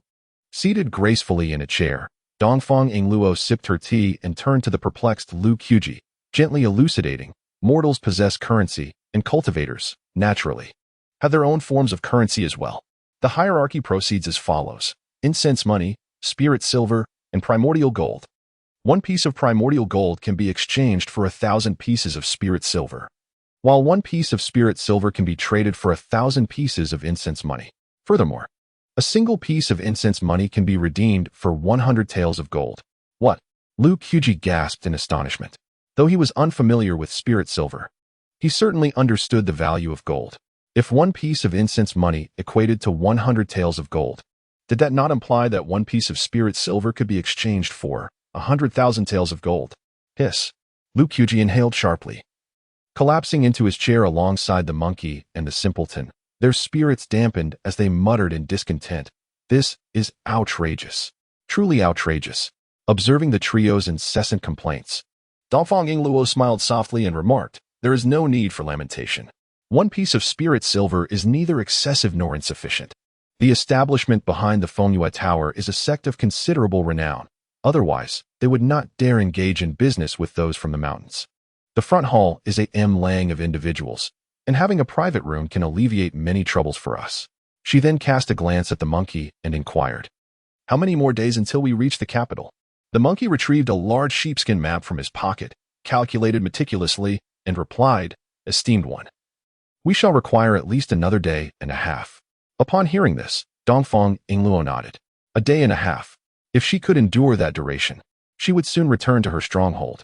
She was rather curious to witness the expression on her ruthless second brother's face upon her safe return. Would it be one of shock, fear, or perhaps sorrow? Turning to face Lu Qiuji, she scrutinized his countenance with her keen phoenix eyes before glancing at Tian Bewley behind him. Noticing something amiss, Lu Qiuji lifted his gaze to meet hers, puzzled. "Is there something on my face?" Coughing softly, Dongfang Yingluo felt a flush of warmth on her cheeks and replied earnestly, "We have only completed half of our journey. Although we grow safer as we approach the capital, you must remain vigilant. Tian Bewley behind you must not encounter any misfortune." Lu Qiuji extended his hand, positioning Tian Bewley protectively in front of him, and jested, "Are you suggesting I be cautious, or that Tian Bewley be cautious?" Dongfang Yingluo's expression shifted. Her ears tinged with a delicate warmth, yet she maintained her composure, stating, "Both must exercise caution."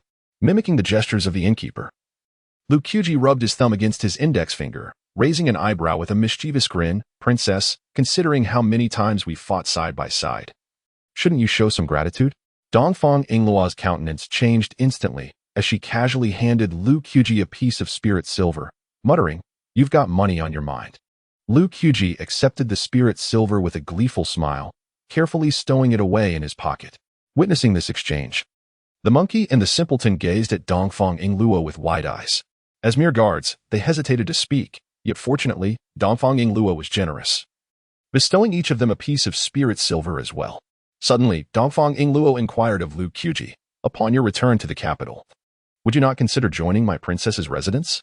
Lu Qiuji, seated comfortably, continuously caressed the blade encased in silk, shaking his head in response, "There is no need. You must understand that once you enter the capital, you will be regarded as someone affiliated with my princess's residence, a label that is difficult to shed."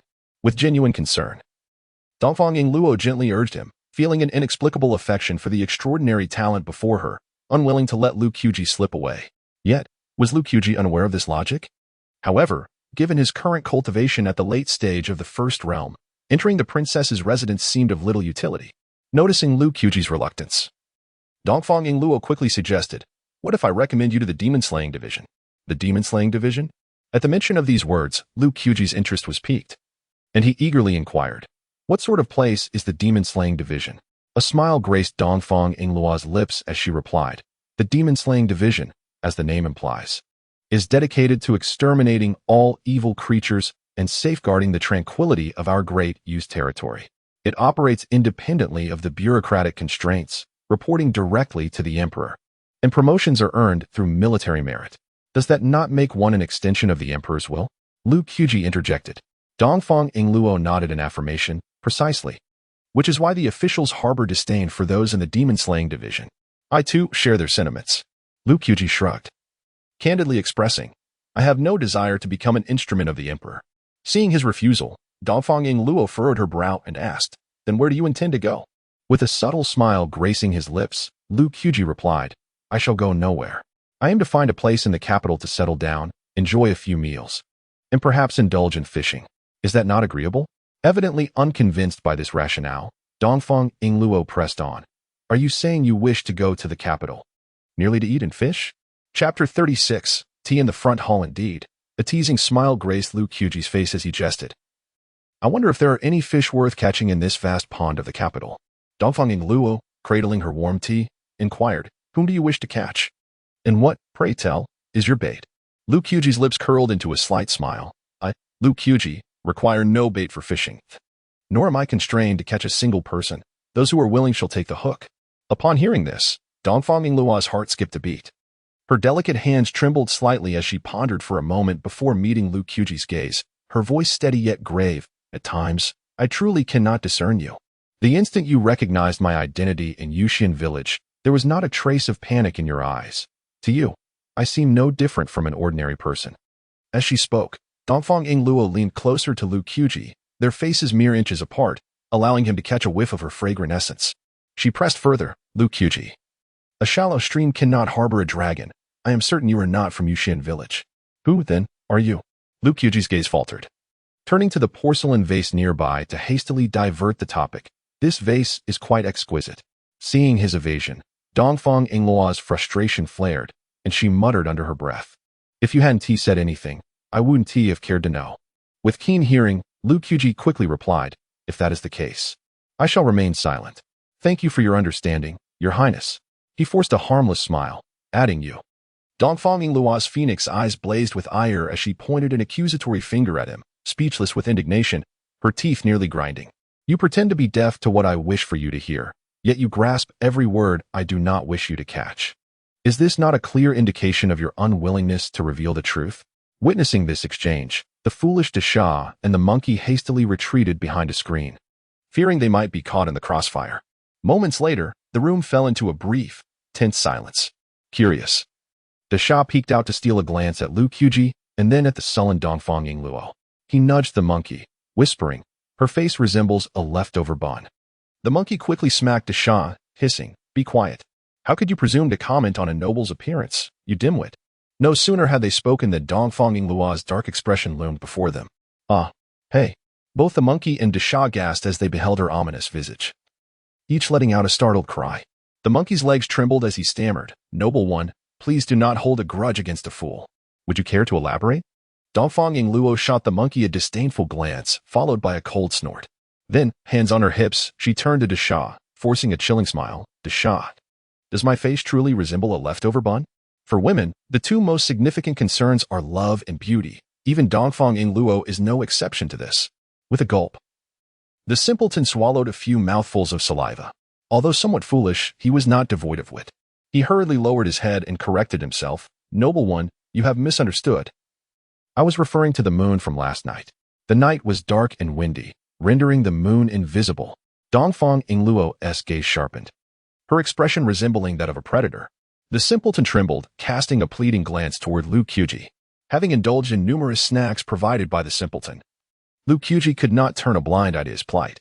After clearing his throat twice, he stepped forward, intending to diffuse the tension. But Dongfang Yingluo's voice interrupted him. I wish to enjoy some peace. You three may proceed to dine without me. Her countenance was as frigid as frost. And with a graceful wave of her hand, a gust of forceful wind erupted, flinging open the door of the private room. Unsurprisingly, Lu Qiuji, the monkey, and the simpleton were sent sprawling outside. Bang! The door to the private room slammed shut with a piercing sound. Lu Qiuji dusted off his trousers, regained his footing, and with a wistful glance at the simpleton and the monkey, sighed, Let us go down to eat. The simpleton and the monkey voiced no objections, casting one last apprehensive glance at the private room before following Liu Qiuji down the stairs. The waiter, observing the trio descending, hurried to greet them. "Gentlemen, what brings you down?" Liu Qiuji, quick on his feet, devised a reason and replied nonchalantly, "The upper room lacks a bit of atmosphere. We three plan to dine in the front hall. Please arrange for us a table with fine wine and exquisite dishes." The waiter, hearing this, asked no further questions and instead nodded with a smile, "Certainly." As he turned to head toward the kitchen, Liu Qiuji pointed back at the private room above, adding, "Charge the expenses for our table to that esteemed guest in the upper room." Meanwhile, in the private room on the second floor, Dongfang Luo's expression darkened further upon hearing this, grinding her teeth as she muttered, "Didn't I just give each of them a spirit silver coin?" It was the first time in her life that she had suffered such humiliation at the hands of a man. In that moment, she longed to slap Liu Qiuji. Shortly thereafter, Liu Qiuji and his companions arrived in the front hall, settling into a secluded corner. They savored large bowls of cool tea while delighting in the captivating tales spun by the storyteller, immersing themselves in the atmosphere of the martial world. Just as they had settled in, Liu Qiuji, with his keen eye, noticed several gazes directed toward their table intermittently. What could this be about? Could it be related to Tian Buili?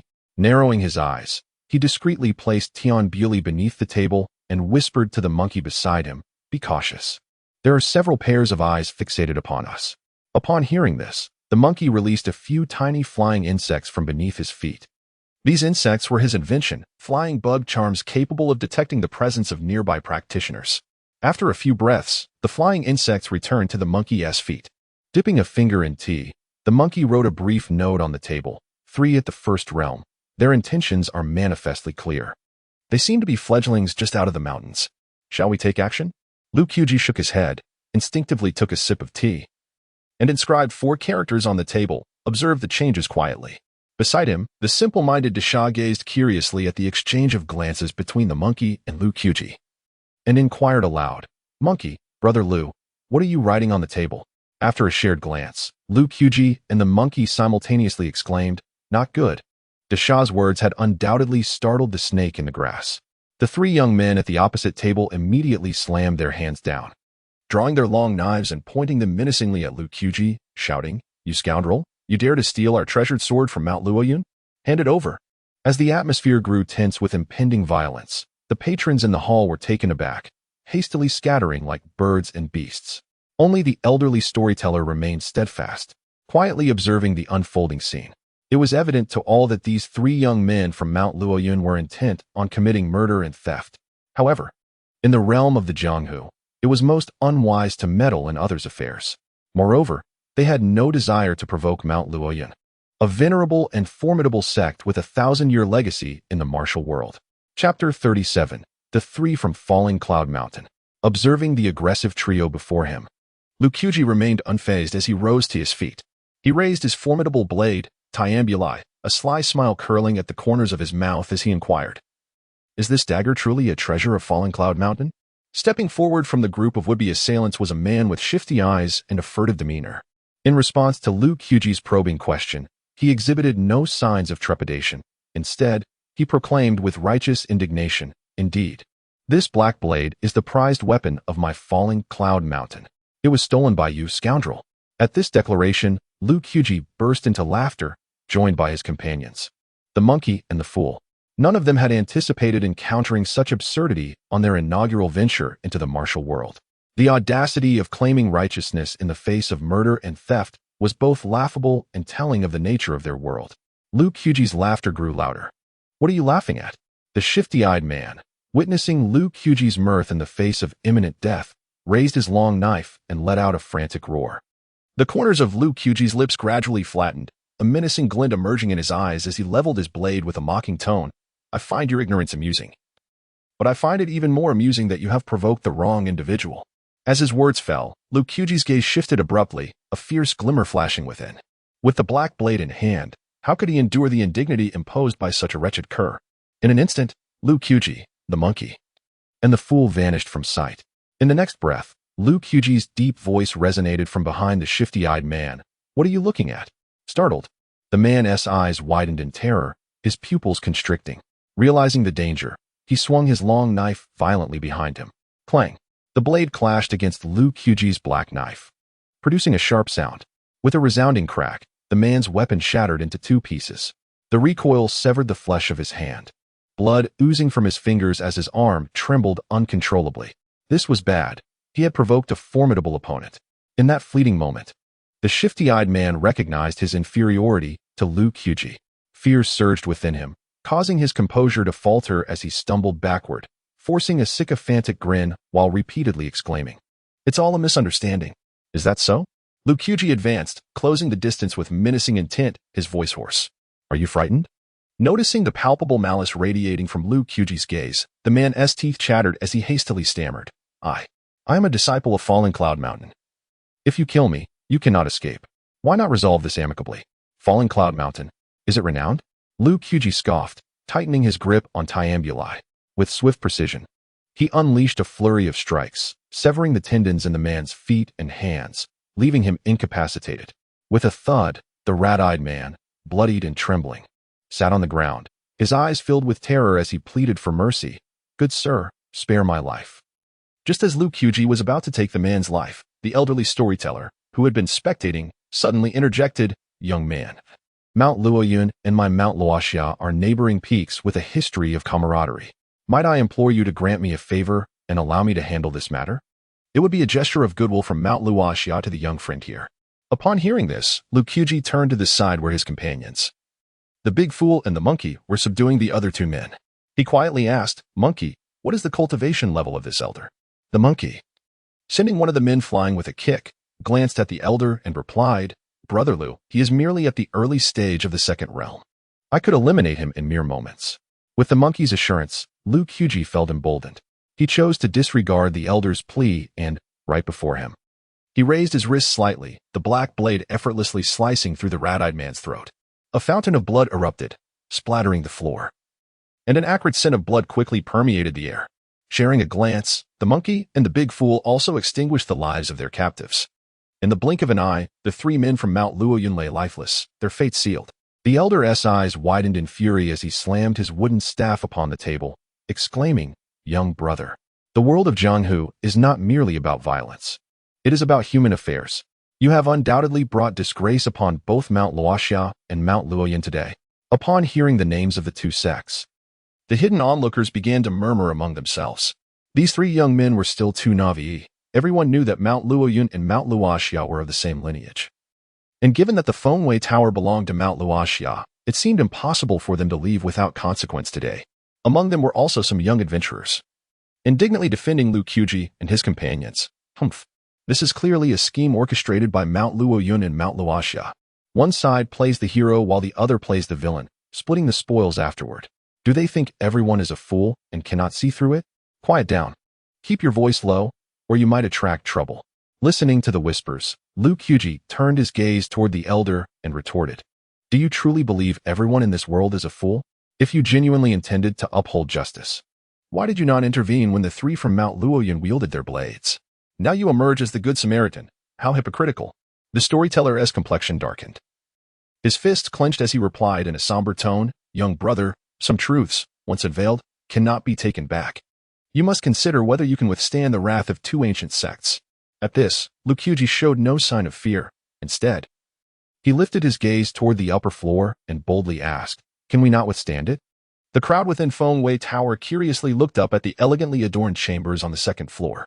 A voice, ethereal yet commanding, resonated through the air of Mount Luoyun and Mount Luoxia. "Merely third-rate sections. You may do as you see fit." As upon uttering this, Dongfang Yingluo elicited a collective intake of breath from all present in the Fengwei Tower. To her, the two millennia-old sects of Luoxia and Luoyun were nothing more than insignificant factions. Who, then, were these young individuals, and from which formidable power did they hail?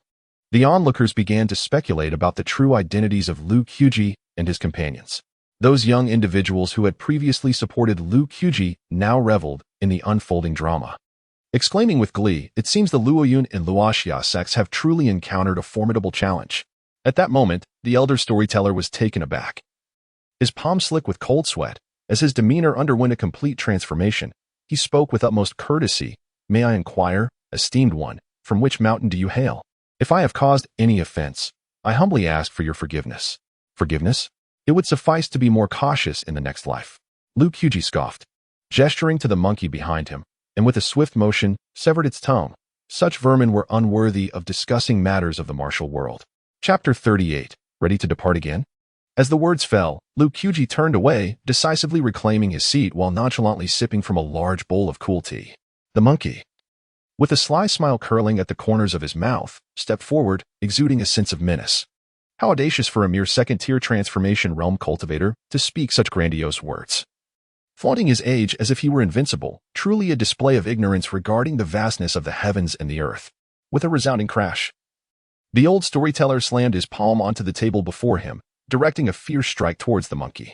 The wind from his palm howled, imbued with a chilling aura.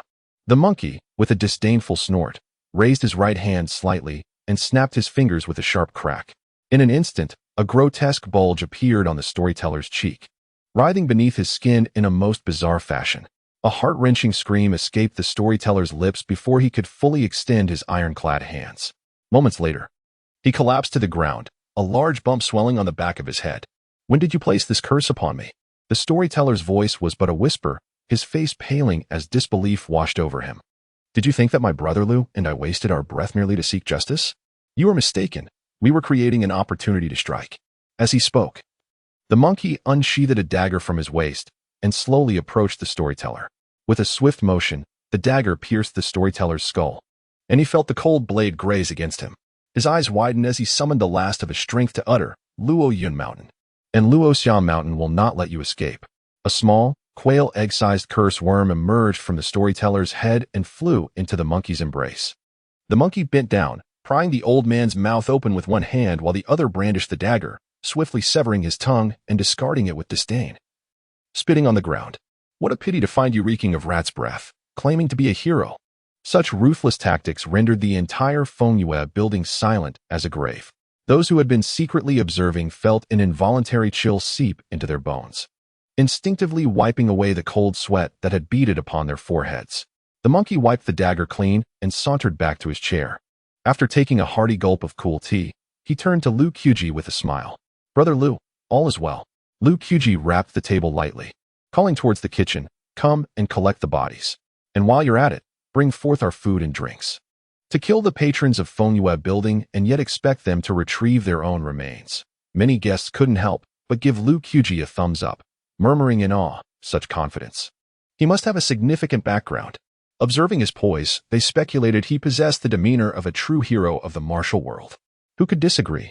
To remain so composed after taking a life, he surely has a formidable force backing him. They pondered whether the kitchen might poison their meal. Would they dare? Listening to these praises, Lu Kyuji felt somewhat speechless. He was simply a bit hungry. After all, one must have a full stomach to muster the strength to flee. As Lu Kyuji's voice resonated, several burly men emerged from the kitchen, dragging the corpses of the storyteller and the trio from Luoyun Mountain into the back. They then meticulously cleaned the front hall with clear water, the entire process executed with fluid grace. Observing this, Lu Kyuji chuckled softly, remarking, such familiarity with the task at hand suggests they have engaged in this endeavor frequently. The monkey, reaching into the embrace of the simpleton, extracted a handful of melon seeds and, while cracking them, raised an eyebrow and sighed, yet this time, they have claimed their own. Amidst their conversation, the previously trembling waiter timidly presented an array of dishes: crystal pork knuckles, braised carp, scallion tofu, and over a dozen other culinary delights filled the table. Once the dishes were served, the waiter bowed his head and silently retreated. Lu Kyuji, glancing at the waiter's retreating figure, suddenly inquired, tell me, young man, there are no poisons among these dishes, are there? The waiter, quaking with fear, mustered a nervous smile as he turned to Lu Kyuji and the others. Sir, how could we ever dare such a thing? You may leave, Lu Kyuji said, gesturing nonchalantly. He then turned to the monkey beside him. Better safe than sorry. Let us ascertain if poison has been used. The monkey pointed to the simpleton and replied, rest assured, Brother Lu. Big Schwa has already inspected these dishes and found them safe. Lu Kyuji cast a curious glance at the simpleton, who was voraciously devouring the pork knuckle, and mused. Big Schwa possesses such skills? The monkey chuckled and responded, Brother Lu, do not let his simple demeanor fool you. He is a master of poisons. In a real fight, I would find it difficult to match him. You and Big Schwa, one with charms and the other with toxins, complement each other perfectly. It is no wonder the village chief chose to send you both. Proudly patting his chest, the monkey declared, Brother Lu, I am not boasting. But among the 18 villages of Miaojiang, no one is as proficient in charms as I, and none surpasses Big Schwa in the art of poisoning. Lu Qiuji felt a sense of reassurance. The greater the strength of the monkey and Big Schwa, the safer he would be. Before long, the three of them immersed themselves in their meal, wholly unconcerned with appearances as they devoured the food with gusto. Especially Big Schwa, whose appetite was astonishing. After consuming 8 large bowls of rice, he still felt only half full. In less than half an hour, the grand feast had been reduced to mere remnants. Not even a grain of rice was left. Once satiated, as the trio prepared to retire to their chambers, Dongfang Yingluo descended from the elegant room on the 2nd floor. Upon encountering them, she inquired, Are you all full? The three nodded with smiles. Then let us depart. Before they could fully process her words, Dongfang Yingluo strode confidently out of the Fengyue building. Exchanging glances, Lu Qiuji and the others hastily followed her. As they caught up to her pace, the monkey, puzzled, asked, Noble one, are we not to rest? Are we leaving now? Dongfang Yingluo cast a sidelong glance at Lu Qiuji, who immediately grasped her intent and stepped forward to explain. Monkey, we have stirred quite a commotion. With so many eyes and ears within Fengyue building, it would not be long before our whereabouts are exposed. Remaining here would be akin to courting disaster. Upon hearing these words, the monkey suddenly comprehended. Hastily leading the foolish one to the back courtyard of the brothel to tend to the horses, Dongfang Yingluo cast a glance at Lu Qiuji and unexpectedly inquired, What is it like to wield a knife and take a life? Lu Qiuji replied with a faint smile, It is tolerable, thanks to the princess's grace. It was not as chaotic as the last time in the woods, with the monkey and the foolish one absent. Dongfang Yingluo fixed her gaze intently on Lu Qiuji and pressed on, What is your true purpose in going to the capital? Lu Qiuji responded, Does the princess truly wish to know? Dongfang Yingluo nodded affirmatively. Lu Qiuji's lips curled into a sly smile, to feast and to fish. Are you mocking me? Dongfang Yingluo retorted with irritation. Lu Qiuji extended a hand in reassurance. Do not be alarmed, princess. I have yet to finish my words. Upon hearing this, Dongfang Yingluo's expression softened considerably, her anticipation palpable as she awaited his next words. Lu Qiuji continued, To partake of the sustenance of the masses and to fish for the souls of the people. Chapter 39. Elder Yu, life is not so grim. Eating the food of 100 families? Fishing for the souls of the common people? What does it mean? Dongfang Yingluo turned to Lu Qiuji, her ruby lips parting slightly as she inquired. Lu Qiuji's lips curled into a faint smile. After exhaling a breath of stale air, he slowly replied, I have heard that there exists in Daiyu a venerable elder of 4 dynasties named Yu Songxing, renowned for his governance of the realm with half a volume of the Book of Humanity. I, Lu, lacking in merit, wish to engage him in a contest of strength. Upon hearing the words elder of 4 dynasties, a glimmer of brilliance flickered in Dongfang Yingluo's clear, luminous eyes. As the eldest princess of Daiyu, she was acutely aware of Yu Songxing's esteemed reputation. Even her own father was one of his disciples. Yet, here was Lu Qiuji, a mere commoner without power or influence, professing a desire to contend with Yu Songxing. Could it be that she had misheard? After a moment of contemplation, Dongfang Yingluo spoke again. What you say? Is it truly so? You are certain you wish to challenge Elder Yu? Lu Qiuji stepped forward, his expression devoid of mirth. His dark eyes fixed intently on Dongfang Yingluo as he said, Do you think I jest? Dongfang Yingluo exclaimed, You are mad. I believe you have lost your senses. Do you understand who Elder Yu is? He is the pillar of our Daiyu court, a towering figure, with disciples and officials spread throughout the realm. Even my father cannot contend with him. To challenge him is akin to a mayfly shaking a tree. Her voice rose with agitation, as she sought to dissuade Lu Qiuji from his impractical notion. Lu Qiuji glanced at the oppressive sky above, a sense of heaviness enveloping his heart. And suddenly various images surfaced in his mind. With a deep exhale of white mist, he sighed. As the ancients have said, a mayfly shaking a tree is laughable and unworthy. Yet, the plight of the mayfly is indeed tragic. He then slightly nodded at Dongfang Yingluo, a gentle smile gracing his lips. Though the road is long, it will eventually be traversed. Though the path is arduous, it can indeed be accomplished. Perhaps I am unworthy today, but how can you be certain that tomorrow's me cannot? Dongfang Yingluo stood frozen, words unvoiced, simply gazing quietly at Lu Qiuji.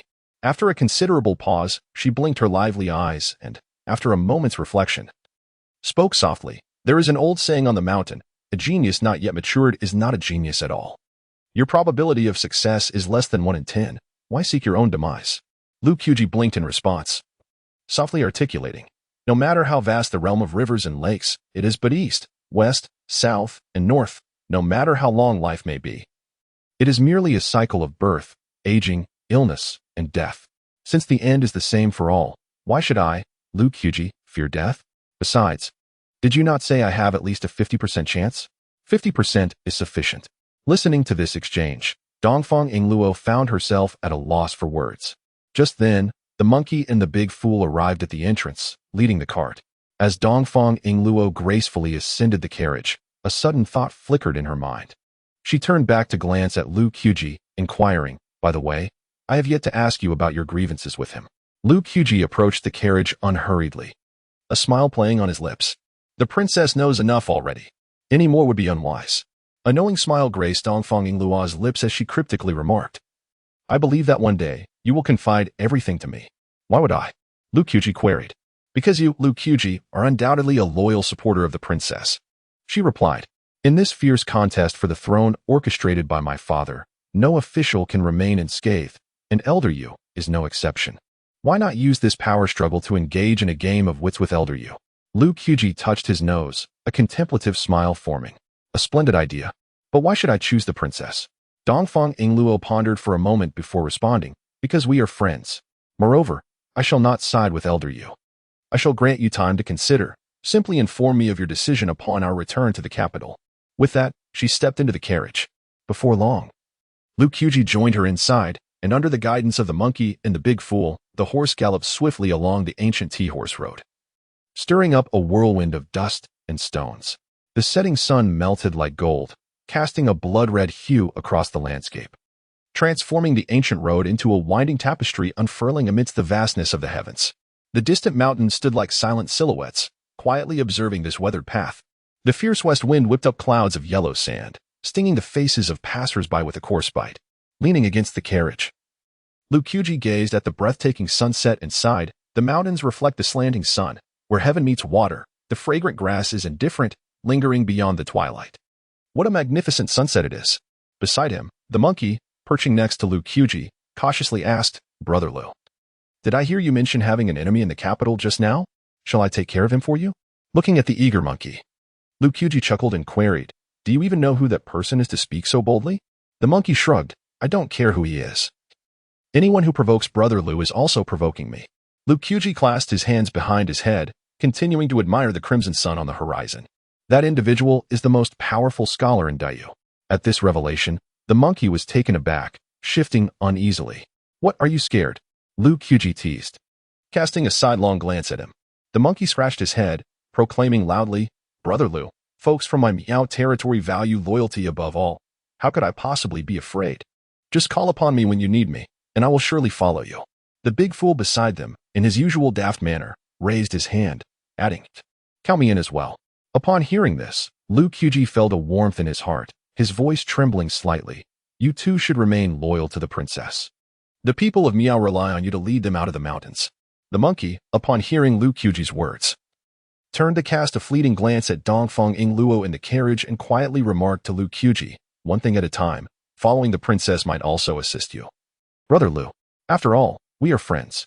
At that moment, as the sun set, Lu Qiuji raised his head and smiled, repeatedly murmuring, friends, indeed. Perhaps this world is not as bleak as I had imagined. As night fell, a chilling wind swept through the air, and a bright moon ascended from the east. Its cool light cascading down like liquid mercury, draping all in a silvery veil. A dozen embroidered garments, adorned with golden threads and silver edges, flashed through the night. Before long, a group of figures stood resolutely along the ancient path, each wielding a ring-handled saber, their cold expressions and piercing gazes reminiscent of phantoms. At the forefront, a figure clad in a crimson embroidered robe stood with hands clasped behind, gazing into the distance at the approaching carriage, softly murmuring, the wind tonight is rather strong. A cool night is indeed conducive to murder. Chapter 40. The Evernight, Lord Li Chengyan. The night enveloped the world like a heavy, ancient tapestry of ink, pressing down upon every blade of grass along the tea-horse road, causing them to bow in submission. In this pitch-black abyss, the sudden sound of hooves striking the ground pierced the silence. Observing the dark silhouettes ahead on the ancient path, Desha urged his enchanted steed to a halt.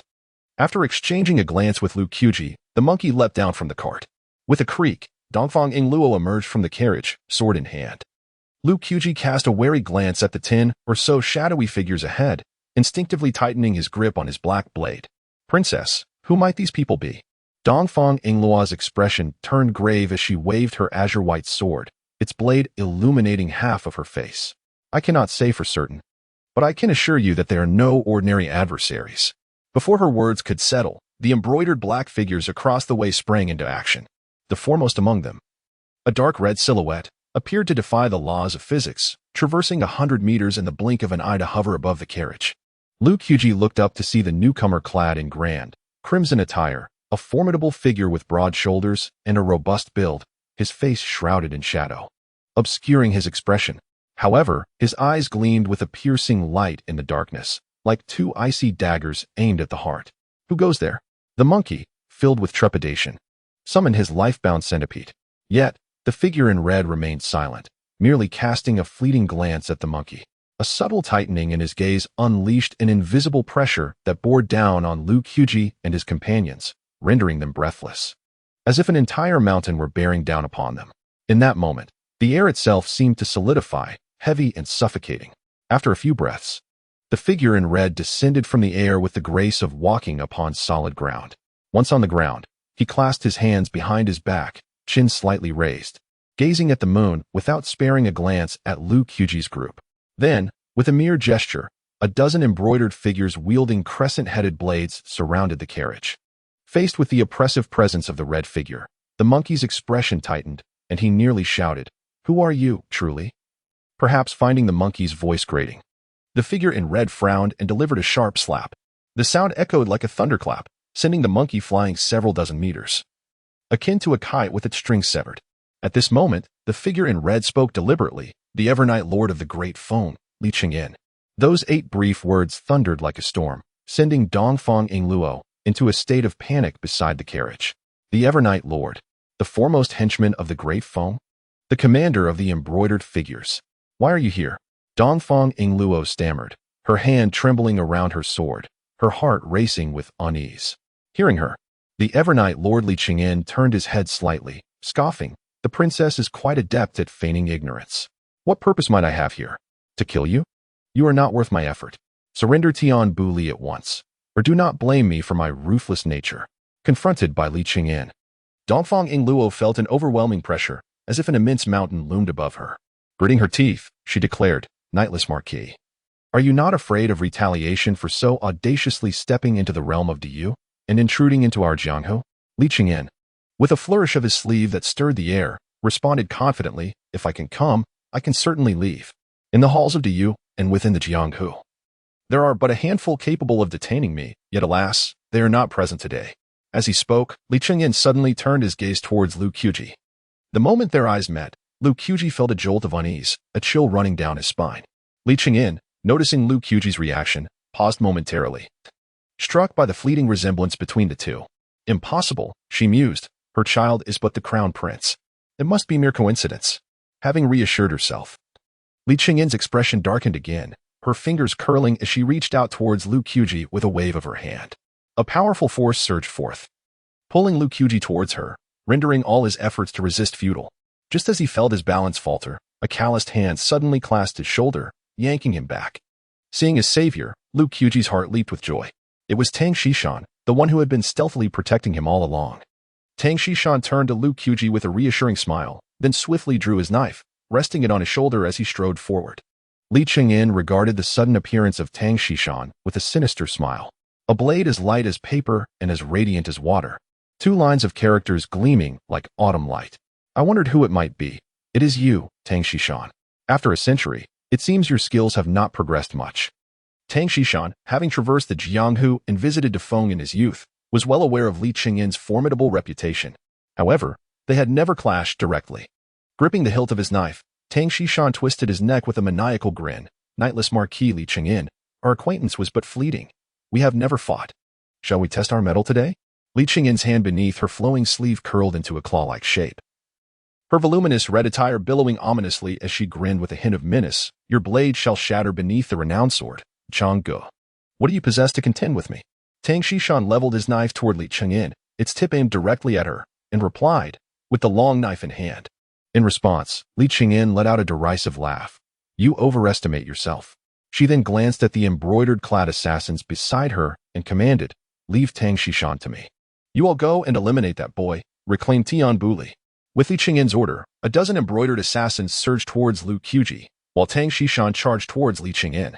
In an instant, Tang Xishan's knife sliced through the air at a most cunning angle, aimed directly at Li Chengyin.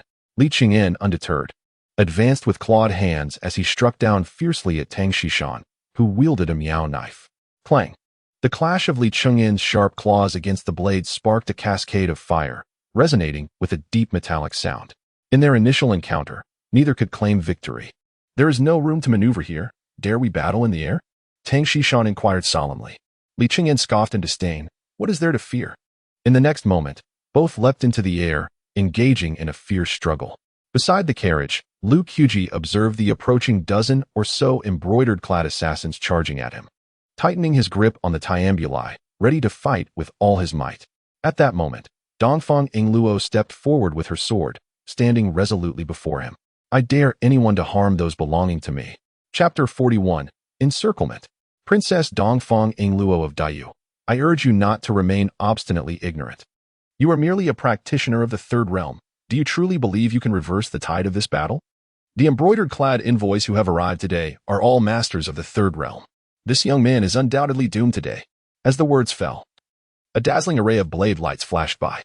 Dozens of embroidered envoys transformed into phantoms, surging forward with fierce intent.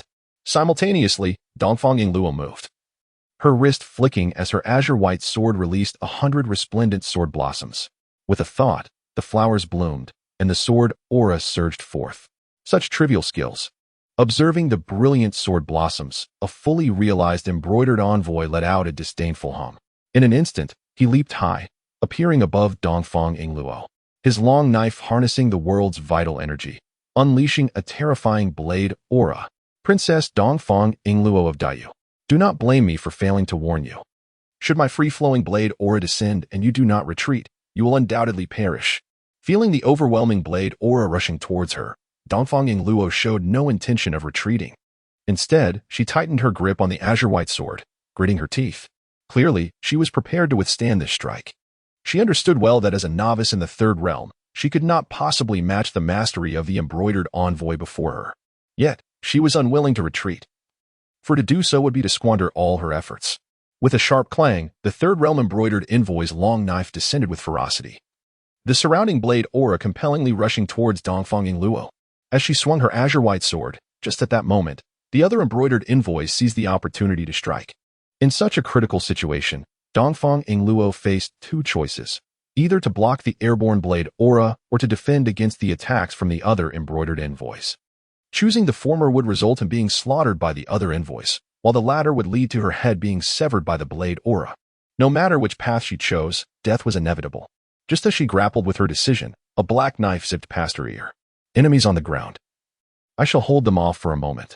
A familiar voice echoed in her ear. Before she could comprehend, Lu Qiuji's figure shot forth like an arrow from her side, launching an attack against the surrounding embroidered envoys.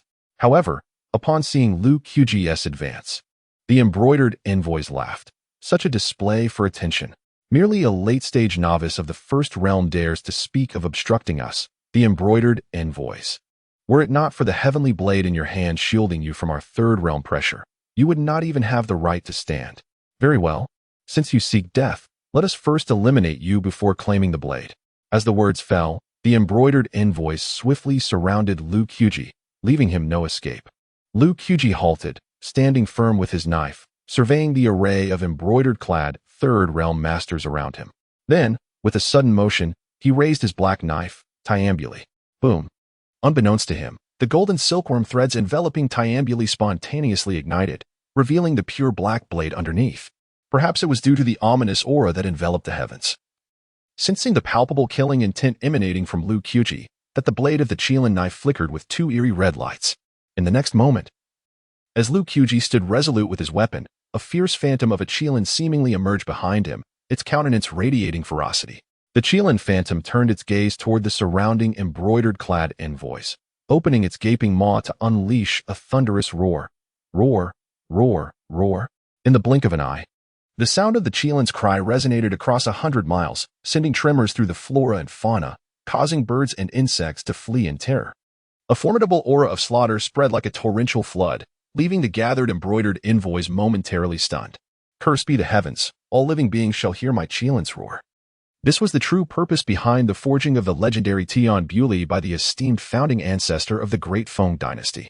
Alas, for a millennium, none have been able to master the Black Blade, Tian Buli, leading to the delay of this resounding Cheelin cry for 1,000 years. The dozen or so embroidered envoys exchanged bewildered glances, frozen in place. It is the Cheelin's roar. Tian Buli has recognized its master. How can this be possible? The great General Helian Tianxian never achieved such a feat. How can this mere youth claim mastery over Tian Buli? Let us attack together. We must slay him and reclaim Tian Buli. As the command was issued, the embroidered envoys surged toward Lu Qiuji like a tempest. Intent on eliminating him in one fell swoop, Lu Qiuji bent his legs slightly, his body sinking as the elemental energies of the world surged rapidly through the 6 meridians he had opened. With a swift flick of his wrist, Lu Qiuji's blade traced an arc through the air. After countless repetitions of drawing the blade, he had cultivated a nascent blade aura, albeit still unformed, yet imbued with a hint of true essence. In a flash, Lu Qiuji thrust his blade forward, seemingly casual, yet infused with the entirety of his strength. The blade sliced through the air with a delicate hiss. Yet the chasm between the first and third realms was as vast as the ocean. No matter how prodigious Lu Qiuji's talent or how formidable Tian Buli may be, he could not stand against so many third-realm powerhouses alone. With a resounding crash, the moment of contact yielded no surprises. Lu Qiuji was sent reeling, blood spewing forth, his body crashing into the wheel of a cart, leaving a distinct white mark on the ground.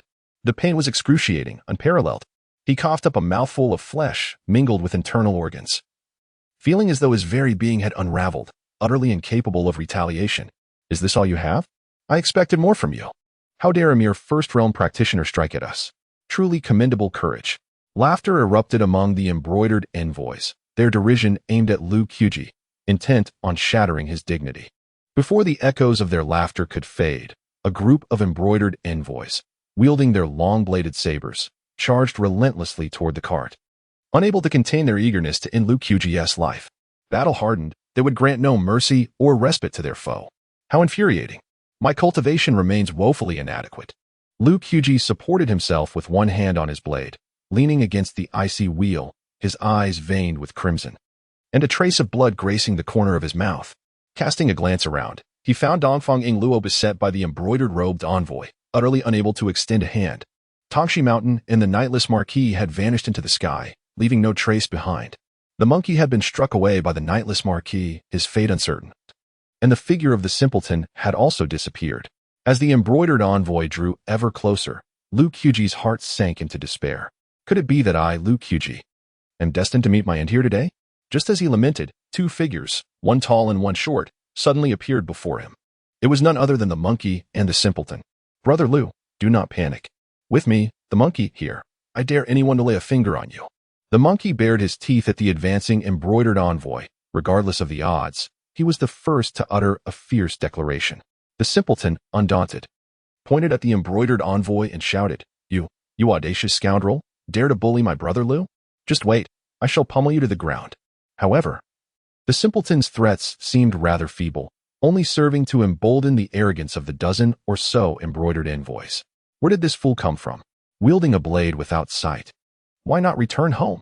One was as lean as a monkey, the other as dull-witted as a pig. Perhaps they should simply rename themselves Skinny Monkey and Fat Pig. With a swift motion, the monkey tore off his shirt, revealing a slender frame covered in a myriad of venomous creatures, centipedes, toads, and snakes, each more poisonous than the last. This time, he was truly enraged. Simpleton, unleash the poison. Following his command, the simpleton bit into his own fingertip, a drop of emerald blood falling to the ground. Smoke of desolation arise. With that, the simpleton formed a series of hand seals. In the next moment, a pungent smoke billowed forth from his blood, enveloping an area of 100 meters in mere breaths. Chapter 42. Turning the tide in order to prevent inhalation of the toxic smoke. A dozen embroidered-clad warriors promptly sealed their mouths and noses with their vital energy, subsequently unleashing a series of formidable gusts. The combined force of these seasoned practitioners, all at the third realm, sent leaves tumbling and stirred the dust and stones, showcasing an impressive display of power. Strangely, no matter how vigorous the gusts were or how grand the spectacle, the acrid smoke refused to dissipate. Instead, it thickened, obscuring their vision in mere moments. We cannot see. Even our combined efforts are futile. This smoke is no ordinary substance. Indeed, it is quite troublesome. Form a circle and remain vigilant. Exercise caution, for this is the Gu technique of Miaojiang. Do not fall into its trap. Swiftly, the warriors formed a protective circle, their backs pressed together, each gripping their curved blades tightly while cautiously surveying their surroundings. Hisses and guttural sounds of various venomous creatures echoed through the fog, sending shivers down the spines of even the most battle-hardened among them. Amidst the haze, shadows of differing heights flickered rapidly, drawing closer to the embroidered warriors. One of them, noticing this, raised his voice in alarm. They are coming. Be cautious. Before his words could fully escape his lips, a mocking laughter resonated from within the smoke. Caution is futile. In this lethal fog, there is no life. You are merely fish on a chopping block. Ready for my slaughter? With swift movements, the venomous creatures launched their assault. A red-crowned viper emerged from the ground, sinking its fangs into the foot of one warrior before quickly retreating underground. This is bad. The wounded warrior gasped in pain, instinctively bending down to assess his injury, only to be engulfed in darkness, his eyes glazing over, lips turning black at an alarming rate. With a thud, he collapsed, silence enveloping him. Simultaneously, a tiny insect alighted on another warrior's garment. Sensing it, he instinctively reached out to crush the little creature. To his shock, the insect's tail emitted a spark of fire. With a thunderous explosion, the warrior was obliterated, reduced to a gruesome mess, not leaving a whole corpse behind. In an instant, the myriad of bizarre and deadly insects rendered the embroidered warriors in a state of anguish. Explosive insects, burrowing vipers, mind-controlling ants, and indestructible geckos wreaked havoc, leading to significant losses in mere breaths, leaving only a scant few standing. The warrior who had previously boasted now wore a visage stripped of its earlier confidence, replaced instead by sheer terror of impending death. Just then, a towering figure suddenly materialized behind him. Was it you who mocked me earlier? Upon hearing this voice, the warrior trembled and turned, only to be met with the seemingly simple face of a brute. The smile on the brute's face now bore an unsettling quality. At first glance, it appeared innocent, yet the longer one looked, the more it stirred unease in the heart. Within 3 moves, I shall take your head. A somewhat pudgy face revealed a sinister smile. Upon hearing those words, the embroidered-clad assassin did not hesitate for a moment, lunging forward with a knife aimed at the foolish figure. The fool stood motionless, showing no inclination to evade the impending strike. An opportunity. The assassin, sensing the fool's stillness, chuckled with glee, as if envisioning a chance to turn the tide. Die. With all their strength, the assassin swung the long knife down upon the fool's head. Clash. The blade struck the fool's crown, producing an unexpected metallic sound. How could this be possible? The assassin, feeling the recoil in their arm, widened their eyes in disbelief. The fool reached out, grasping the assassin's long knife, squinting with an innocuous smile. My life's essence is the diamond gill. While saying this, the fool swiftly pressed the other hand upon the assassin's head. The assassin felt an overwhelming force from above, trembling uncontrollably, lips turning pale, pupils quivering. The fool grinned, saying, "Bear with it. This will hurt a bit." Ah! A heart-wrenching scream echoed through the heavens. The fool was drenched in blood, holding aloft a large severed head, cheerfully announcing, "All done." Before them, on the desolate ground, numerous bodies clad in embroidered garments were infested with grotesque goo worms. On one of the corpses, a blood-red centipede was voraciously consuming the brain matter. You are indeed the most gluttonous. The monkey bent down, capturing the centipede and placing it atop his head. He then turned to the fool behind him, concern etched on his face. Are you all right? The fool casually tossed the head aside, which rolled several times across the ground, revealing a silly grin. I'm fine. Shortly thereafter, the two divided their tasks. The fool dispersed toxic smoke, opting to assist Dongfang Ingluo, while the monkey collected the goo worms and rushed to Lu Qiuji by the carriage. After helping Lu Qiuji to his feet, the monkey placed a plump white worm on his wrist. Lu Qiuji looked down at the worm, puzzled. What is this? The monkey explained, Brother Lu, Your internal organs are damaged. The white silkworm goo can heal your wounds. In that moment, Liu Qiuji noticed the red imprint on the monkey's chest and quickly asked, "Monkey, are you seriously injured?" The monkey chuckled. "Brother Liu, don't worry. I have long since transformed my body into goo. A single slap from the Night Lord won't be enough to kill me." To transform oneself into goo? How ruthless. Liu Qiuji's eyes widened in shock. The monkey sighed. "Brother Liu, in this world, to stand firm, one must be ruthless. Ruthless to enemies, and even more so to oneself." Hearing this, Liu Qiuji slightly nodded in agreement. To attain extraordinary capabilities, one must be willing to sacrifice what ordinary people cannot. On the other side, with the arrival of the foolish giant, Dongfang Yingluo swiftly turned the tide, pressing the three-realm embroidered-clad opponent with relentless strikes. Each thrust of her azure and white longsword more fierce than the last. After a dozen exchanges, the three-realm embroidered opponent began to show signs of defeat. This will not do. The indestructible nature of this fool combined with Dongfang Yingluo's sword energy will surely lead to my demise. Realizing this, the three-realm embroidered opponent abruptly thrust out a palm and, propelling himself with his legs, attempted to flee. Now you wish to escape? It is too late. Dongfang Yingluo raised her longsword high, her phoenix eyes simmering with anger, channeling her entire energy into the blade. With a cry of startling branch, scaring sparrow, Dongfang Yingluo's sword descended, transforming its energy into a tricolored sword sparrow that soared through the air, piercing directly through the three-realm embroidered opponent. With a sickening sound, the opponent was cleaved in two by Dongfang Yingluo's strike, his body severed into two halves. Chapter 43. The Path of Guardianship. Seeing that the perilous situation had momentarily eased, Dongfang Yingluo let out a sigh of relief. She gazed up at the sky and asked Liu Qiuji and the monkey beside her, "Are you both unscathed?" Liu Qiuji shook his head, responding, "I am fine, merely scraped a bit." "Then let us hasten our journey," she exclaimed. Although the other embroidered-clad warriors had perished, the outcome between the Night Marquis Li Chengyan and Tang Xishan remained undecided, and the group dared not linger. Dongfang Yingluo was acutely aware that the true danger did not lie with the embroidered warriors, but with the formidable Night Marquis Li Chengyan. They might stand a chance against these warriors, but against the renowned Night Marquis, they would be utterly defenseless. He was the man who had single-handedly obliterated two ancient sects. The notorious nightmare serpent of the Great Fang's martial world, Li Chengyan. As the sky darkened and the stars dimmed, the steeds galloped once more along the ancient T-horse road. The crescent moon, perched upon the bamboo treetops, cast down a few strands of silvery light. In the forest, two figures stood frozen like statues, their garments fluttering without a breeze, an aura of lethal intent palpable, rendering the atmosphere suffocating. The bamboo grove seemed to sense this oppressive air, the leaves rustling softly as if weeping. Beneath the wide sleeves of Li Chengyan, the tips of his fingers were stained with the blood of Tang Xishan.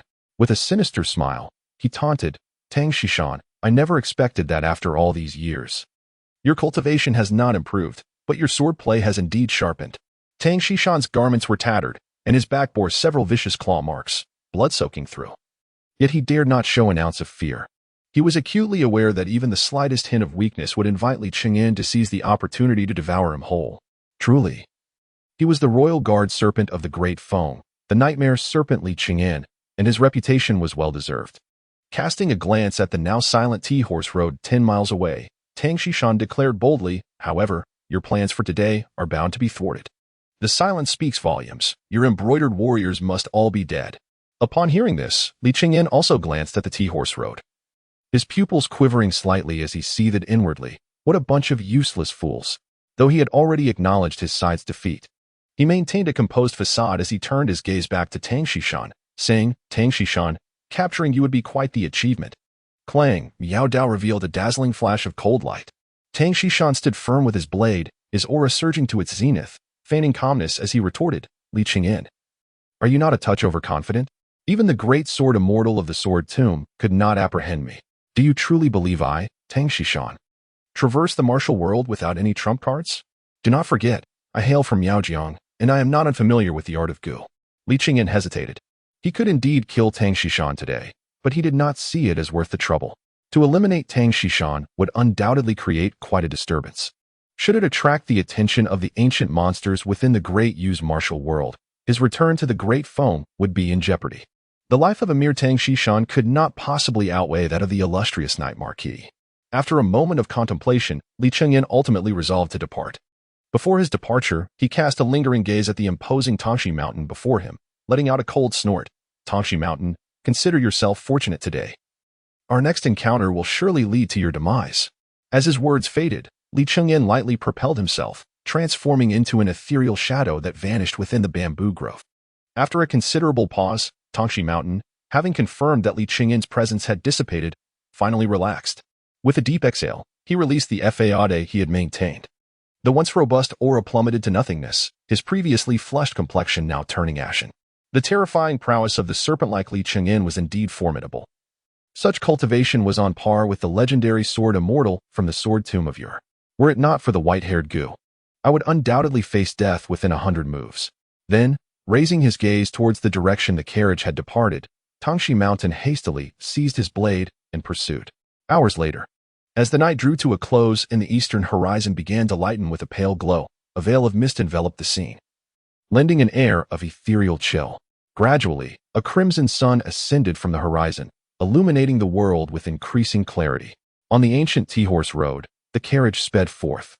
Daring not to pause even for a moment, suddenly, a figure leaped onto the carriage. The monkey, quick to react, lifted his foot to kick the intruder off. Monkey, recognize who I am. Tangxi Mountain's weary voice rang out. Upon hearing this, the monkey hastily withdrew his foot, scratching his head in embarrassment. Oh, it's Uncle Tangxi. My apologies. However, the monkey soon noticed Tangxi Mountain's bloodied appearance, and his expression shifted dramatically. Uncle Tangxi, what happened to you? Coughing, Tangxi Mountain leaned against the carriage, blood seeping from the corners of his mouth as he whispered, I've grown old. I couldn't match Li Chengyan and, in desperation, resorted to the white-haired goo, exhausting my physical capabilities. Despite being of the same realm, how could you not defeat him? Lu Qiuji interjected. Tangxi Mountain, feeling ashamed, forced a bitter smile. Li Chengyan is a prodigious talent, no less formidable than any typical fifth realm practitioner. Had he not been a eunuch, he would have long ascended to the fifth realm. In my prime, I could have contested with him, but now, in the twilight of my years, my vitality wanes, and my sword energy resembles autumn leaves. I'm simply no match for him. The white-haired goo, then you. The monkey stared at Tangxi Mountain's haggard visage, momentarily frozen in place, his voice catching in his throat, hesitant to speak further. Big fool, with tears welling in his eyes, exclaimed, Uncle Tangxi, you can't be serious. How could someone as formidable as you be defeated? You are the strongest swordsman in our Miao territory. Tangxi Mountain reached out to wipe away Big Fool's tears, saying, Big Fool, there are always greater beings beyond us. In this world, there is no invincible person. Lu Qiuji, unfamiliar with the concept of the white-haired goo, observed the blood oozing from Tangxi Mountain's wounds. Silently, he tore a strip from his sleeve, preparing to bandage Tangxi Mountain, but the latter extended a hand to refuse him, stating, No, it is unnecessary. With the white-haired goo, it is beyond remedy. Upon hearing these words, Lu Qiuji lowered his head, a heaviness settling in his heart as his hands trembled involuntarily. He murmured softly, how could it be beyond redemption? Creak, the carriage door swung open. Dongfang Yingluo extended a golden-hued pill, saying, This is the Huangding pill from my possession. It can at least prolong your life for another day. Tang Xishan gazed at the pill being offered, shook his head, and declined, I appreciate your kindness, princess, but for one who is fated to die, there is no need to squander such a precious elixir. With that, Tang Xishan propped himself up on the wooden board and slowly sat cross-legged within the carriage. With a hint of regret, he addressed Dongfang Yingluo behind him, saying, I am sorry, princess, I fear I can only accompany you thus far. Chapter 44. His words bore little pain. I hope the princess will not forget our agreement from Miaojiang. Inside the carriage, Dongfang Yingluo choked back tears upon hearing this, her teeth chattering as she managed to utter a single word. Good. The wooden boards of the carriage were soaked with the blood of Tang Xishan, and the excessive loss of blood rendered him increasingly weak, resembling a flickering flame in the wind, on the verge of extinguishment. Breathing in the biting cold wind, Tang Xishan's eyes grew dazed, and he turned to gaze intently at the monkey. Monkey, you are clever and astute. The waters of the capital run deep, while the Shah is too naive. You must put in a bit more effort. Upon hearing this, the monkey burst into tears, large droplets streaming down his face as he bit his lip and let out a sob. Then, Tang Xishan turned to look at the teary-eyed Dasha beside him and smiled. Dasha, do not cry. In the future, do not act recklessly. Remember to heed the monkey's advice. Before Tang Shishan's words could fully resonate, Desha could no longer contain his emotions and broke into loud weeping. Wiping his tears with his sleeves like a child, yet the tears seemed endless. Memories of Uncle Tang Shishan bringing him steamed buns flooded his mind. And he simply could not accept the impending death of the kind-hearted and honest Uncle Tang. A sudden wave of pain surged through Tang Shishan, and he could not suppress a muffled groan, blood trickling from the corner of his mouth. His body trembled slightly, like a withered leaf swaying in the wind, ready to be ruthlessly torn apart. Casting a glance at the weeping Lu Qiuji, Tang Shishan pressed his bloodied hand against Lu Qiuji's knuckles and smiled weakly. Youngster, though we share a master-disciple bond, we lack the formal title. Would you call me master? Lu Qiuji felt the chilling touch of Tang Shishan's hand and raised his reddened eyes. Master. Good, good, very good. As he spoke, he handed over the white miao knife, named One Snow, to Lu Qiuji. The blade, pure as snow and measuring 4 feet and 8 inches, was forged from the essence of a snow mountain. From now on it is yours. Lu Qiuji looked down at the white miao knife in his hands, bewildered and at a loss. Having entrusted his final wishes, Tang Shishan let out a long and hearty laugh, although blood continued to seep from the corners of his mouth, lending a melancholic air to his mirth. Even if he were to die now, what did it matter? His extraordinary swordsmanship would have a successor. The path of the sword would henceforth find great heights. There were no regrets. This realm of martial arts would forever belong to the youth. Tang Shishan raised his head, gazing at the crimson sun slowly rising on the horizon, tremblingly extending his hand, and smiled. When I first left Miaojiang with my sword, the scenery was much like this. The sun rising, dawn casting its colors, the world filled with a gentle breeze, and the martial world brimming with new talent. How could it not be captivating? Gradually, Tang Shishan's vision began to blur, and the surroundings warped into an unfamiliar haze, the setting sun, the ancient path, the withered trees. Everything felt distant and strange. A chilling wind swept past, and Tang Shishan lowered his head, falling silent. As he neared his final breath, his narration bore little anguish, predominantly infused with the spirit of the Jianghu, akin to the rising sun, ever ascending. After several hours of jolting travel, the carriage halted beside a picturesque hill adorned with clear waters. Lu Qiuji, the fool, and monkey sought a site of auspicious feng shui and erected a modest grave. Scouring the surroundings, Lu Qiuji ultimately discovered a large, square stone, upon which he personally inscribed a monument for Tangxi Mountain. It read, Grave of the Miaojiang Swordsman. Tangxi Mountain. In the lower left corner, 2 lines of small characters stood out prominently. Unfilial disciple Lu Qiuji, unfilial nephew monkey, unfilial nephew fool, jointly erected. At last, the 3 knelt before the stone and bowed thrice, wiping away their tears before slowly approaching the carriage. Monkey dried his tears, unwilling to glance back. Merely waving his hand toward the grave, Uncle Tangxi, time waits for no one. I must depart but will return to visit you. The fool pointed toward the direction of Miaojiang, laughing and crying simultaneously. Uncle Tangxi, that's the way home. Do remember to return. Lu Qiuji instinctively ran his fingers along the hilt of his miao knife at his waist, his expression resolute. Master, I shall certainly restore the honor of the sword path. In the future, I will avenge you against the unyielding Lord Li Qingyin. Suddenly, the carriage door creaked open, under the gaze of Lu Qiuji and his companions. Dongfang Yingluo descended from the carriage and strolled to the grave of Tangxi Mountain. As a human is not wood or stone, who can remain devoid of emotion? Especially for Dongfang Yingluo.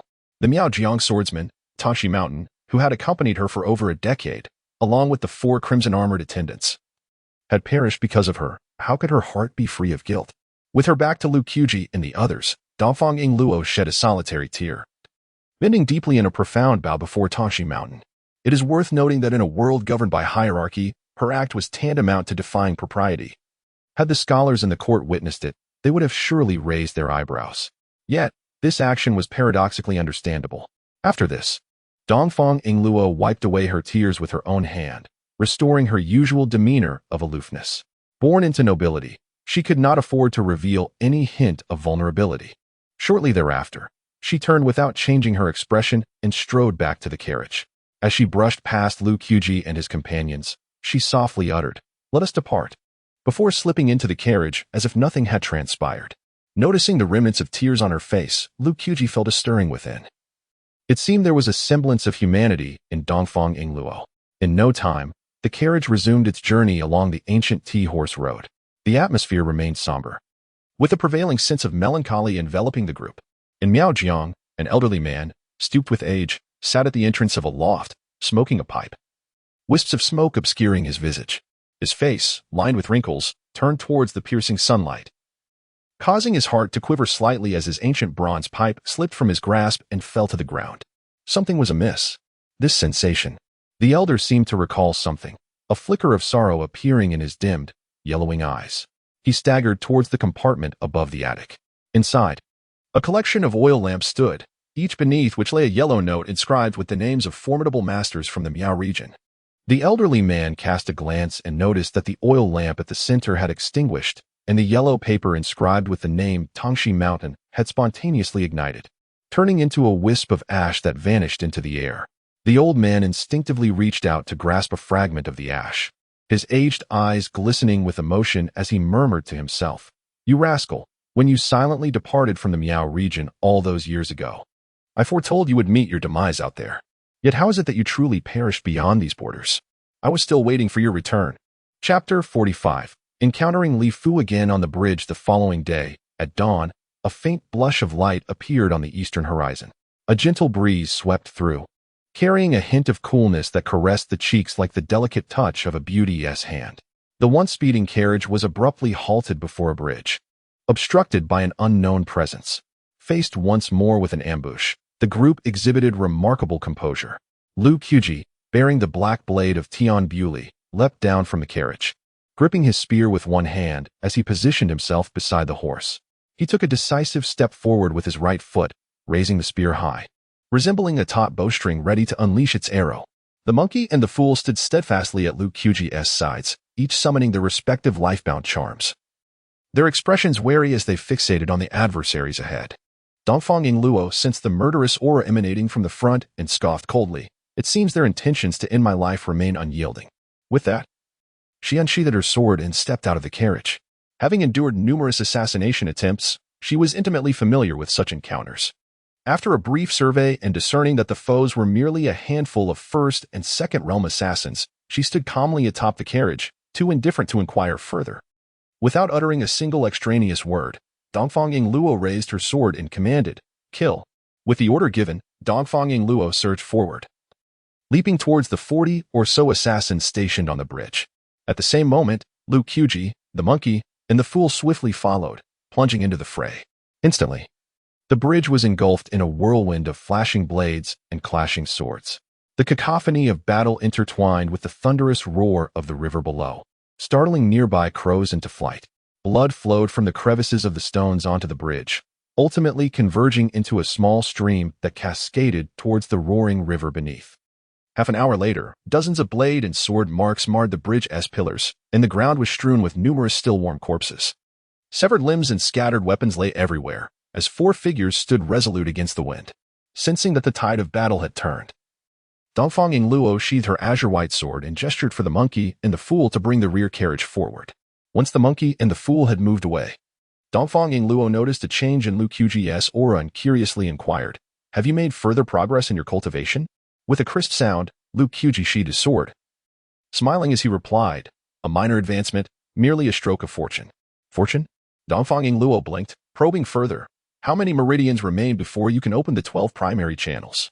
Lu Qiji answered candidly, "Only 3 more are needed to circulate the Great Zhou."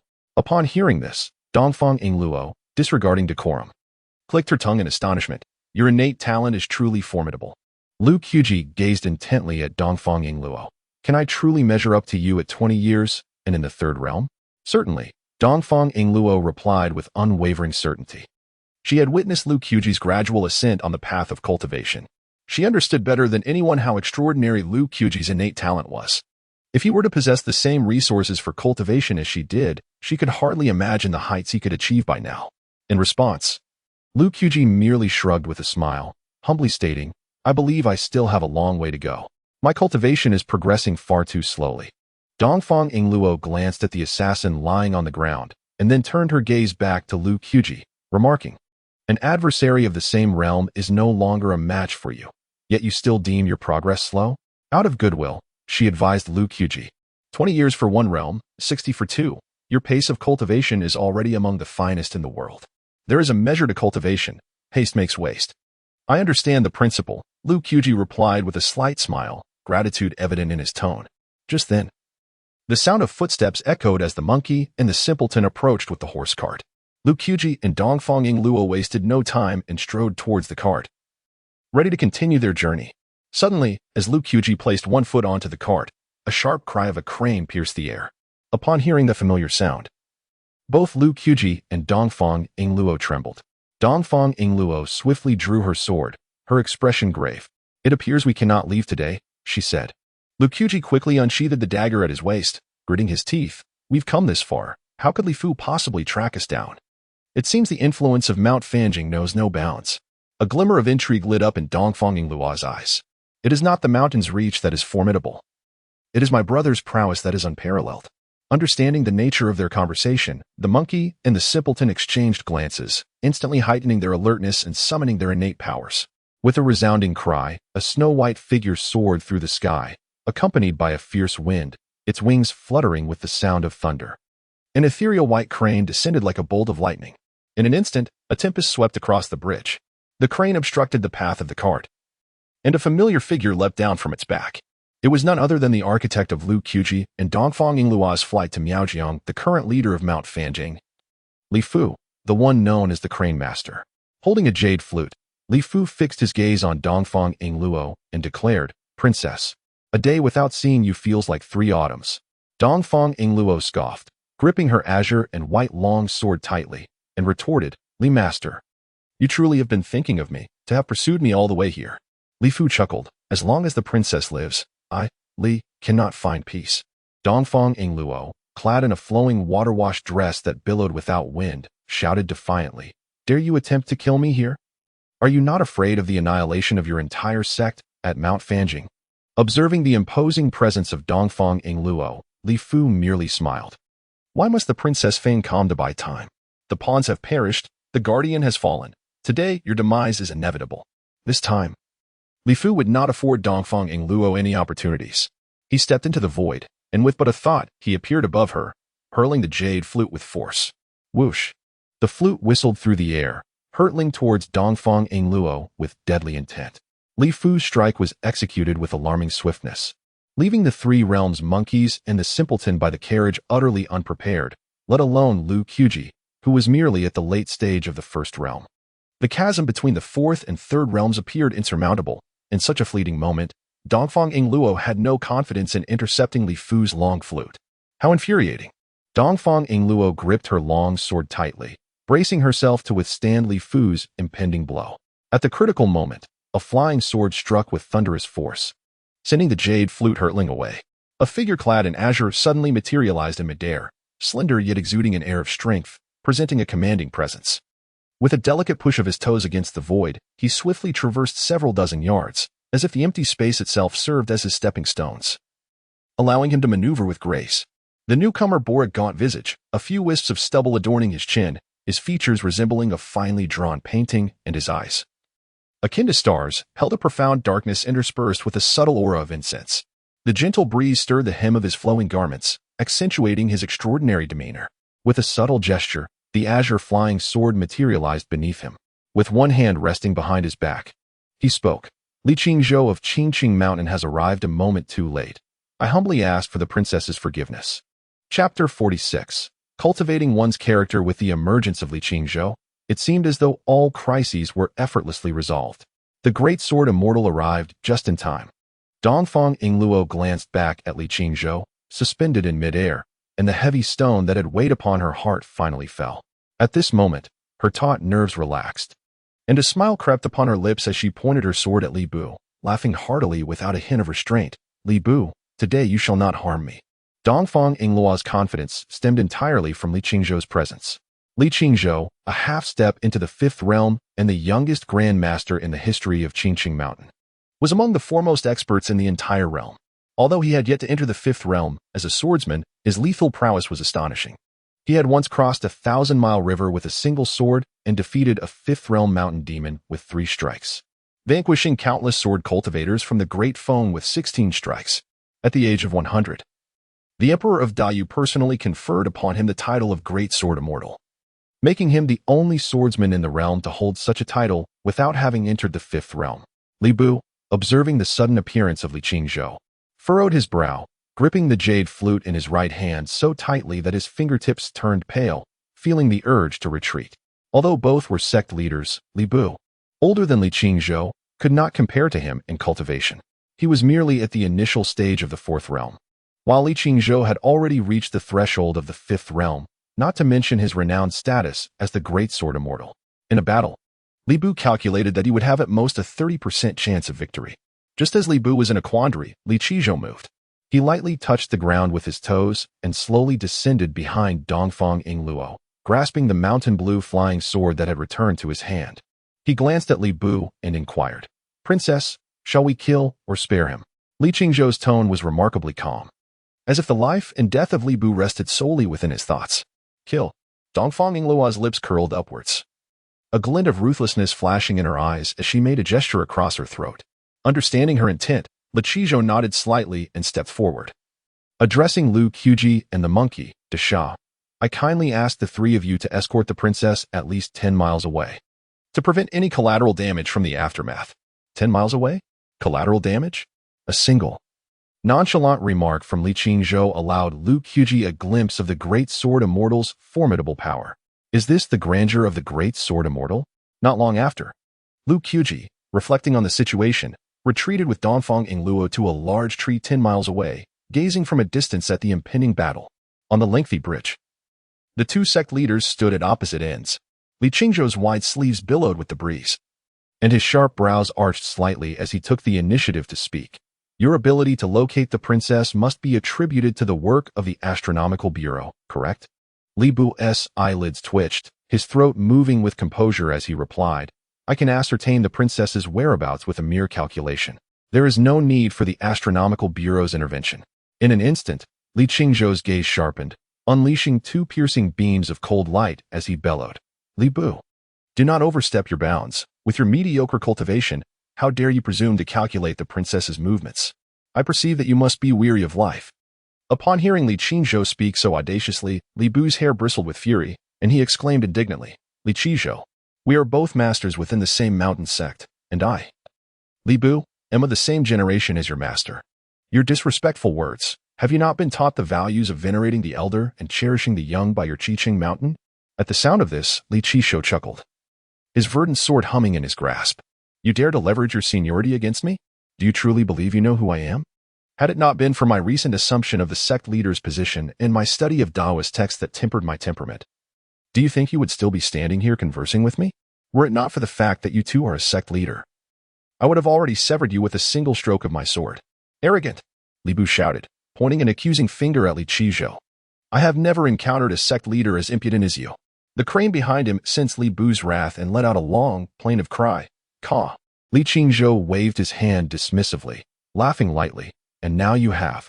Li Bu's face flushed with a mix of anger and embarrassment, his dignified demeanor evaporating.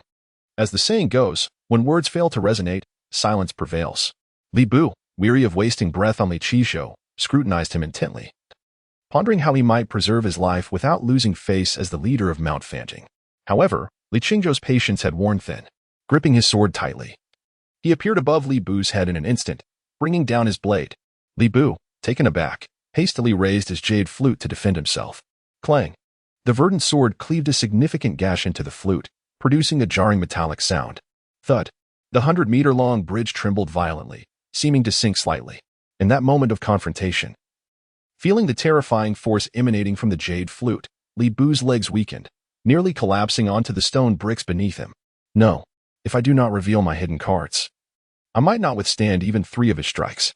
Beads of sweat adorned Li Bu's forehead as he concentrated, 3 yellow talismans materializing in his palm. Thunder Talisman, Palm Thunder. Fire Talisman, Inferno Blast. Water Talisman, Water Prison. In the next instant, the 3 yellow talismans ignited, transforming into wisps of floating ash. The previously clear sky darkened abruptly, and a thick purple lightning bolt descended from the heavens, striking directly at Li Qingzhou from the tumultuous river beneath the bridge. Numerous columns of water surged upward towards Li Qingzhou. Suddenly, a ball of orange-red flame erupted midair, ensnaring Li Qingzhou before exploding outward. In that fleeting moment, The three talismanic powers activated simultaneously. Thunder, flood, and blazing fire rained down with the ferocity of a tempest. Seizing the opportunity, Li Bu made his escape. Leaping back 100 meters. Cranes, let us depart. Even in flight, Li Bu did not forget to call for his crane.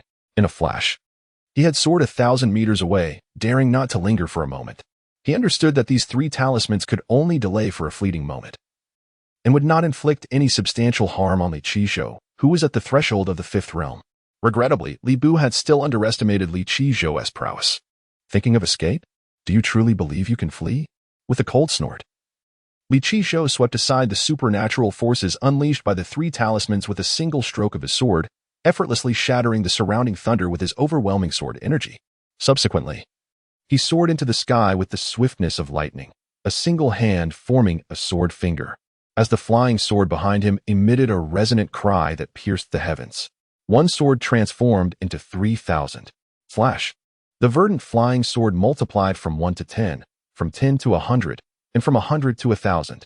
In the blink of an eye, 3,000 flying swords obscured the expanse of 1,000 miles around. Chapter 47. The Might of the Great Sword Immortal. Li Qingzhou's sword struck with tremendous force, causing all flora within 1,000 miles to bow in submission. As 3,000 flying swords surged forth, they stirred up a tempest of stones and dust, uprooting hundreds of towering trees. The mighty river beneath the bridge, which had flowed relentlessly, came to an abrupt halt, as if to evade the sword's edge. The ancient 100-meter-long bridge, whose age was unknown, collapsed with a thunderous roar.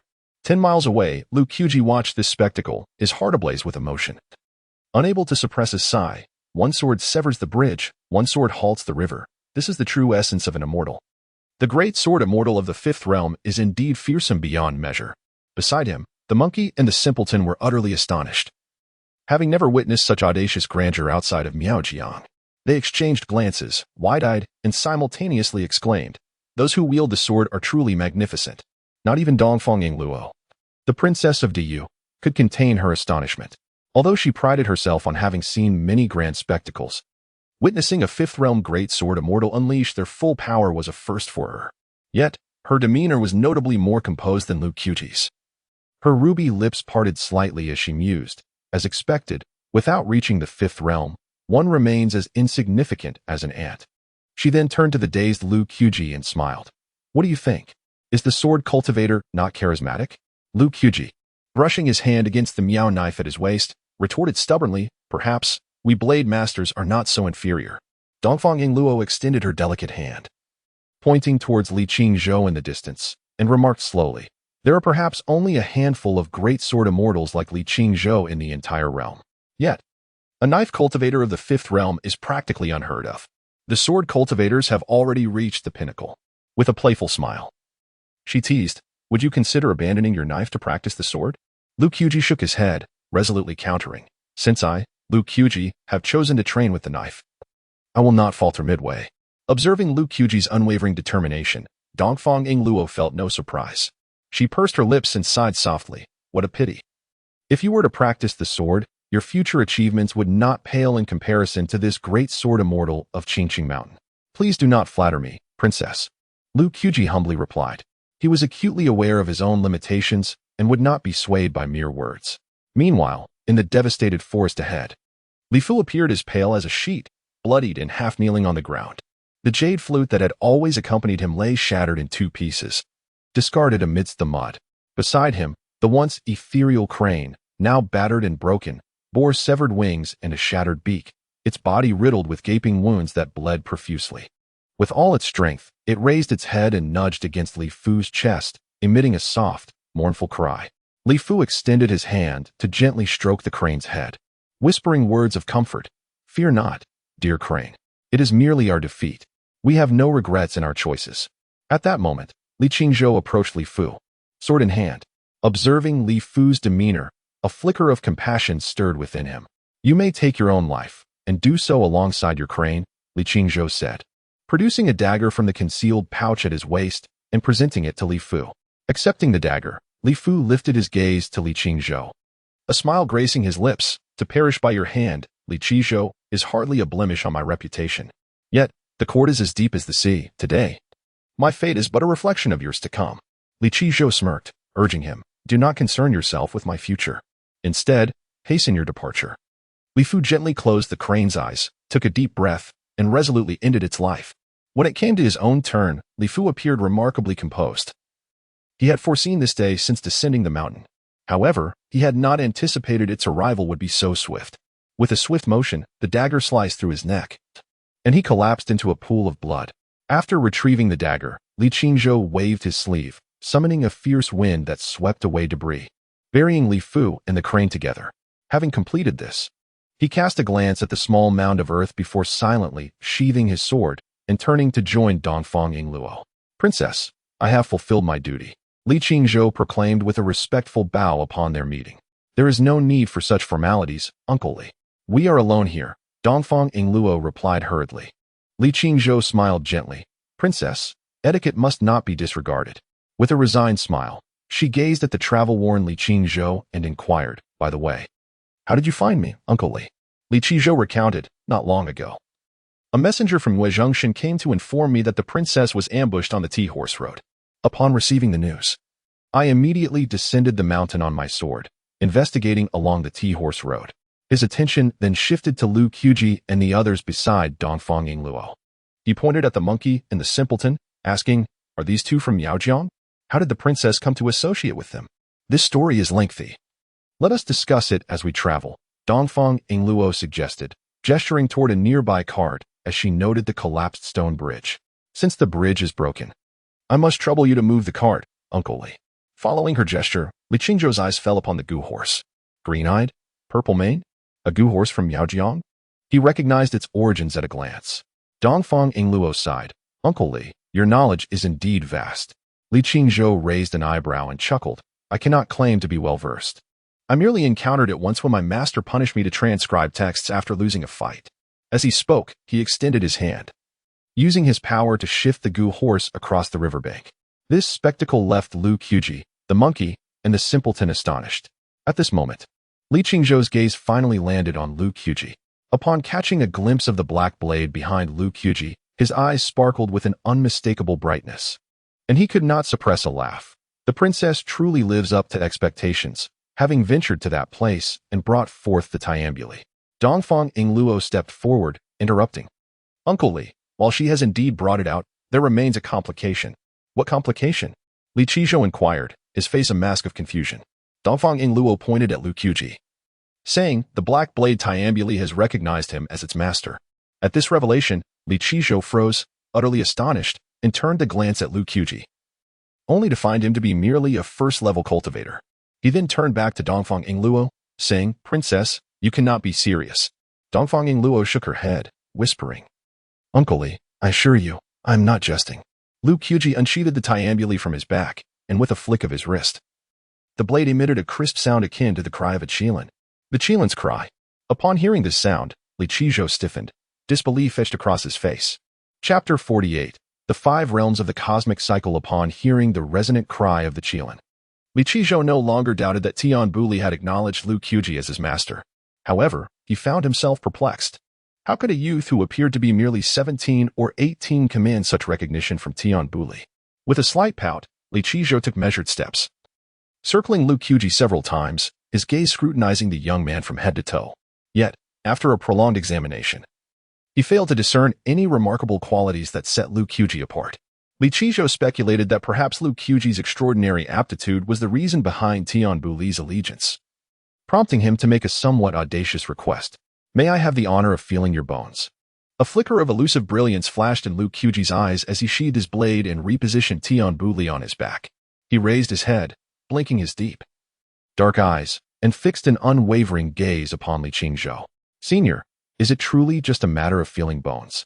Of course, Li Qingzhou stammered, his lips twitching slightly as he momentarily froze, recovering himself and hastily gesturing. Rest assured, I, Li Qingzhou, am absolutely not that kind of person. Most certainly not. Noticing Lu Qiuji's slight retreat, he added loudly to reassure him. It was rather disheartening for Li Qingzhou, the youngest Grand Master in the illustrious history of Qiqing Mountain, to be suspected by a mere youth of harboring inappropriate inclinations. He instinctively brushed his fingers against his sparse beard, pondering to himself.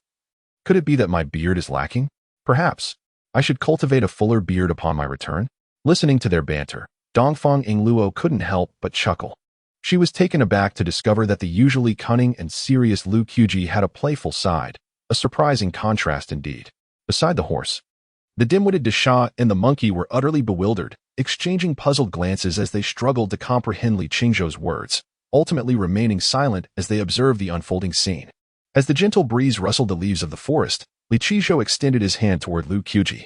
He first grasped Lu Qiuji's wrist, then lingered at the base of his spine for several breaths. Lu Qiuji stood still, offering no resistance, his hands naturally hanging at his sides as he allowed Li Qingzhou to examine him. After what felt like the duration of a tea ceremony, Li Qingzhou finally withdrew his hands, remaining silent as he stood there, his clear eyes fixed intently on Lu Qiuji, his expression a blend of complexity, with furrowed brows alternating with moments of relaxation, lost in thought.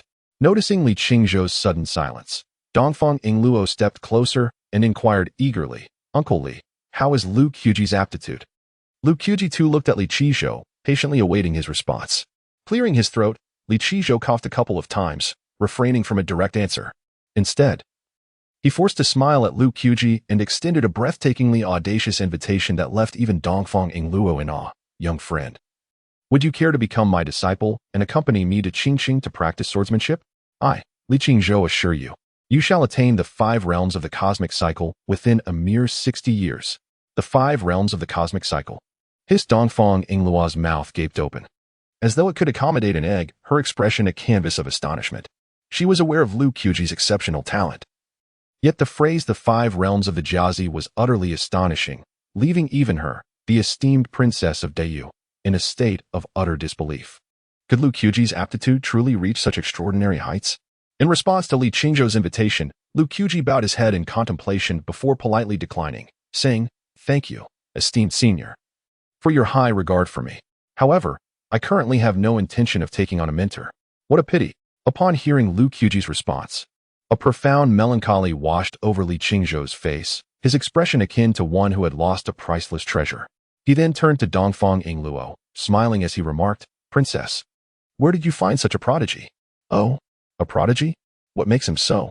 Dongfang Ingluo cast a sidelong glance at Lu Qiuji, her voice tinged with curiosity. Li Qingzhou chose not to elaborate, merely smiling enigmatically. "What makes him so? Young friend, Lu knows best. There's no need to pry further, for everyone harbors their own secrets." "Do they not?" Li Qingzhou's words implied that he had discerned something peculiar about Lu Qiuji, yet he opted to keep it discreet, conveying a sense of reassurance to Lu Qiuji. Upon hearing this, Lu Qiuji clasped his hands in gratitude, saying, "Thank you for your understanding, esteemed senior." Soon, when further inquiries yielded no results, Dongfang Ingluo relinquished her pursuit and pulled Li Qingzhou aside, quietly asking about how to resolve the issue of the Tianbu Li recognizing its master. In response, Li Qingzhou shook his head, sighing. The Black Blade Tianbu Li is no ordinary artifact. Once it recognizes a master, it will follow for a lifetime, unless the master meets their demise. However, to lose an unparalleled talent for the sake of a blade would indeed be akin to grasping at sesame seeds while discarding watermelons, an unworthy trade. The true power lies not within the artifact itself, but in the individual wielding it. I trust the princess, as a practitioner, understands this principle. Uncle Li need not elaborate. I would never sacrifice Lu Qiuji for the Tianbu Li. Dongfang Ingluo nodded slightly, a flicker of something unusual in her gaze, as if she wished to say more but ultimately chose to remain silent. After a brief respite, the group resumed their journey. The carriage rattled along the bumpy, ancient tea-horse road, the axle creaking as it crushed the remnants of the setting sun. The ancient path stretched vast and desolate, with Lu Qiuji, the monkey, the simpleton, and Li Qingzhou seated side by side in the carriage. Perhaps due to Li Qingzhou's presence, the monkey and the simpleton appeared noticeably more restrained, resembling 2 bewildered groundhogs at first glance. Lu Qiuji, possessing a greater boldness than the monkey and the simpleton, initiated a conversation with Li Qingzhou. "Esteemed senior Li, I have a question. May I pose it?" "Please do. As a great sword immortal, should you not be soaring through the skies on your sword? Why then do you choose to share a carriage with me?" Li Qingzhou pondered for a moment, then burst into laughter. "Oh, the winds up there are fierce. As one ages, too much wind can lead to rheumatism. Generally, I only wield my sword in crowded places." "Why, you ask?" Lu Qiuji took the cue. Li Qingzhou raised an eyebrow and chuckled. "Of course, it is because of my charm. Lu Qiuji burst into laughter. Taken aback by the wit of Li Qizhou, the esteemed leader of Qiqing Mountain, the notion of a dashing sect leader who, fearing rheumatism, chooses to forsake swordplay for a carriage ride is indeed amusing to ponder. Li Qizhou chuckled as well, giving Lu Qiuji a light pat on the shoulder before inquiring once more, "Young man, truly do you not wish to practice swordsmanship with me?" Lu Qiuji shook his head resolutely. Observing this, Li Qingzhou produced a gourd of wine from seemingly nowhere and took several hearty swigs. His cheeks soon flushed with a hint of inebriation. With a tinge of reluctance, he cast a glance at Lu Qiuji before recounting a tale from his youth. When he first ascended Qiqing Mountain. Chapter 49, The Contrast of Li Qizhou. I vaguely recall that it was a day when the rain threatened to pour. It was said that Qiqing Mountain was a mystical place, home to celestial beings who could interpret omens. Thus, I ventured to Qiqing Mountain, seeking a love fortune slip, hoping to ascertain if I might someday marry 8 wives. As I descended the mountain, an old man suddenly seized my hand, warning me of impending danger. Being naturally stubborn, I disregarded his words, shaking him off and striding down the mountain. Upon reaching the foot of the mountain, I encountered an elderly man seated by a small stream, who implored me to retrieve his straw sandal from the water center. Seeing the ominous rain and recognizing his frail age, I felt a surge of compassion and waded into the water to fetch it for him. To my astonishment, upon receiving the sandal, the old man tossed it back into the stream and shamelessly requested my assistance once more. Lu Qiuji, upon hearing this tale, felt a sense of familiarity and inquired curiously, "Did you help him?" Li Qingzhou rolled his eyes dramatically, exclaiming, "Help? I gave that old man a thorough beating, knocking out 3 or 4 of his teeth in the process." Strangely enough, the old man's actions resulted in my clothes being splattered with blood, indeed fulfilling the ominous prophecy of calamity. Lu Qiuji burst into laughter, remarking, "You are truly a person of passion." Li Qizhou added with a hint of melancholy, "I later discovered that the old man was the master of Qiqing Mountain." Lu Qiuji scoffed and asked, "After joining Qiqing Mountain, did he not discipline you?" "Oh, he certainly did. That old man made my life quite difficult." Li Qingzhou reminisced about a painful memory, his eyes glistening with unshed tears. He patted Lu Qiuji's shoulder and sighed. "To be honest, I have harbored a fear of heights since childhood, and I had initially settled for being a terrestrial sword immortal. However, upon learning of my fear, that old man suspended me on a cliff for 3 days and nights, effectively curing my acrophobia. 3 days and nights enough said. Discussing it brings tears to my eyes." As Li Qingzhou's humorous narrative concluded, the atmosphere in the carriage lightened considerably. The big fool and the monkey gradually opened up as well.